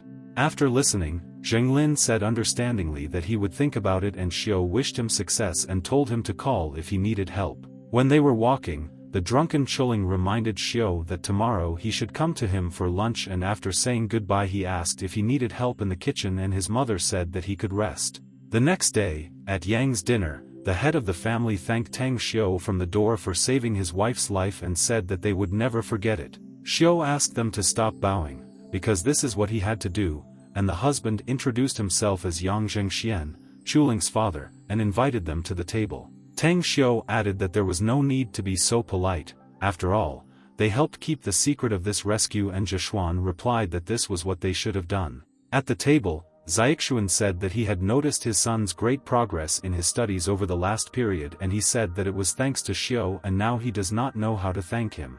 Xiao replied that there was no need for this, because Chuling also helped him, but Xiaoxuan said that from now on Xiao could feel like in his own home here and say whatever he wanted. And, laughing, Zhishuan said that after dinner he had something to talk to Tang Xiao about in private. And so after dinner they sat in the office, and Xiaoxuan suggested trying the collection tea, but Xiao understood that this was a serious conversation. Xiaoxuan began to tell him that he heard from his wife that Xiao is an unusual fighter, and Xiao answered that he knew Kung Fu and asked if he could help with anything. He continued that his company develops military equipment for the army, and recently they were going to send a batch of research materials, but several criminal organizations came to the city for it. The current project is still in the research and development stage and cannot yet rely on the military to accompany the data, but they proposed another option, and Su proved that they would certainly allocate funds to create a personal escort team. Zhishuan was struck by his intuition and continued that he already had a list of candidates to form a team, and it was very easy to communicate with smart people, so he asked Tang Xiao for his conditions. Su replied that the list of candidates should be transferred to him and he would take on all his support work, and he also added that the first support is free, and each subsequent one starts at 10 million, and if it fails, then he will pay 10 times the fee for accompaniment. Xiaoxuan stood up and said that he was amazed by his courage, but according to the list of candidates, what will happen if Xiao fails to recruit them, because they are not good people? Xiao replied that in this case it will prove that he is not able to provide escort services and he himself can assemble a team, and in any case Zhishuan does not lose anything, but if Tang Xiao succeeds, it will save a lot of time. Xiaoxuan replied that there was no reason to refuse and hoped for smooth cooperation, and shook hands with each other, and they parted ways. When Tang Xiao was escorted to the taxi, Chuliag asked to come to him one more time, and Xiao agreed and asked to be informed about the exam results. Driving in a taxi, Xiao looked through the list of candidates and thought that in the future he would need labor on the island, and these people could agree, especially the first ones on the list, retired Special Forces soldiers. Xiao realized that all the people on the list served in the Special Forces, and if he assures the captain of the Wolf's Head charge that he is missing in action, then Xiao will have the opportunity to recruit them all. Also, one person from the list is located near Zishpan. Dave Venton noticed the animals and he must know where the Wolf's Head is, and after finishing work with Venton, he will need to find this person, but for now we need to stop by the company.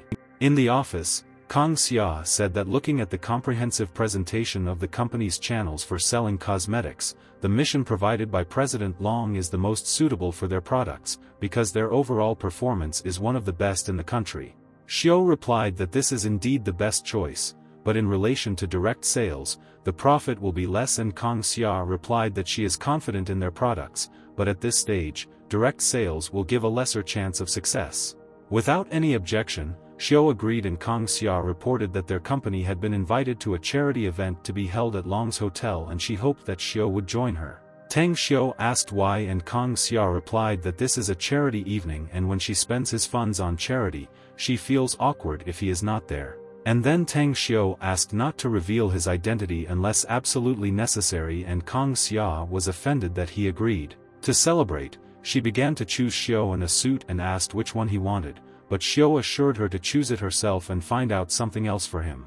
The charity evening was very luxurious and many influential people came. Tang Xiu thought that he came here in vain because tomorrow he still has a meeting with Venton and he should hang around here, and Kang Xia came up and said that she would leave the guests to him while she and Michael went to have fun. At that moment, Long approached Xiu and said that he did not expect to see him at this kind of event, and Xiu replied that it was a long story, and Long asked why he did not look into his office because they could have a drink there. Entering the office, they began to talk about the Messiah project and also thank Long for the fact that Zhenglin had changed a lot during this time and had matured relatively, and Xiu asked if he had arrived here. Long replied that he said that he no longer wanted to count on him and, taking some money, went to earn money on his own in Lancheng, and Xiu replied that it would be good for him, because he could not forever be under his wing. Long also added that he asked his friend to look after him, and Xiu noticed that Long was thinking too much and said that Zhe Xianping's design would be ready in 2 days, and Long was happy. Then Long said that he plans to give Su the villa in which he now lives, without waiting for a refusal, and offered to try the collection wine. Xiu was surprised to realize that it had the same smell as one of those wines that he tasted in the world of immortals, and Long said that this bottle belonged to the royal family and was more than 100 years old. Tang Xiu noted that some people think that wine becomes better with age, but he believes that the key to success is in the making process, and Long asked if he knew how to make wine. After thinking, Tang Xiu replied that he could make several bottles if necessary, and Long asked if he wanted to open his own wine yard because this is a productive business, and Xiu said that he would think about it. Long asked to take him as a partner if he had made up his mind, and Xiu replied that only after Long had made amends, and Long, laughing, said that there was a friend of a friend who wanted to meet him and he was here now. At that moment, the manager burst into the office and apologetically said that someone was deliberately creating a conflict in the hall. Coming out into the hall, they saw that Andy was arguing about how the vice president of the Messiah was wooing her, and she was against it, but he said that he would ask the general manager Kang Xia to punish her for this. Wu's friend calmed him down and tried to take him out of the hall, but he shouted that this needle would be with him that night. On that note, Long and Tang Xiu approached asking what was going on here, and Andy explained that this fat hatchet was after her. Wu shouted at her not to be so arrogant, because he would tell the CEO to cancel cooperation with her company, and Long replied that he didn't even know who was in front of him. Xiu asked Long if they were close friends, and Long replied that it was only business matters and he could do whatever he saw fit. Wu's friend finally realized that Tang was the same person Long was talking about, and therefore ordered Wu to immediately apologize to the girl, and he kindly introduced himself as Hui. Su is from Lanchen and is a good friend of Long's. At this moment, Kang Xia returned and apologized for the delay, but Andy said that when she asked her to cheer up Mr. Wu, Chongqing, he sought her out, and Kang Xia again apologized because she didn't know that this could happen. Turning to Xiu, she said that she had found out what he asked for and they could make a decision now, and Xiu allowed them to begin. Kang Xia informed the audience that a reliable informant assures that all the achievements of the Messiah in recent years are fake and showing evidence on the phone. She stated that they were stopping cooperation with them, but Mr. Wu assured that this was some kind of misunderstanding, but Xia understood everything. Tang Xiu came up and poured the contents of the glass in his face and said that after everything that happened today, he wanted to break off the cooperation, and Chongqing asked who he was, and Tang Xiu would answer that he was the owner of the big Tang company. Then Tang Xiu told Kang Xia that he had to go already, and she asked why he revealed his identity in such a situation because it would have a bad effect on the future, and Xiu replied that he did it to protect them. He also added that Kang Xia looks very good today, and Long told him that he probably knows what to do next, and Xiu replied that at first direct sales will be expensive, but then they will bring great profits. After that, Long said that they had not finished drinking everything in the office, and turning to Huagu, Su said that he had made good friends, and Su began to say that he really didn't know that Wu Chongqing is such a scumbag.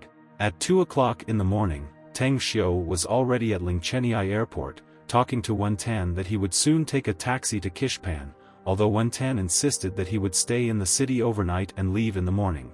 Approaching the taxi driver, he asked if he could take him to the city of Xishpan, but he replied that he only drives around this city, and at that moment another taxi driver approached them, who said that for 500 yuan he would take him where he needed to go.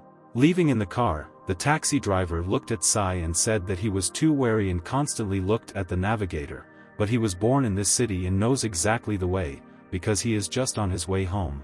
Xiao replied that it was better to check than to regret later, and the driver, agreeing, said that there were indeed a lot of bandits on the roads now and, slowing down, added that there was one interesting fact. Turning to Xiao, he said that he was one of these bandits and ordered him to get out of the car, after which the man with the knife told him to give all his money and they would let him go. Tang Xiao asked what would happen if he did not agree, and the man replied that he would kill him, and Xiao asked if they had ever heard the phrase that for every vicious person there is an even more vicious one. This angered the bandits, and for such insolence they were ready to kill him, but Xiao said that if they gave him all their money, he would not touch them, and the man with the knife shouted that he would definitely stab him right now. He swung his knife, but Tang Xiao caught the blade and threw it and his husband to the side. Then he bent the knife in half and noticed that he was giving them the last chance to give the money or get kicked, and at this the bandit took out a pistol and shouted that he should go to hell. After these words, he shot Su in the face, but the bullet left no trace there, which caused terrible fear in the bandit. Having received good kicks, the driver still took Xiao to the indicated place, and Xiao ordered not to go anywhere in the next 2 days, because if he knows the area well, he will help her find some, and for this he will receive 20,000.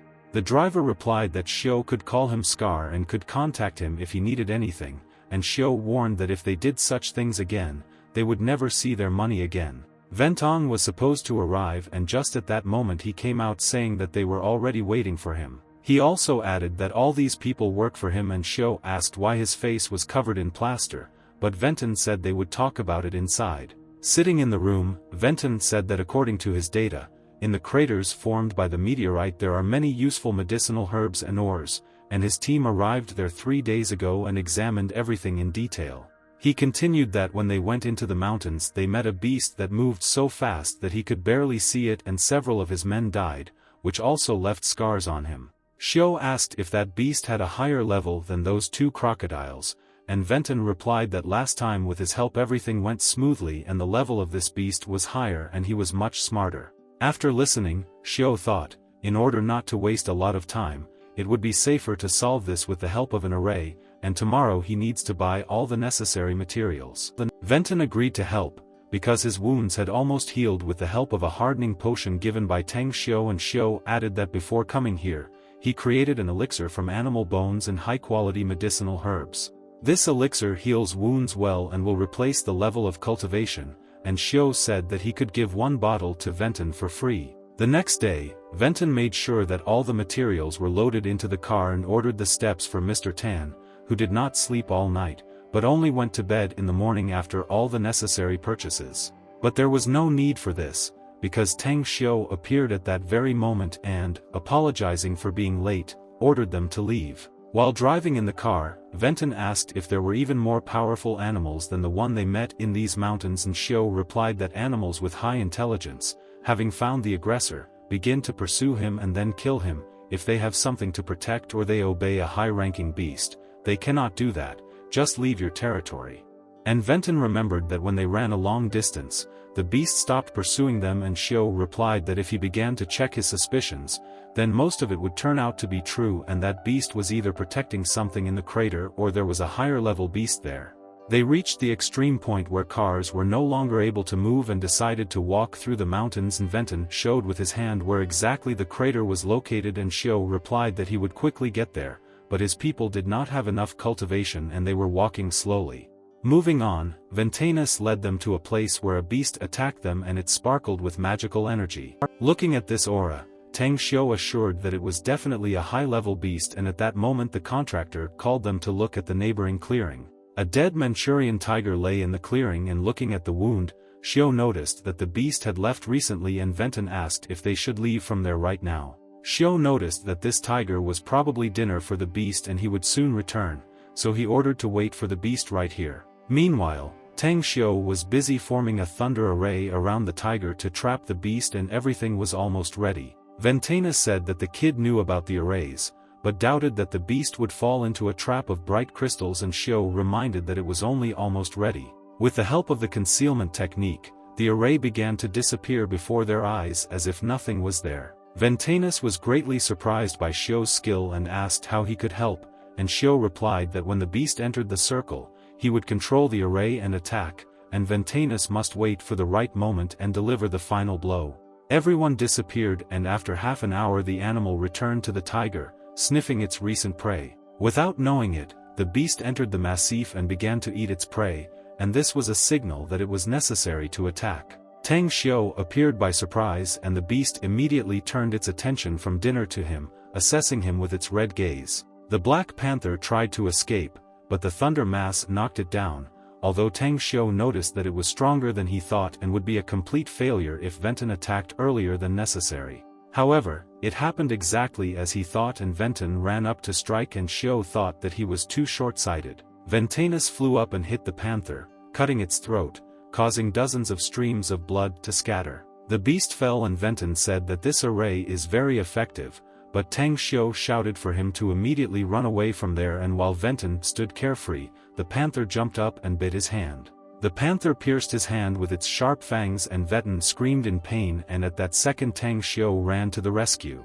He tore the beast away from Ventanus while he screamed and cursed, covering the wound that was bleeding heavily. While Tang Xiao held the beast, he turned to him and said that he knew that he understood him and asked him to submit and he would spare his life, and the beast nodded in agreement. Tang Xiao loosened his grip and the beast fell to the ground, after which he stood up and Xiao asked to show his devotion. The panther released a ball of energy from its mouth and Tang Xiao accepted it, and in his hands it began to change color. After that, he said that he had put a mark on her essence, and if she dared to betray him, then in any case he could tear her apart from the inside, and then gave back the energy ball, which the panther absorbed. With the mark, the panther's aura also changed color, and Xiao added that he put his energy into her essence so that her wounds would heal quickly, and then asked if there were even more wild beasts at the crater. In response, the panther nodded, and Xiao asked about rare minerals and medicinal herbs and also received a nod, and the last question was whether he could defeat that beast with his strength. The panther first growled and then was silent for a long time, and Xiao understood everything, so he ordered it to turn into a spiritual object. Panther's head pendant, which fell at Tang Xiao's feet. Hanging the pendant around his neck, he said that it was time for them to go, and Venton asked why they were refusing to go into the crater, and Xiao replied that, according to the panther, his strength was not enough to defeat the local monster. He added that, in addition, Ventanus was wounded and today they would not encounter anyone, but tomorrow morning it would be better for them to go down the mountain. Ventanus replied that there was no need to worry about him, because he would take the elixir and tomorrow he would be as good as new. Tang Xiao objected that even if the wound did not reach the bones, the torn muscles in him, and even with the elixir, it takes at least 5 days to recover, and Venton was upset, but remembered the pills that Xiao gave him before leaving. Then Tang Xiao remembered the golden spirit pills and thought that Ventanus' wounds were with them will heal, and he has 4 of these pills left, and if he takes them at a time and cultivates them all night, he can reach the next stage. Seeing that Xiao was thinking, Venton asked if these pills would help, and Xiao replied that with them he would fully recover, but he needed to start cultivating to try to become even stronger overnight so that tomorrow morning they would decide to return or move on. Venton understood the plan and said that he was going to immediately get treatment, and then asked the Xiao subjugation technique that only works on low-level animals. Tang Xiao replied that a not very smart monster can even be taken under control, and this technique allows you to turn a monster of any level into a spiritual item, and the bearer of this item can gain its power. Venton asked why Tang Xiao did not tame those 2 alligators, and Xiao replied that the materials from them were much more valuable, and in addition, he promised him some basis. Then Ventanus became interested in what element this panther was, and Xiao, taking the pendant in his hand, began to check it. The city's position with incredible speed. They determined that this pendant gives strength and speed, and Venton asked to teach him this technique, but Xiao replied that they would talk about it next time, because now it is somewhat more important. Namely, whether they will be able to get into the crater tomorrow or not, and whether he will have enough strength for the fight. The next morning, Venton woke up full of strength and energy, as if there were no wounds at all, and the level of cultivation increased, but he was not alone, because a few meters later an energy explosion was heard. Venton ran towards the sound and saw Tang Xiu there, who was testing himself and his skills in a new technique. He studied the boundless void heaven linking technique and the first grade of the colored star body. This heaven connecting technique had both divine and demonic origins and could directly transform into a demon, which happened to Tang Xiu for a few seconds, after which the tension subsided. Ventanus, who was watching all this, carefully asked if everything was okay, and Xiu replied that they could still try to go to the crater, because he had reached the 5th step of the first stage of this technique. Ventanus was surprised, because Xiu's aura had become at least 10 times more powerful, and Xiu replied that these were not all the privileges, but even he did not expect to jump 2 levels at once. Tang Xiu said that Venton's people should stay here because they would be in danger in the crater, and then asked how his wounds were, and Venton replied that he had fully recovered and raised the level of cultivation, and Xiu said that he would already go and try not to rush, and then slipped into the forest as if bullet. Ventanus, of course, did not believe him and, barely catching up with him, said that if they went to the crater just the 2 of them, they would not be able to carry out many minerals. I will answer that at first he wanted to create a spatial ring, but he is still missing 1 mineral, and this is another reason why he is here. And Ventanus asked about the same ring. He says that can include anything.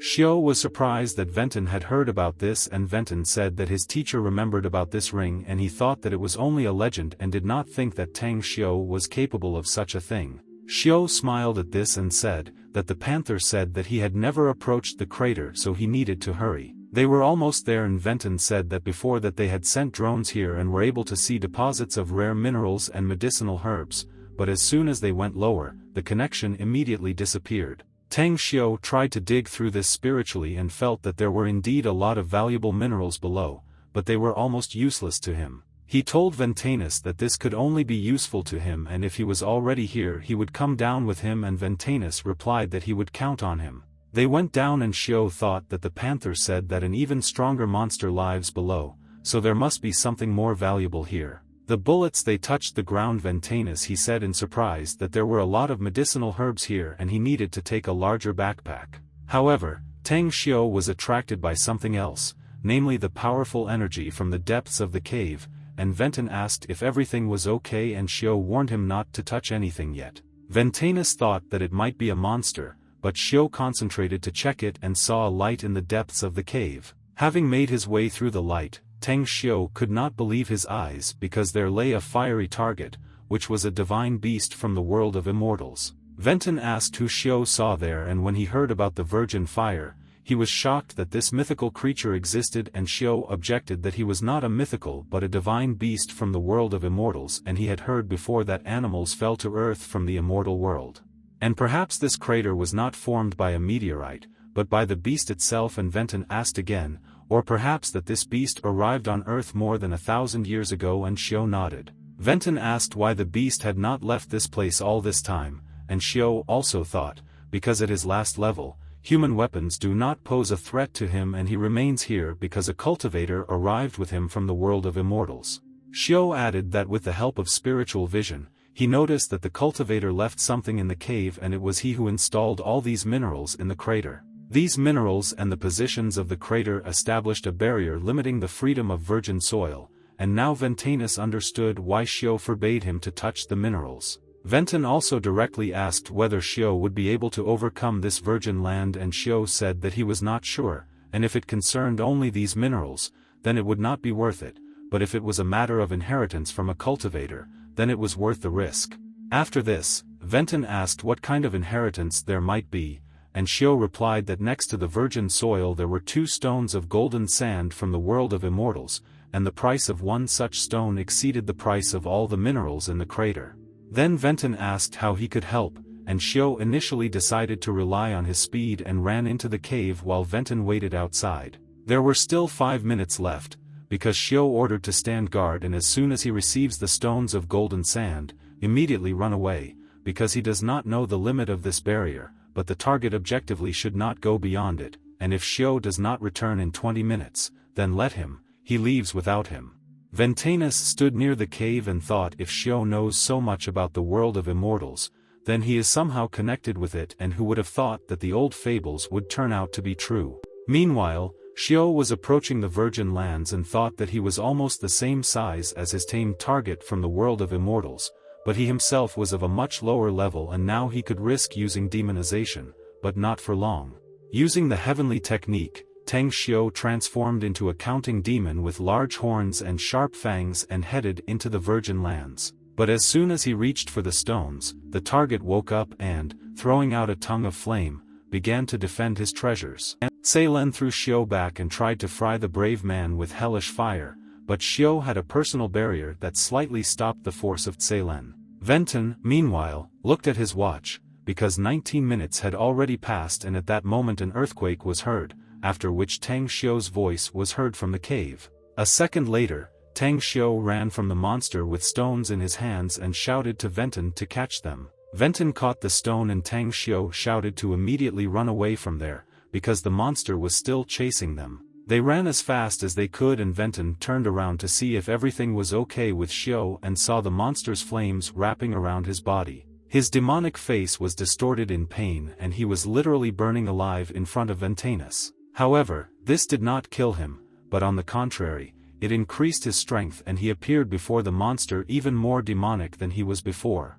His image was distorted beyond recognition and he turned around and contrasted his infernal strength with the monster's. This blow caused Tang Xiao to dissolve in the shock wave to increase the flow of energy, after which an incredible explosion occurred. When the magical smoke cleared, Venton looked for Tang Xiao with his eyes and after a while he began to be visible, and in front of him the target was still standing. They had a duel of glances and looking into Xiao's eyes, the target stopped, turned around and walked back into the cave. After that, Tang Xiao fell and Ventong managed to catch him, asking how he was feeling and Xiao would answer that if he had been himself, this explosion of true qi would have torn him to pieces. He told them to take their things and get out of there as quickly as possible before the fire target changed his mind. The next day, Tang Xiao woke up in the car and first of all asked where they were and Ventong replied that they had almost reached the city and asked how he was feeling. Xiao replied that he was just tired of absorbing qi, but fortunately the target gave up on time and went,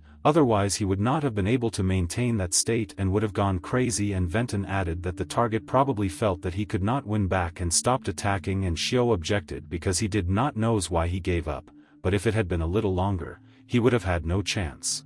Perhaps this had something to do with that cultivator, but be that as it may, they dealt with it and received a reward. Tang Xiao noticed that these stones are a real treasure because even in the world of immortals they are extremely rare and Venton asked about the sword and chest nearby. Taking the sword in his hands, Xiao said that this is an imperial sword with the appropriate technique and it can fly quickly, but it is old and poorly forged, so it must be reforged before use, and the box will have to be opened to find out what it is.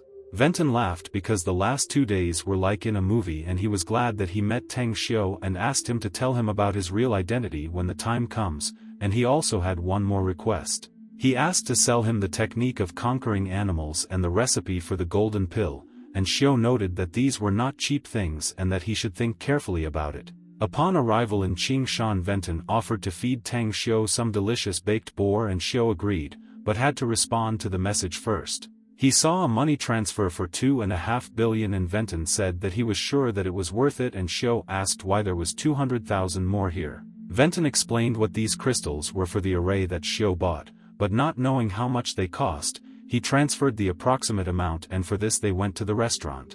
At the restaurant, Xiao saw a driver named Scar, who explained to his fellows that he wanted to end bad deeds because of personal principles. After he shot a man, he realized that he had gone far and fortunately he met a good husband and now he encourages them to change their path and his friend replied that they are not averse to it, but they were all in prison and that is their job. Scar continued to try to get a job at his ancestors' brewery and at that moment Tang Xiao approached them with a request to also taste their wine. Xiao added that he saw that Scar was a man of his word and stayed in the city, so he wanted to try his wine and Scar willingly offered him a glass. He said that this is the recipe of his ancestors, so he doesn't know if they will like it and Xiao commented that the taste is average but the recipe is quite familiar and asked for his bank card number. He sent Xiao the card number and soon 200,000 arrived there, surprising the man. Xiao explained that he heard what he told his brothers and he could divide part of the money between them and invest the other part in business. Scar was surprised that knowing their past, he still helps them, so he promised to show his gratitude at any cost and asked if he wanted to sit at the table with him, but Xiao replied that he would sit with his friend at another table and reminded him that he should help he can find some. The next morning, Xiao said goodbye to Venton and said that he was worried that there were other immortal cultivators on Earth, so he assured not to tell anyone about the golden sand, so as not to become a target, and Venton nodded in understanding. Then, Xiao wished him well on the way and Venton said that when he had free time, Xiao should come to visit him. Left alone, Tang Xiao thought how many people had come to Earth from the immortal world to him, and he knew that he would still meet many things that he did not expect. In addition, although he has reached the Yijing stage, he needs to choose a cultivation direction before finally finishing the tyrannical star body, and whether it is demonic or divine cultivation, the decision must be made at the right time. At that moment, Scar came up and wanted to help load Tang Xiao's things into the car, but when he took the bag, he widened his eyes and asked why it was so heavy. Tang Xiao said that he would do it himself and Scar continued that it was too heavy a load and Xiao could carry it so easily, but Xiao replied that it was only a stone. Leaving in the car, Scar assured that he knew almost everyone in this city, and then Xiao showed a photograph and Scar said in surprise that this was Wang Ming, but he only knew his brother, but he knew where he was now. Tang Xiao ordered to quickly go there and they rushed off talking on various topics and Scar found out that Xiao was from Xingqian. Scar replied that Xingqian is a wonderful city and he wanted to send his child there, but the education is very expensive and Xiao asked why he did not make money on his winemaking skills, because this could achieve success. Scar replied that now society is too impulsive and his ancestors paid a lot of attention to elaborate packaging even when things were going well, but when he was young, he got injured in his legs, and then got into trouble for which he served several years in prison and now cannot find normal work. Tang Xiao replied that a talented person will always prove himself and asked what he thought about working for him, because he was thinking about opening his own winery and he needed a technical director with a salary of 1 million a year and plus 5% of the profit. At these words, Scar suddenly slowed down and asked again the authenticity of his words and Xiao replied that he would go with him to Xingqian after completing this task and he could also pick up his child when the business got going. Xiao added that he would help get his child into school and Scar almost burst into tears with joy thanks to such kindness and Xiao lightheartedly said that they should move on and Scar told something about this to Wang Ming. Scar said that he doesn't know much about him, but he knows that he and his brother came to Qingshan about 2 years ago and now he works in a garage and he knows him through one friend.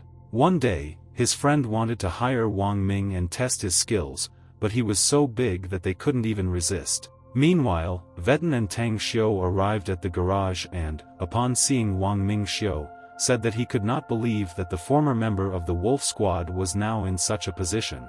Wang Ming replied that he did not understand what they were talking about and he was definitely confused with someone, and Tang Xiao asked if he and Lan Tu were going to hide all their lives. These words made Wang Ming turn around and at that moment his brother came and recognized Scar and said hello and Scar, in turn, introduced his boss and said that he had something to do with his brother.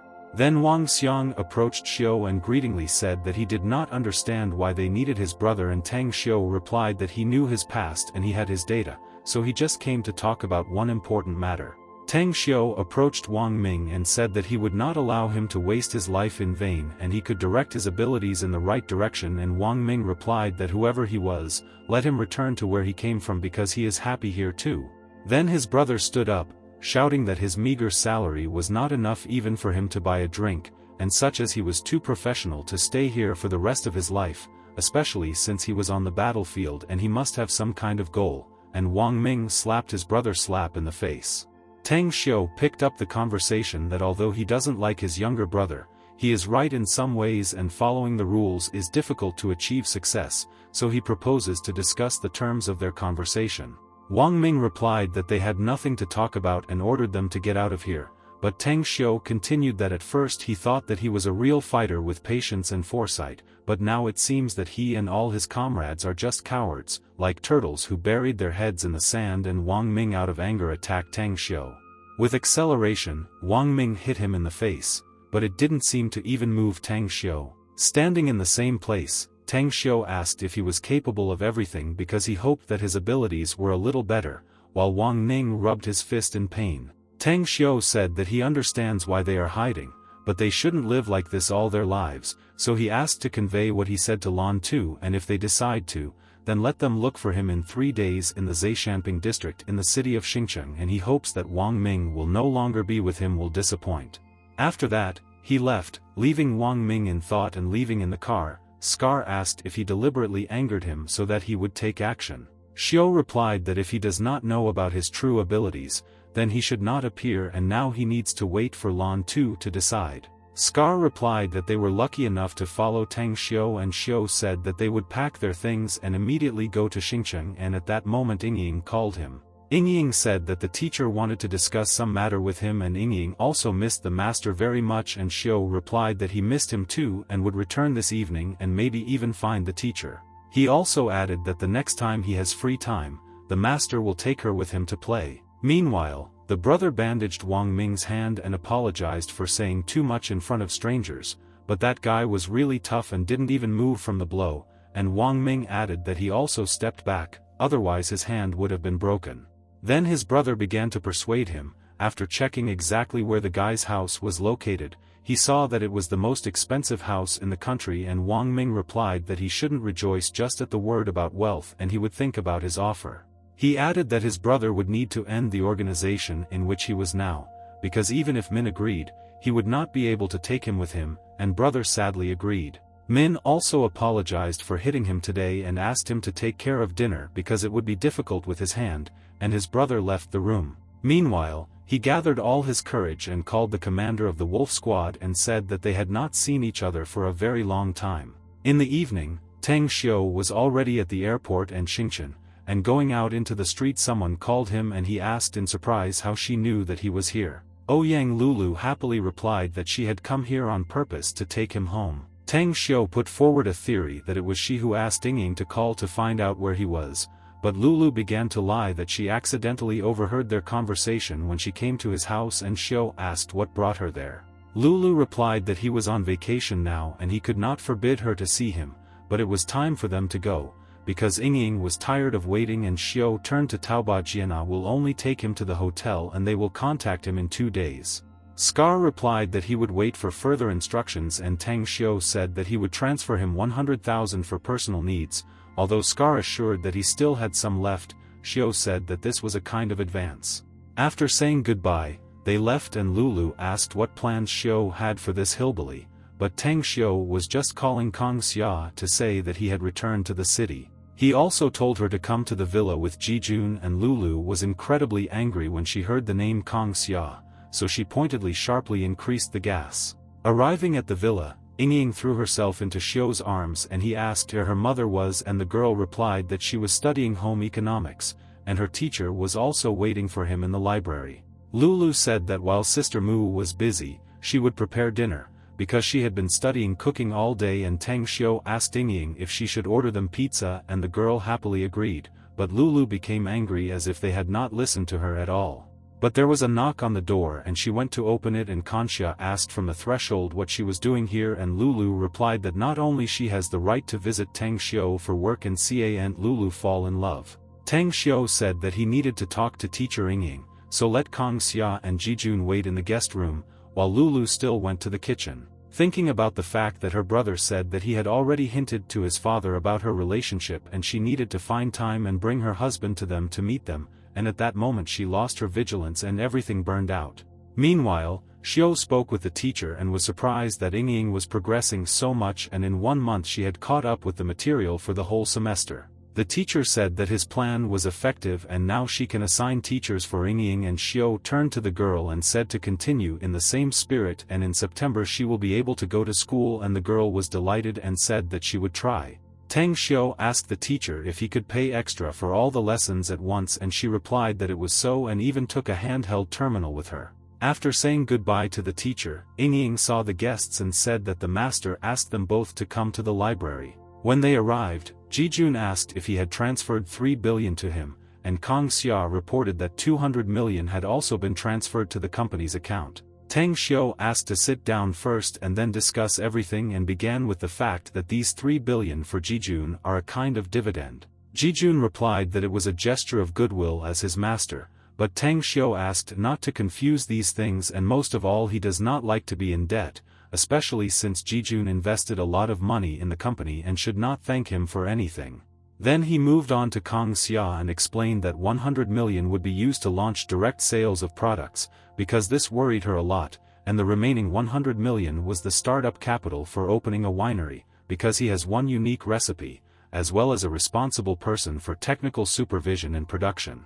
He added that in 2 days she would contact this man and check if there was a suitable place nearby to build a factory, because in the future she would also manage this wine brand, and Kang Xia replied that this was very much the case and asked him to inform her when it was ready. First sample of wine. Tang Xiu replied that it is not for nothing that she is called the best manager on Wall Street because the energy pours out, but he emphasized not to forget about rest because he heard that she often works at night, and Kang Xia replied that her most important thing is the success of the company. Next, Xiu told Jijun that this girl's name was Gu Yin and he met her on Jingmen Island and took her as his student, so now she is his younger sister.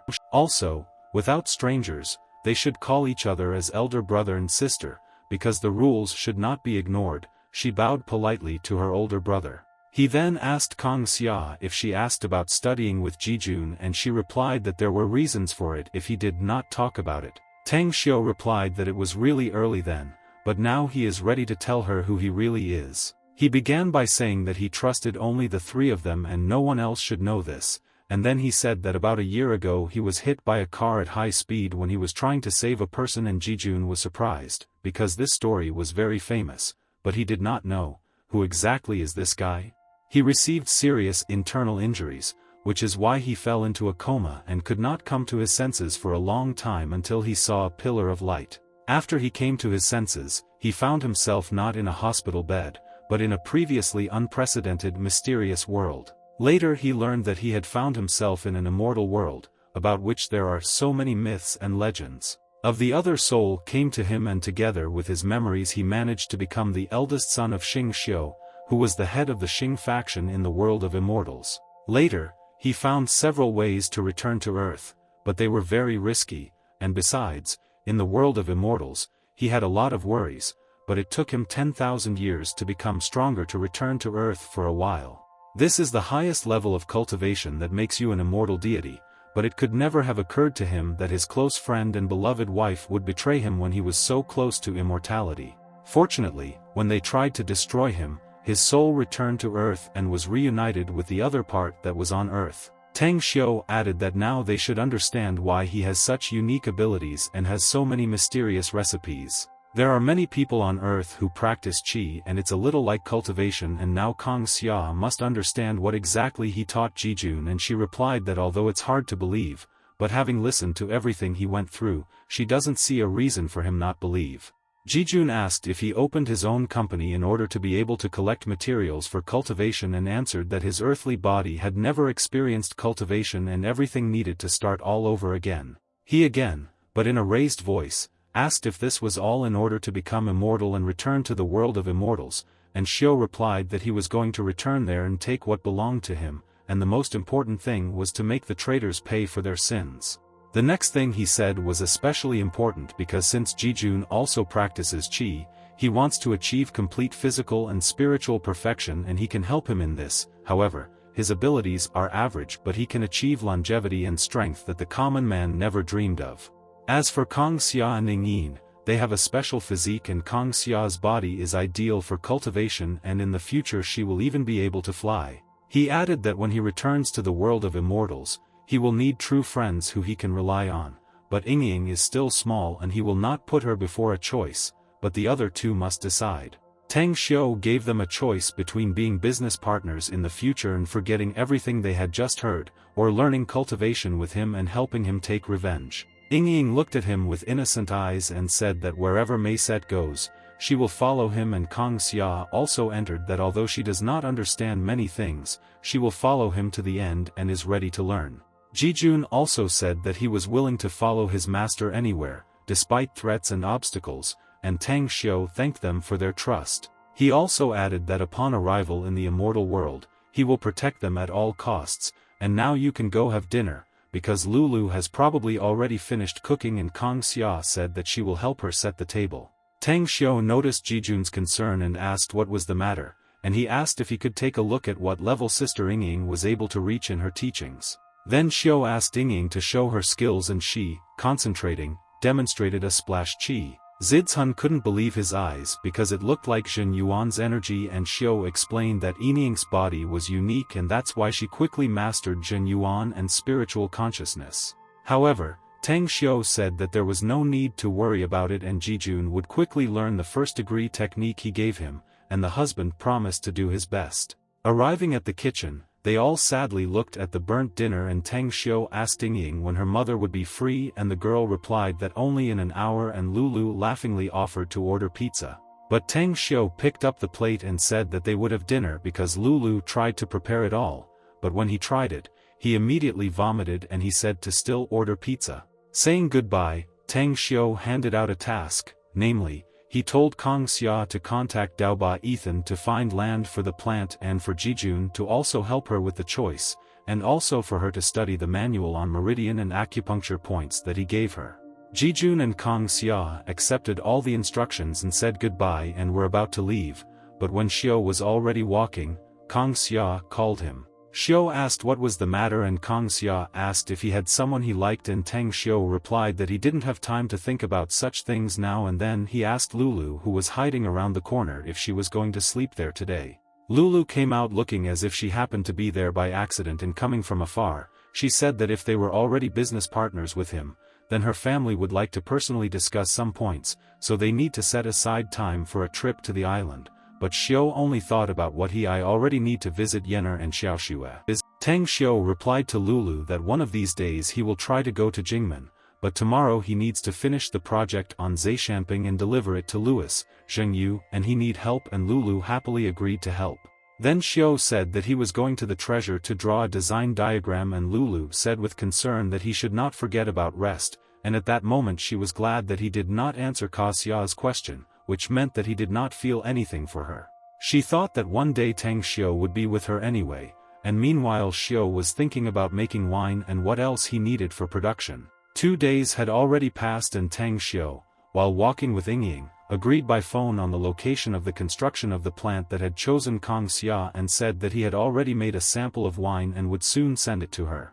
He also asked to discuss the topic of shareholders with Jijun, and then, thanking him for the work, they were just passing by an ice cream shop and Xiu asked Yingying if she wanted it, but at that moment something wildly alarmed him. Far from the city on a high mountain, he noticed that several people were watching him. He smiled at them through the binoculars and told Yingying that he would take her home first and then go get some ice cream, although the seller was too suspicious. He guessed that that pen on the mountain was definitely them, but he didn't know who sent this ice cream seller here. Meanwhile, Wang Ming asked the commander what he thought about this Tang Xiu, and he replied that it was too unrealistic for an ordinary high school student to create his own company with a capital of 50 million in just 3 months. He also has good connections with influential people in the city of Xingchen, has good fighting skills, and is also hunted by assassins. As proof, he said to look at this ice cream vendor who is always hanging around Tang Xiu, and yesterday he was the janitor at the cottage. Wang Ming asked if he could help Tang Xiu with this situation by dealing with the seller, but the commander replied that this Tang Xiu is a capable guy and working for him is not such a bad decision. But first he wants to see how Tang Xiu copes with the assassin and only then make decisions, and Wang Ming agreed. The commander added that the trust of war wolves is not so easy to earn, so Tang Xiu will have to try hard. Meanwhile, Tang Xiu took Yingying to Mrs. Mu and told them to stay home for now, while he went for ice cream and bought food for dinner. When Tang Xiu entered the alley, the seller signaled to his accomplices who had turned off all the surveillance cameras, and this was a great chance, and after that Tang Xiu was surrounded by 2 men and a woman with pistols. The seller said that they were sorry, but they were paid to kill him, and Xiu asked who exactly, but the seller replied that he could not say. Tang Xiu warned that he was giving the last chance to confess who sent her, but the man with glasses sarcastically replied that he should ask this question to Hades, and after these words Tang Xiu cut his throat with one wave of his hand. He then did the same to the seller, and then went to the woman, who screamed in fear at the top of her voice. He grabbed her by the throat with a bloody hand and lifted her off the ground, cutting off her oxygen supply. Looking at her with eyes clouded with anger, he said that he could give her a quick death if she told her who sent them. Apparently she made the right choice, and upon returning home, Tang Xiu burned his bloody clothes and wondered about the phone number he had taken from the woman. But at that moment Zhong called him Taiki and reported that one Eiler tried to kill his mother, but they eliminated him. He added that in the process they lost one fighter, and Tang Xiu, in a rage, ordered the security chief to leave his job, because he needed him to personally guard his mother. Then Tang Xiu called the number on the business card and said that all the people were dead and that this was probably the middleman in charge of planning and coordination, so if he said who wanted to kill him and his mother, then he would pay 5 times more. He added that it is better to take money when they give it, otherwise he will send him to hell where he can see his friends, and the voice on the other end replied that he was waiting for 50 million in a foreign account and then he would send all the necessary information to the messages. While getting ready, Tang Xiu thought that the person who ordered his murder had conducted a brilliant investigation about him and the situation here, but if the intermediary so simply agreed to the money, then he and the customer are connected only by monetary relations and nothing more. He also thought that after the failed murder attempt, everything should be calm for now, and Mrs. Mu excitedly asked if everything was okay, because he looked very nervous and tensed since he arrived. But Xiu replied that everything was fine with him and he would not have dinner at home today, and remembering the message from the intermediary, he thought that he was giving him a chance to leave him alone, but she did not listen, and now let it not be his fault, because he will not stand on ceremony. Meanwhile, an investigative team was already working at the scene of the murder, but so far no important records had been found. The investigator reported to Chief Sayumii that the cameras had been destroyed, and severe burns were found on all 3 bodies in the neck area, and prints were difficult to take, but the prints on the weapon had been erased by someone. Shumei got angry, because this year some devilry was happening in Xingqian, first the strange death of foreigners, then the robbery of a construction company, and it seems that all this was done by the hands of one person, so she decided to review all these cases again. She promised herself that she would find this man, and while walking to the car she again saw the same retorter who said that the police had not yet established the identity of the killed people, but they had weapons with them.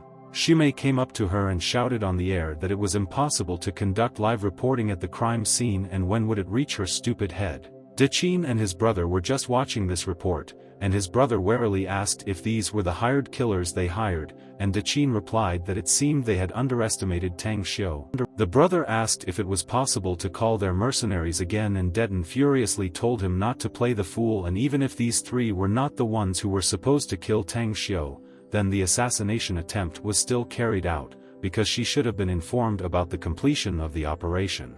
She understood that they had only monetary relations with the group of mercenaries, and Tang Xiu probably already knew that it was them, but they were the Zhang family and it was not so easy to deal with them. Dechin, in a commanding tone, told Yongjin to go to Lanqing to see her friend, and she was not interested in his opinion, because he was the only son of the Zhang family, and his brother agreed.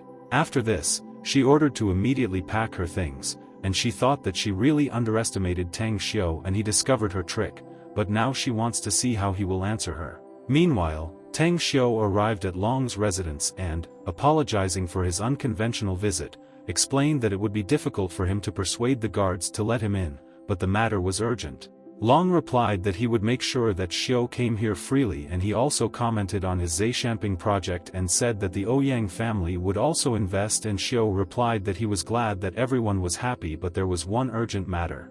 Having said that Zhang Deqin tried to kill him, Xiu added that they did not know about his true strength and therefore were defeated, but he gave her a chance back this time to return blow for blow. He continued that if he just killed them, he would have given them an easy death, so he came to Long, because if you erase the basis of the Zhang family from Xingqian, then first of all it would benefit Mr. Long.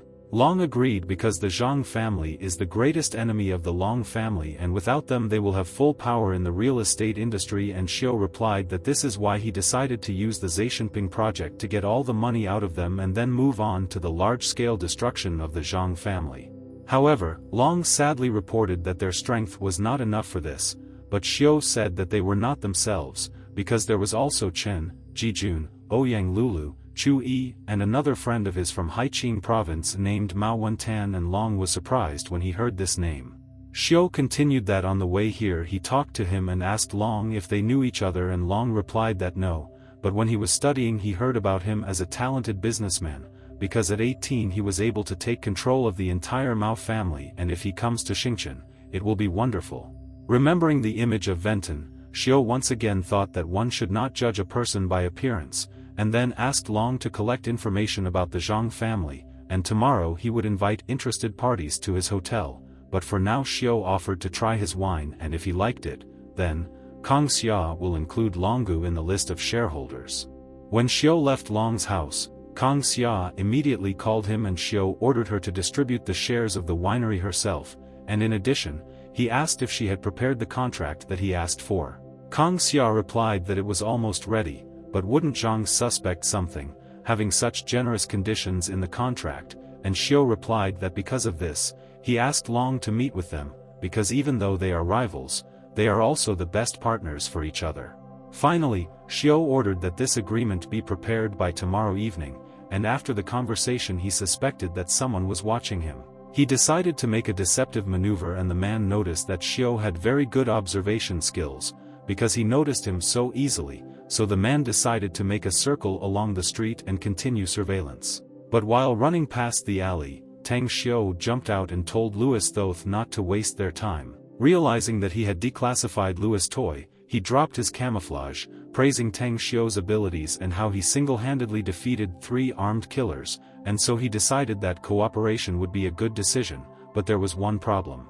He said that he had a bad habit of checking people personally, so he made it clear that he wanted a duel. A few minutes later, Thoth was sitting against the wall with a wounded face and hand, and Tang Xiao asked if this was all he wanted to make sure. He replied that a wise person who knows how to correctly understand the situation and Tang Xiao's strength cannot be compared with anything, then why would such a strong person need to corral them? Xiao replied that no matter how strong he was still alone and needed help in escorting him, and besides, he wanted them to guard his island in the ocean, and Thoth asked if he wanted to create his own armed corral. Tang Xiao said that and asked if his guys could do such work, and he replied that they are the best in this field. But Thoth said that there is one task, after completing which he will immediately order all his wards to come to Xingchen, and Tang Xiao guessed that we were talking about people who were aiming at him. Xiao's intuition amazed Louis Toya, and he said that as soon as Xiao deals with those who want to kill him, they will immediately follow him, and Xiao accepted the agreement and asked Tuya to stay in Xingchini for this show. He was about to leave and Tang Xiao asked if he knew a man named Zhong Taiki, and Toth asked in horror how he knew him. Xiao replied that his blow is similar to Taiki's, although weaker, and he knows all this because Taiki also works for him, and after this Tang Xiao wished them good cooperation and left. When Thoth was left alone, he took out a pendant with a photograph and thought that no one could have known that the commander of a detachment of hunting hawks and his brother in arms, who had been missing for many years, would work for Tang Xiao. The next evening, Tang Xiao arrived at Long's hotel and quickly checked the required agreement and went into the hall to discuss everything with his partners. Entering the domed hall, everyone was glad to see him and he apologized for the wait. Then they sat down at the negotiating table. Xiao showed the contract, which is the key to his plan. Venton commented that this agreement is aimed at forcing the Zhang family to invest in Zaishenping, and then make them violate the agreement, and Xiao replied that this is exactly the case. There is a very high capital return, and if they enter into this game, then Xiao will have the opportunity to leave them with nothing. Ouyang said that by focusing only on this plan, it would be difficult for them to go bankrupt. Zhang Yilong replied that this is the reason for this meeting, because he and Chu Yi have 5 billion at the investment stage, and yesterday he hired a person to research the amount of assets of the Zhang family. Long added that they have 20 billion, but at the moment there are 5 for the intended use, and he and Chu Yi are ready to increase the investment to 8 billion, and Ouyang replied with interest that they are also ready to invest 5 billion. Jijun supported that he could invest 3 billion, and Venton added that he was ready to invest 4. Tang Xiao summed up that together it is just 20, and now they are ready to play, and later they will deliberately start rumors about capital, then Long, as the person in charge, will manage to take out a large loan from the bank. In addition, they will publish the design diagram of Zaishenping, and Kang Xia asked if a person like Zhang was really as careful, children will invest here. Xiao replied that their goal is not to Qin, because the day before his people studied all the circumstances, because Dechin only gained power last year, but recently its results have worsened, so the elders are thinking of replacing it. And it is most likely that the elders will elect Zhang's former chairman and father, Ditin Zhang Fengxiang. Jijun commented that Fengxiang is known for his greed and this plan could actually work, and Xiao added that their money should be divided between two people, because it will be easier to manipulate it. He continued that in the Xingchen limit, the person in charge of the money would be Long Zhengue, and outside the city, the person in charge would be Ouyang Lei from Jingmen Island, and Lei said that he would do anything for his brother-in-law. Tang Xiu asked Lei not to call him a Schwarg because he misunderstood something, and Ouyang Lei shouted angrily that Tang Xiu really didn't want to take responsibility for sleeping with his sister, and Lulu, blushing, screamed for her brother to shut his mouth. 2 days later, at the residence of the Zhang family, the father shouted at Dechin that she was mediocre and could not even get the right to develop, and the Long family and the Ouyang family invested 20 billion to open the project and want to take out another loan, and this project will bring cosmic profits, but Dechin assured that it's all Tang Xiu's deception. But the father objected that from today she no longer has the right to interfere in family affairs, and in the meantime he will personally meet with Long, and the Zhang family must definitely take part in the Zhaishanping project. After a while, Fengxiang arrived at Long's office without warning, and there was just a conference in Long. He burst into the conference room and Long affably asked what brought him there, and Fengxiang asked if he could just come and have a few drinks with his nephew, and Long sent his interlocutor rescheduling the meeting for the next time. Seeing Chief Wang, Fengxiang asked him what was going on, because recently he said that their bank was having some difficulties issuing loans, and now he is here. Long invited Fengxiang to sit down and drink something to calm down, and Fengxiang agreed. They sat down and Fengxiang asked if this man was next to the same Ouyang Lei from Jingmen Island, and Long replied that so, and they were collaborating on the development of the project Zhaishanping. Lei said hello, and Fengxiang immediately started singing and said that the Zhang family is in no way inferior to the Long family in the real estate industry, and at first they wanted to develop Zhaishanping township, but because of his stupid daughter, the Long family beat them to it. Fengxiang added that he also wanted to take part in this project, and Long replied that if he joined, they could refuse the loan and things would go up, but they did not count on a large number of participants, so the amount could be large. It was clear what was going on, and Long added that 10 billion were needed, and Fengxiang almost choked on this figure, but Long explained that if everyone invests 10 billion now, they will be able to immediately launch the project. Long explained that he understands that this is a large amount, but he and Ouyang are also taking risks, and Uncle Chen Jijun is also thinking about investing but has not yet given his answer, and Fengxiang asked to give him 1 hour to think. Speaking on the phone, he said that he did not need teachings, and at the other end of the phone, Dechin went crazy from her father's short-sightedness, because earlier, in order to accept a loan for investment, he had mortgaged the subsidiaries of their conglomerate.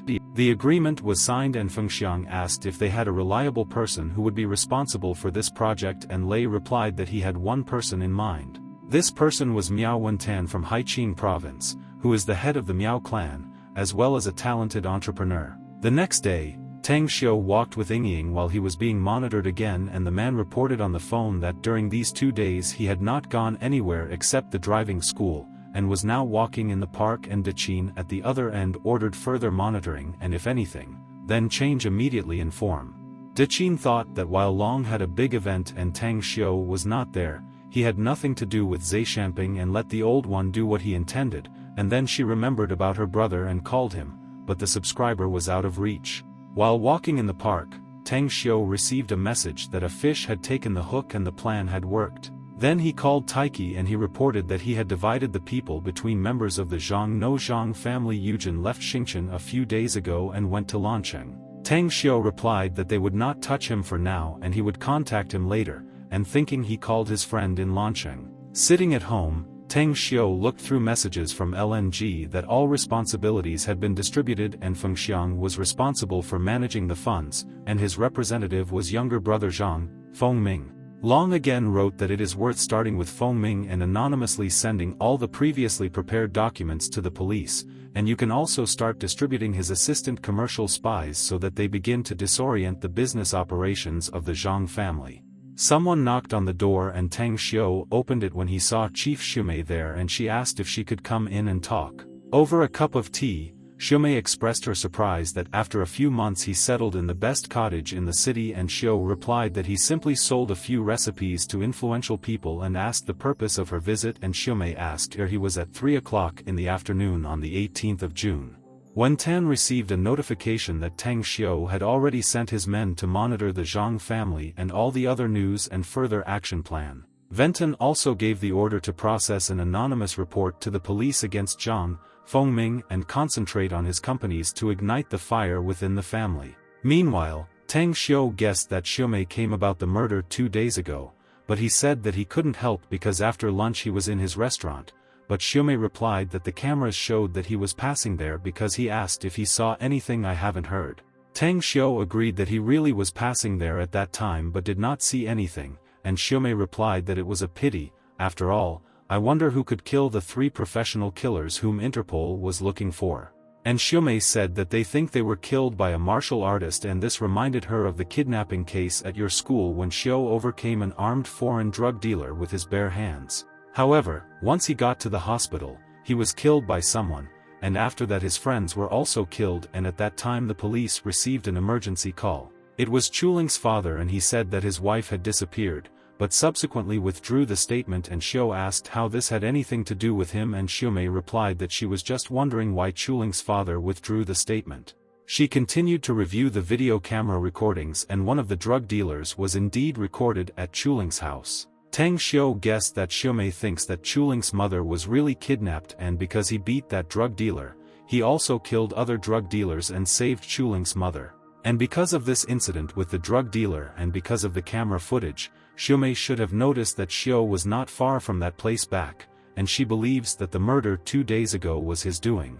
Tang Xiu turned around and walked away, saying that it was too late and he didn't have time to play tracker, and Shumei screamed at his back. What could he say about Tilong? She continued that his mother's store was destroyed, and the next day Tailong's ward was severely injured near the hospital where his mother was, and then Tailong's company was robbed, and he himself went missing. And was Tang Xiu really not involved in all this?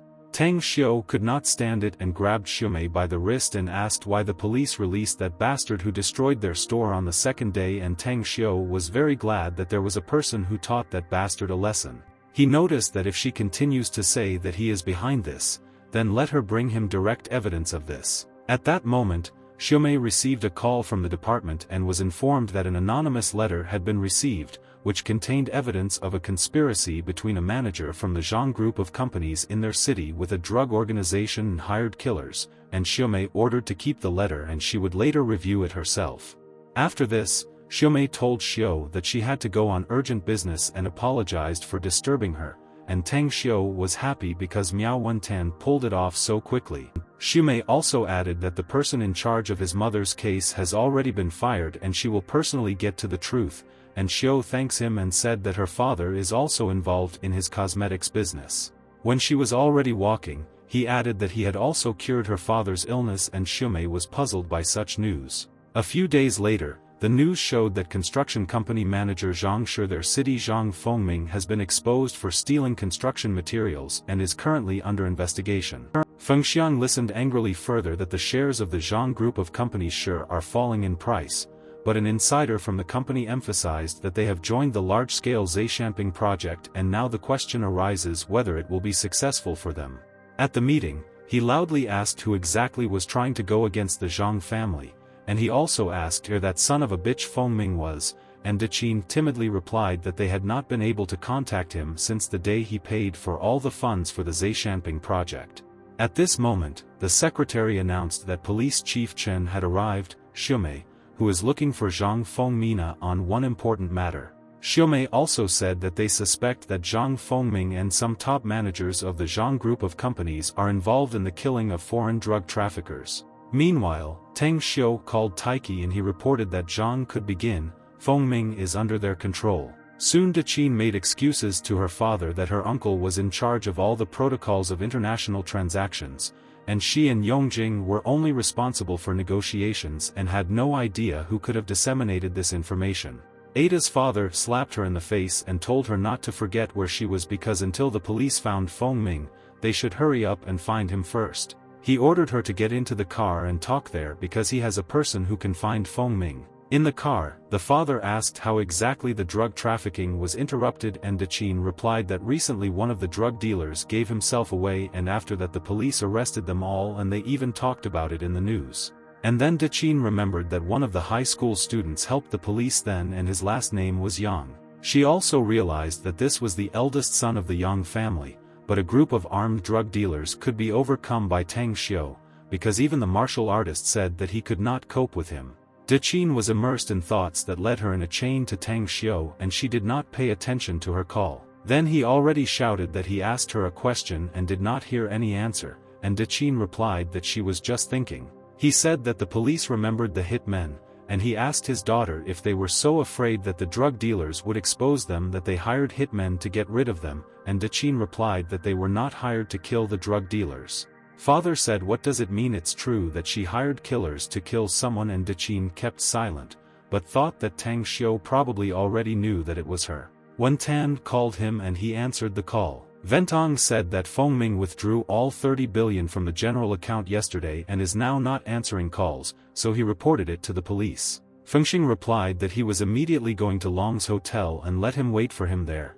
And then Venton told Xiu that his people should begin to act, and Xiu replied that they were already acting. Di Tin asked the driver several times to return the route to the Long Hotel, but he remained silent. She was already angry, but instead of the driver taking off his cap, Tai Qi returned and told her to behave politely. The next day, the entire company led by Tang Xiu arrived at the abandoned factory, and Long reported that they had already brought Zhang here, Feng Ming, but he is sure that someone will save him, and Tang Xiu added that by taking advantage of this, Feng Ming will expose his entire family for the sake of his salvation. Venton said that he had already received from him all the records of connections with international drug traffickers, and as soon as the case was over he would hand over the documents to the police. Wen Tan also said that Zhang Group of companies sure moved the entire project fund and, according to the agreement, this would be enough to take everything from them, and Xiu replied that their shares had collapsed, and the banks were demanding repayment of the loan, and this would undermine their position, and they also owed them 20 billion back and would definitely be left with nothing.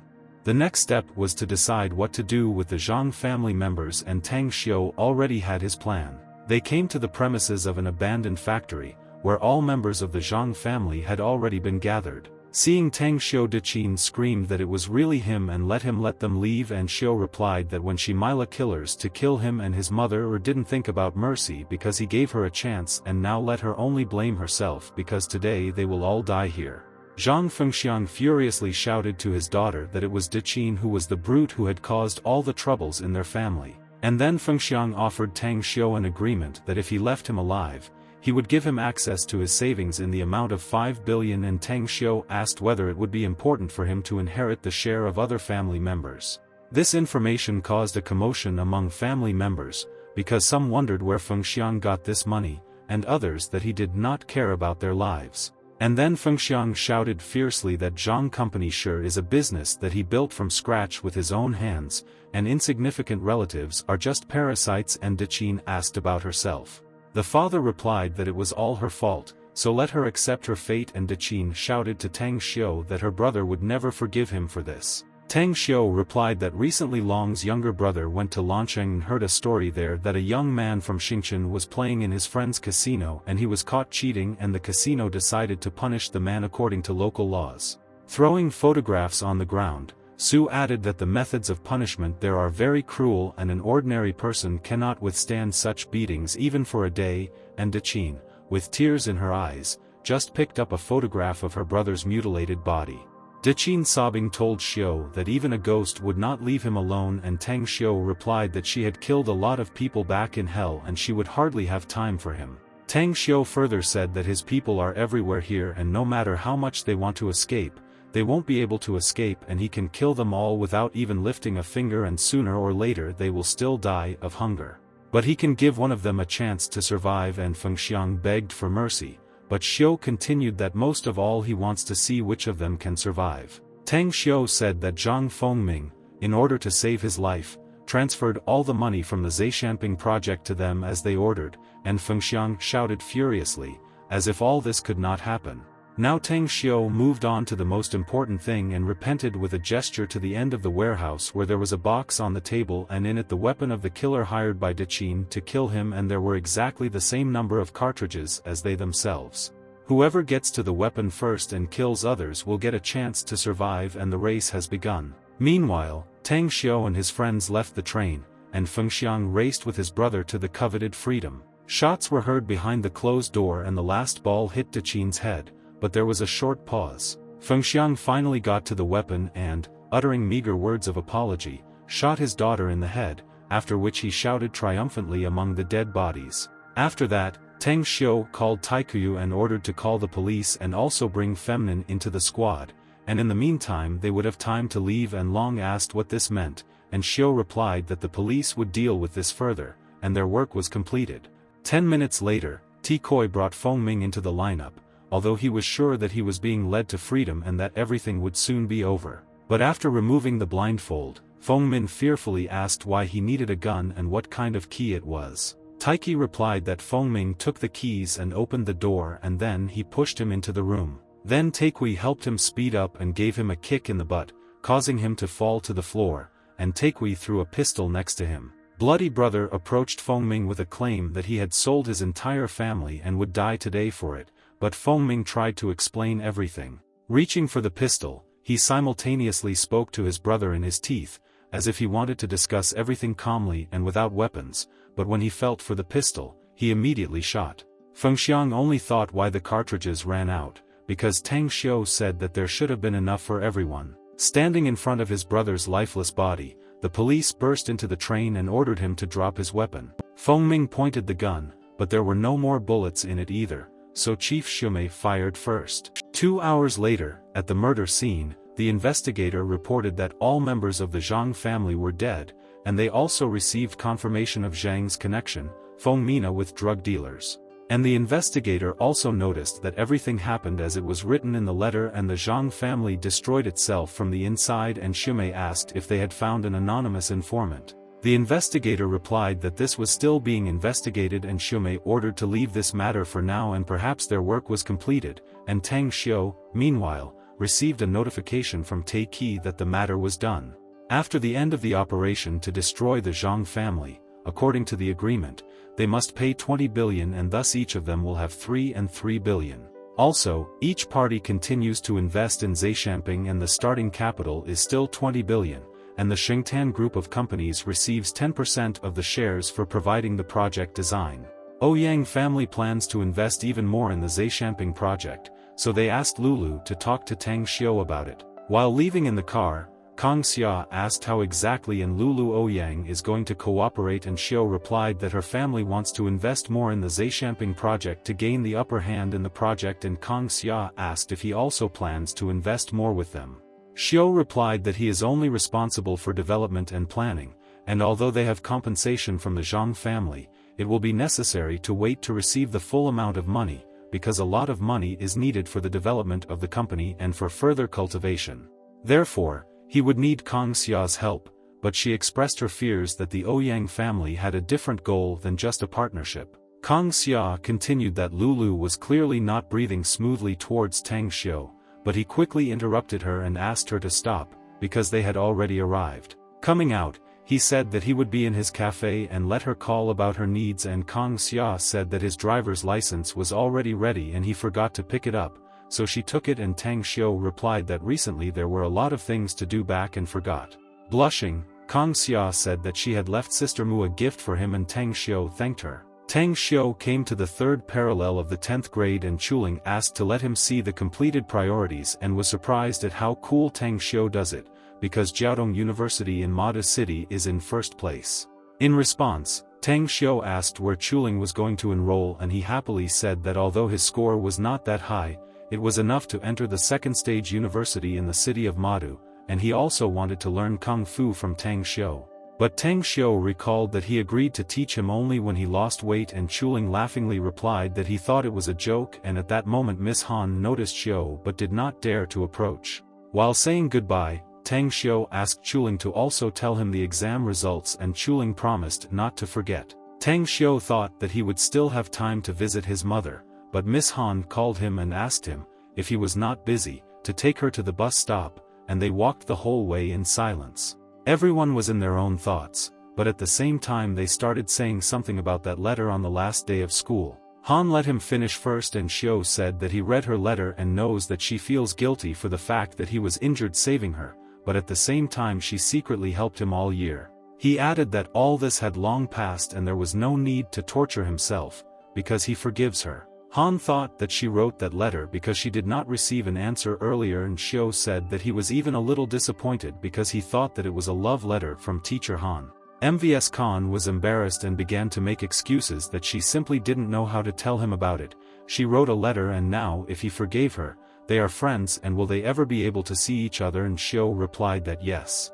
After that, Tang Xiao went to his mother's cafe, and she, of course, fed him and, sitting at the table, asked if he went to school today to fill out the form for priority universities and if he chose universities in Jingchen City. Tang Xiao asked if she cared that he would go to Jinyan University, and his mother replied that his paternal relatives lived there. Then she was worried. Approaching his mother, he said that they agreed not to remember him, and the mother replied that it was still his father, and Xiao shouted that he disappeared immediately after his birth and where he was when they were bullied. He continued that he had said more than once that he did not want to change his last name to Suno, because he never had a father, and after that he hugged his mother and apologized for raising his tone at her. Having calmed down, Tang Xiao said that he had chosen Jiaodong University. Madu is one of the best universities in the country, so his mother asked if he could study there, and Xiao assured that there would be no problems with this. After dinner, Tang Xiao went into his old room and, looking through the contents of the closet, thought that at first he wanted to take a few things to the cottage, but after cultivating the immortal spell, all the clothes became too small for him and it was better to buy new ones.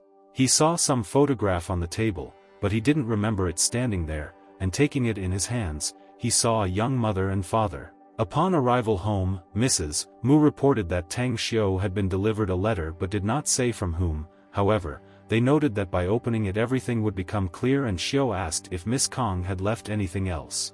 Mrs. Mu replied that Miss Kong said to give it to him personally, and this gift must be opened in the composition. Tang Xiao went to the rock, and while the door was rising, some red matter gradually began to be visible. His guesses were correct, and Kong Xia's gift were the keys to a car that was already in the garage. There was also a note in the package in which Kong Xia congratulated him on receiving a driver's license, and she hoped that he would like the gift. Tang Xiao tore off the red cape in one motion, revealing the black parts of the car underneath. Such a car would completely highlight Tang Xiao's status and courage, and looking at it from all sides, he mentally thanked Kong Xia. Tang Xiao also opened a letter in which Lan Tu wrote that now they are ready to serve him, and if they are needed, they are in touch at any time. After Xiao read this, he thought that he immediately needed to start cultivating, but all the medicinal herbs were used to produce wine and everything that remained was of little use. Although he still has a ball of vitality in a skeleton of a crocodile, they will not agree to medicinal raw materials, because they will not be able to fully realize their potential, so it is better to write a list and give it to Jijun so that he can help with the purchase. Tang Xiao also thought that he had all the materials to create a spatial ring, but use a golden sand stone with a stone. Skybreaker would be a big waste of money in relation to the golden sand stone. But first-class medicinal raw materials cannot be bought on the internet, but there are some internet resources where you can buy rare stones, and it is better to look there for a more suitable mineral. Another thing is this ancient sword, which even if melted down, cannot be used in the human world, but the mysterious box is branded with the owner's life chi. And then Tang Xiao decided to use his vital chi to open it and, concentrating, it began to come out. The contents of the box shocked Tang Xiao, because it contained an immortality pill and a note. The note said that the person who opened the box must have passed the test of virgin fire and let this pill be a reward, but in no case should the formation of virgin fire be disrupted, because this will lead to irreparable troubles. Tang Xiao realized that he had underestimated that cultivator, because creating an immortality pill was not so easy. Then he decided to immediately accept it and begin cultivation, because he had already reached the Jing phase, and this time he would not use demonic cultivation and would immediately move on to divine cultivation. But after taking the pill, he felt that his vital chi was beginning to leave his body and his image began to be distorted into a demonic account. This was followed by a strong surge of energy, but after 5 hours, Tang Xiu was still able to cope with the final test. However, Tang Xiu was even a little disappointed, because divine cultivation had affected his primitive cultivation level, which he had achieved through demonic cultivation, and he had also lost a little vital qi from his demonic form. Although he felt the improvement in his abilities, he felt that this was not the limit and he had wasted the immortality pill and needed to choose a cultivation direction between demonic and divine in order to complete the transition of the body of the first-level star hegemon to achieve immortality. Or we should come up with a way to balance between demonic and divine cultivation. The next day, Tang Xiu called Jijun and asked him to help buy medicinal raw materials, and in a moment everything was ready. Tang Xiu looked through the result and noticed that the minerals are located in Jincheng City, and the store is called Ancient Gate to the Void. He thought that between the exam results and the day when he needs to go to the hospital, there are still a few days ago he needs to go to Jincheng and make a spatial ring as quickly as possible. Tang Xiu Airport said his flight was delayed by an hour due to an aircraft malfunction. Therefore, he decided to go to a cafe to wait an hour before departure for a cup of aromatic coffee. While he was sitting immersed in his thoughts, he heard a conversation nearby that someone was asking to borrow a phone. Turning around, Tang Xiu saw that the girl was asking for help, but the guy did not correctly understand her intentions and openly stared at her. He said that if she spent these 2 days with him, he would buy her 10 of these phones, and the girl swore indignantly. Tang Xiu approached and offered the girl his phone number, and the guy barked that he should not interfere wherever he went, and Tang Xiu asked if he wanted to spend these 2 days with him, and Tang Xiu's serious look scared the guy. The girl thanked Tang Xiu and explained that due to her carelessness she had lost her bag and suitcase, and they went to the bench. Then Tang Xiu offered to bring something to drink, and as he walked he thought that she really looked like Zhang Xinya, and although he does not follow celebrities, he has seen them on TV. He also mentioned that she was like the muse of Fat Man Chuling and he would need to get her autograph for him. By chance, the girl went into Tang Xiu's phone book, and among the few contacts she noticed something interesting. At that moment, Tang Xiu grabbed the phone with the claim that he allowed him to call out of kindness, and she was rummaging through his phone, and the girl replied that it was accidental, and where did he get the contacts of Chu Yi and Ouyang Lulu. Xiu said that if she is not going to call then let her go, and the girl said that Lulu is her best friend and she knows her number from memory, and she is really a singer Zhang Xinya, and if he really knows Chu and Ouyang Lulu can help her. Tang Xiu asked how he knew for sure that she knew them, and Xinya said that he should let her talk to Lulu and he would understand everything himself, and she thought that this guy was probably gay if he reacted so calmly to her personality. Finally, Xiu agreed and dialed Lulu. She answered in a gentle voice, or Tang Xiu missed her, and Xinya replied that it was she who was speaking, not him. Lulu asked why she was calling Tang Xiu on the phone, and Xinya replied that she came to Xingchen on business but lost her things, so she had to ask to make a call. Xinya explained that she came to Xingchen because her father was ill, and recently she heard that the head of the pharmaceutical company, Chen Jijun, was sick with a similar disease but was suddenly healed, so she wants to find his contacts and ask how he did it. This is the reason for the visit, but who would have known that upon arrival she would immediately lose all her things, and Lulu replied that she was very lucky because the owner of the phone, Tang Xiu, knew Chen well, Jijun. Xinya replied that she accidentally saw this in his contacts and now wants to ask him to help contact Jijun, and Lulu asked to give Tang Xiu the phone. Lulu asked Tang Xiu to help her best friend, which was obvious, and Tang Xiu agreed. Next, Lulu asked if he was bored and if he fell in love with Xinya just because she was beautiful because she was her friend, and Tang Xiu simply hung up in a rage. Then Tang Xiu called Jijun and told him the situation that happened after that, and told him to just give Cindy the same recipe and let him hurry up and buy those medicinal raw materials. Jijun's personal number on a piece of paper and told Cindy to call him tomorrow, and he also gave her 2,000, because she would absolutely need it. But Xinya said that there was extra money because her assistant would arrive soon, but Xiu said that it was not a big deal, and when he left he thought that he would take the autograph next time because now was not a good moment. He went with the words that he needed to catch a plane, and Signa, he said he had one question. Xinya asked what kind of relationship he had with Lulu, and Xiu turned around in rage and shouted that there was no relationship. Tang Xiu walked on while the crowd looked at the superstar in admiration and thought that they would definitely meet Zhang again. Signa. 4 hours later, Tang Xiu got the mineral store he needed with the help of a taxi driver. Tang Xiu came up and knocked on the door, and when asked who was there, He replied that his name was Xing Chen, and the day before he had contacted the owner about buying minerals. A young girl opened the door and said that the owner was busy now and we needed to wait for him in the waiting room. Tang Xiu walked in and heard a conversation between the husband and the owner, and the man wanted to sell their family heirloom for 200,000. The husband added that by doing this he would save a person and the value of this thing cannot be ignored, and the owner replied that the thing really has historical value, but the cost of which he can put is 100,000.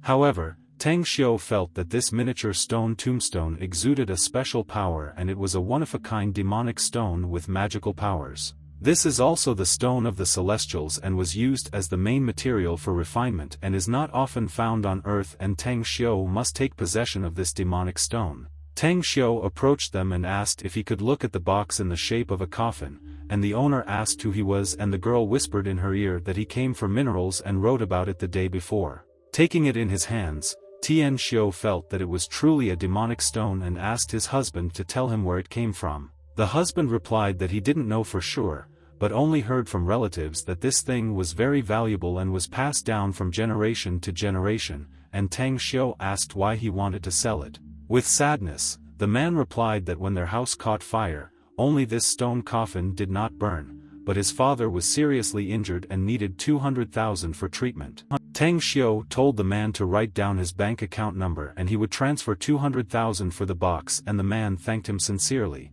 When the legend was formed, the man noticed that there was 50,000 more, and Tang Xiu explained that this was for medicine and food for his father. While the owner's assistant was taking out the box, Tang Xiu said goodbye to her husband, who warmly thanked him for his kindness. The owner opened the box with winter fluorite and said that he really had the minerals that he needed and he could sell these 3 pieces, and Tang Xiu asked the cost, although he knew that he had more than these 3 pieces. Pointing with his fingers, the owner announced a price of 15 million for all the stones, but the assistant denied that the price was too low for such treasures. The owner objected that he would sell them if the gentleman paid, because now there are many secret buyers, and there are few workers, so he admires the courage of this gentleman. But although he sells cheaply, the amount was not 15 million, and he is not a patient person, so payment is needed today. Tang Xiu asked for the bank account number. The money arrived and the owner was delighted at the guy's promptness, but laughing he began to cough heavily, and the assistant advised him to go and rest, and Xiu noticed that he probably had a serious lung disease. The owner said that today he will treat him, so let Tang Xiu also come and they will visit the best restaurant, and Tang Xiu politely agreed. At 7 in the evening they met and the owner told about the Lotus House and that traditional cuisine was prepared there. The man also said that among the antiques he does calligraphy. At the entrance there is a sign written by his hand, and for this you need to study traditional Chinese calligraphy. Tang Xiu noticed the skill of his calligraphy and tangible authority, so he asked his name, and the husband laughingly apologized for not introducing himself right away. The husband said that his name is Hu Bai and he teaches archaeology and the University of Communications, and his hobby is from time to time looking after an antique shop when he is in the city, and Xiu realized that he would be his teacher. And the girl is the daughter of his friend Mu Wanning, and this year she graduated from the capital's law university and is now preparing for her master's exams, and she also has a variety of calligraphy. Tang Xiu, in turn, also introduced himself that he was from Xingchen and had recently passed his university exams this year, and Vanin said, puzzled, that he was a high school student. Hu Bai laughingly replied that Tang Xiu was very different from his peers and then asked what specialty he wanted to enter, and Xiu began to speak but they were interrupted. This is a man who has become a new member of their community and according to the rules he must meet others. The manager introduced him as Zhurong and said that last time he won first place in the National Guqin Playing Championship. Mr. Hu Bai found out that this was the son of the same Zhurong, but the man paid attention to something completely different. He saw Miss Mu Wanning and sarcastically said that they had not seen each other for a long time, but the manager asked if he had already met Professor Hu. Zhurong put his hands on her shoulders and reminded her that at the last auction he took a painting with hieroglyphs, which she really liked, but they could agree, but Vanin screamed for him to take his dirty hands off her, and Mr. Hu ordered to get out of here. At that moment, a spoon flew across the table and hit Zhuzhuang right in the forehead, causing him to squeal, asking which scoundrel threw that spoon. Tang Xiu said that he would give him 3 seconds to apologize to Miss Mu and get out of here, but as if not hearing these words, Zhu Zhuang turned the table towards Tang Xiu with abuse. However, with one blow, Tang Xiu caused the table to split into small grafts, and this caused surprise among everyone present. Tang Xiu said that this vulgar outfit and show drama is too sad, so this is his last chance to apologize and go, otherwise he will hit him next. Zhu Zhuang thought that this guy was a monster after all. He broke the natural wood table so easily, and Tang Xiu asked why he was standing idle. Zhu Zhuang's answer was shocking because he challenged Tang Xiu to a duel in the Lotus House. Zhu Zhuang reasoned that now he is VIP and can challenge anyone to a duel, and the one who refused or lost no longer has the right to come to the Lotus House, and also the loser must forever abandon the art in which he is strong, and he is a master of Hrivnia on Gutsin, so I called Tang Xiu for a duel on Guqin. Director Bai said that she and Professor Hu were both her friends and were against the fight, but Zhu Zhuang replied that she had set such rules and he was only taking advantage of the right of a VIP client. Zhu Zhuang turned to Xiu asking if he could compete with him, and if not, then let him go right now, and Tang Xiu asked if he was really confident in Guqin. Although Zhu Zhuang was afraid that this guy could play the Guqin, he said that he had built a professional career on this, and Tang Xiu replied that if he puts forward a bet, then he must also put forward his satisfying opponent. Tang Xiu said that if he loses, he will pay 10 million, and if Zhu Zhuang loses, then not only will he give up playing the Guqin, but he will also give Miss Mu the painting she wanted. Zhuang asked that there was no need to talk, and how should he know that he really had 10 million, and Professor Hu stood up that if he didn't have it, he would pay personally. When everything was discussed, Zhu Zhuang said that according to the rules, their judges would be guests, and he told Xiu that he had already lost and there was no point in it, but Tang Xiu was confident in his abilities. The match was started by Mr. Zhu Zhuang, and he played one of the most famous compositions called The Traveling Monk on the Xiangjiang River. Vannon noticed that no matter how much one would like to admit it, his technique of playing the Guqin is clearly impressive. At that moment, Director Bai approached them and said that, unfortunately, she would not be able to lend them Guqin. Director Bai explained that all the people who have Guqin are on friendly terms with Zhu Zhuang, so no one will want to lend him their Guqin, and Tang SB replied that there is no need for this because Zhu Zhuang will lend him his. Professor Hu asked if he would be willing to do this, and Xiu replied that it was he who challenged him, but it was worth seeing how much impudence he had. Meanwhile, applause and cheers were heard from the crowd, and Zhu Zhuang told Tang Xiu that it was his turn now. Then Tang Xiu asked to borrow Guqin, and Zhu Zhuang replied that women, cars and musical instruments do not practice according to his principles, and even if he had Guqin, he would still lose. Hearing the answer, Tang Xiu rushed onto the stage like the wind and said that Zhu Zhuang was really a fool and he would play a song for the Guqin on another instrument. Zhu Zhuang laughingly replied that if he really manages to play the sound of the Guqin on another instrument, then he will automatically lose it. Tang Xiu chose an electric guitar and played one chord, making everyone surprised by the sound. Zhu Zhuang laughed and asked if he really wanted to play the Guqin melody on the electric guitar. Tang Xiu replied that if he had already agreed to his terms, then he should not care what instrument he would play, and Zhu Zhuang said that he could start his performance, because he could not wait to see it. Standing on stage, Tang Xiu mentioned that in high school he and the fat man were part of a music group and he has studied guitar, especially since it is also a string instrument like the Guqin, and having been in the world of immortals for long enough, he managed to master the game of the Guqin and needs to use his vital to imitate her timbre. The sound was simply incredible, and the crowd was surprised that a guitar could sound like a Guqin, and the beautiful melody was unknown to anyone. Everyone was shocked and at the same time pleasantly surprised, while Tang Xiu enjoyed the game, remembering the moments of playing the Guqin in the immortal world. The guests one after another commented that the melody was very majestic and the playing was like the skill of the celestial being himself, and Director Bai told Professor Hu that he insisted that this young man become a member of their Lotus House. Mu Weining thought that this Tang Xiu was not as simple as he seemed, and the audience noticed that he pressed the distortion pedal, which is used for hard rock. This maneuver made the sound even more beautiful and the melody seemed to go straight into the soul. After finishing his game, Tang Xiu received a lot of compliments from the listeners, because it was truly incredible. Then Tang Xiu turned to Zhu Zhuang and said that he would lose if he managed to play the Guqin melody, and Zhu Zhuang was overcome with fear. Director Bai approached Tang Xiu and asked what composition he was playing, and Xiu replied that it was his improvisation. Then she turned to the guests and declared this young guy the winner of the fight and asked if he had any objections. The crowd unanimously agreed with her decision, and Tang Xiu told Zhu Zhuang to go get the painting and immediately apologized to Professor Hu and Miss Mu.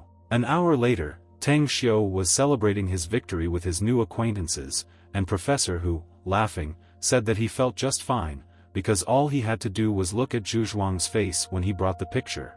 However, Director Bai came to see them because she wanted to personally give Mr. Tang their membership card. After presenting the card, she introduced Xiu as their regular guest, who also heard his speech and wants to talk to him. The woman said that she works as a teacher at the conservatory of Jingqing City and his performance was simply unsurpassed, and Tang Xiu, thanks for the praise, asked what case she wanted to apply with. She replied that their conservatory was missing a person like him, and she promised that with his efforts in just 2 years he could become a professional, and Xiu replied that he thanked him for the offer, but he was forced to refuse, because he had recently just passed the entrance exams to university. Together with Principal Bai, they asked in surprise if he was a high school student, because they always thought that he just looked young, and Tang Xiu replied that he only filled out the form for admission to the university 2 days ago, so he apologizes for the refusal. Then Mrs. Huang said that her husband is from the Ministry of Education, and if he wants to study with them at any time, they can change his form and she will personally arrange for a group of masters after completing his studies. But Tang Xiu said that he had already chosen his specialty and his decision would be difficult to change. He turned to Professor Hu and said that he had chosen the archaeological faculty of Jiaodong University in Mada City and in the future he would be its teacher. The old man was delighted at this news, and Xiu added that starting in September he would become his student. Professor Hu will answer that having a student like Tang Xiu is an incredible comfort, but after these words he coughed very hard and vomited blood. He was taken to the hospital, and after a while he woke up, and Vannon was very happy about it. The professor asked why he was here because he remembers how he sat drinking from Tang Xiu, and Vannon explained that last night his tuberculosis made itself felt, and the professor began to remember. He mentioned that Tang Xiu used some sort of qi technique to cure him, but he thought it was a dream. Vannon said that Tang Xiu left him a medicinal prescription and said that by taking it in a timely manner, he would be able to get rid of this disease, and added that this was possible due to the fact that he had taken part in archaeological expeditions for many years and could have picked up parasites that infected him with this disease.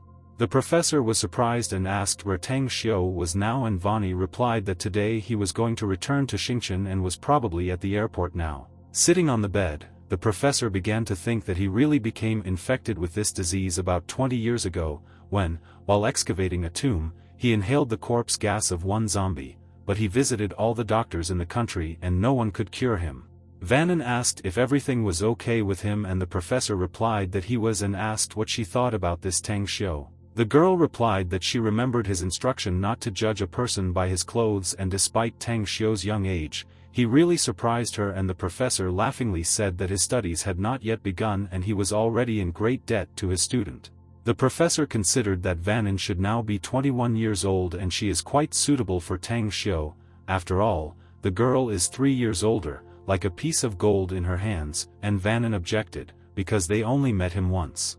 But the professor continued that Tang Xiu got a painting for her and it was not bad but beautiful, but the girl became embarrassed and asked to stop this conversation. The professor fell silent and said that it doesn't matter, I'll see you soon, and now the nails have something to do with her. Meanwhile, Tang Xiu was already at the airport but arrived ahead of time and hoped that the flight would not be postponed again, and someone called his name. It was Miss Mu. Vanning Chka said that he left them very quickly without leaving his contact information, so she dared to come to the airport, and Tang Xiu asked for what purpose she was looking for him. She replied that the professor wanted to thank him, so he asked him to hand over this package in person, and Tang Xiu replied that there was no need to worry so much and asked if he had regained consciousness. Vannon replied that the professor felt better, and Tang Xiu thanked him for the gift and, upon opening it, was delighted with the contents. There were 3 pieces of winter fluorite and 2 pieces of meteorite, and their quality was much better than the ones he bought from him,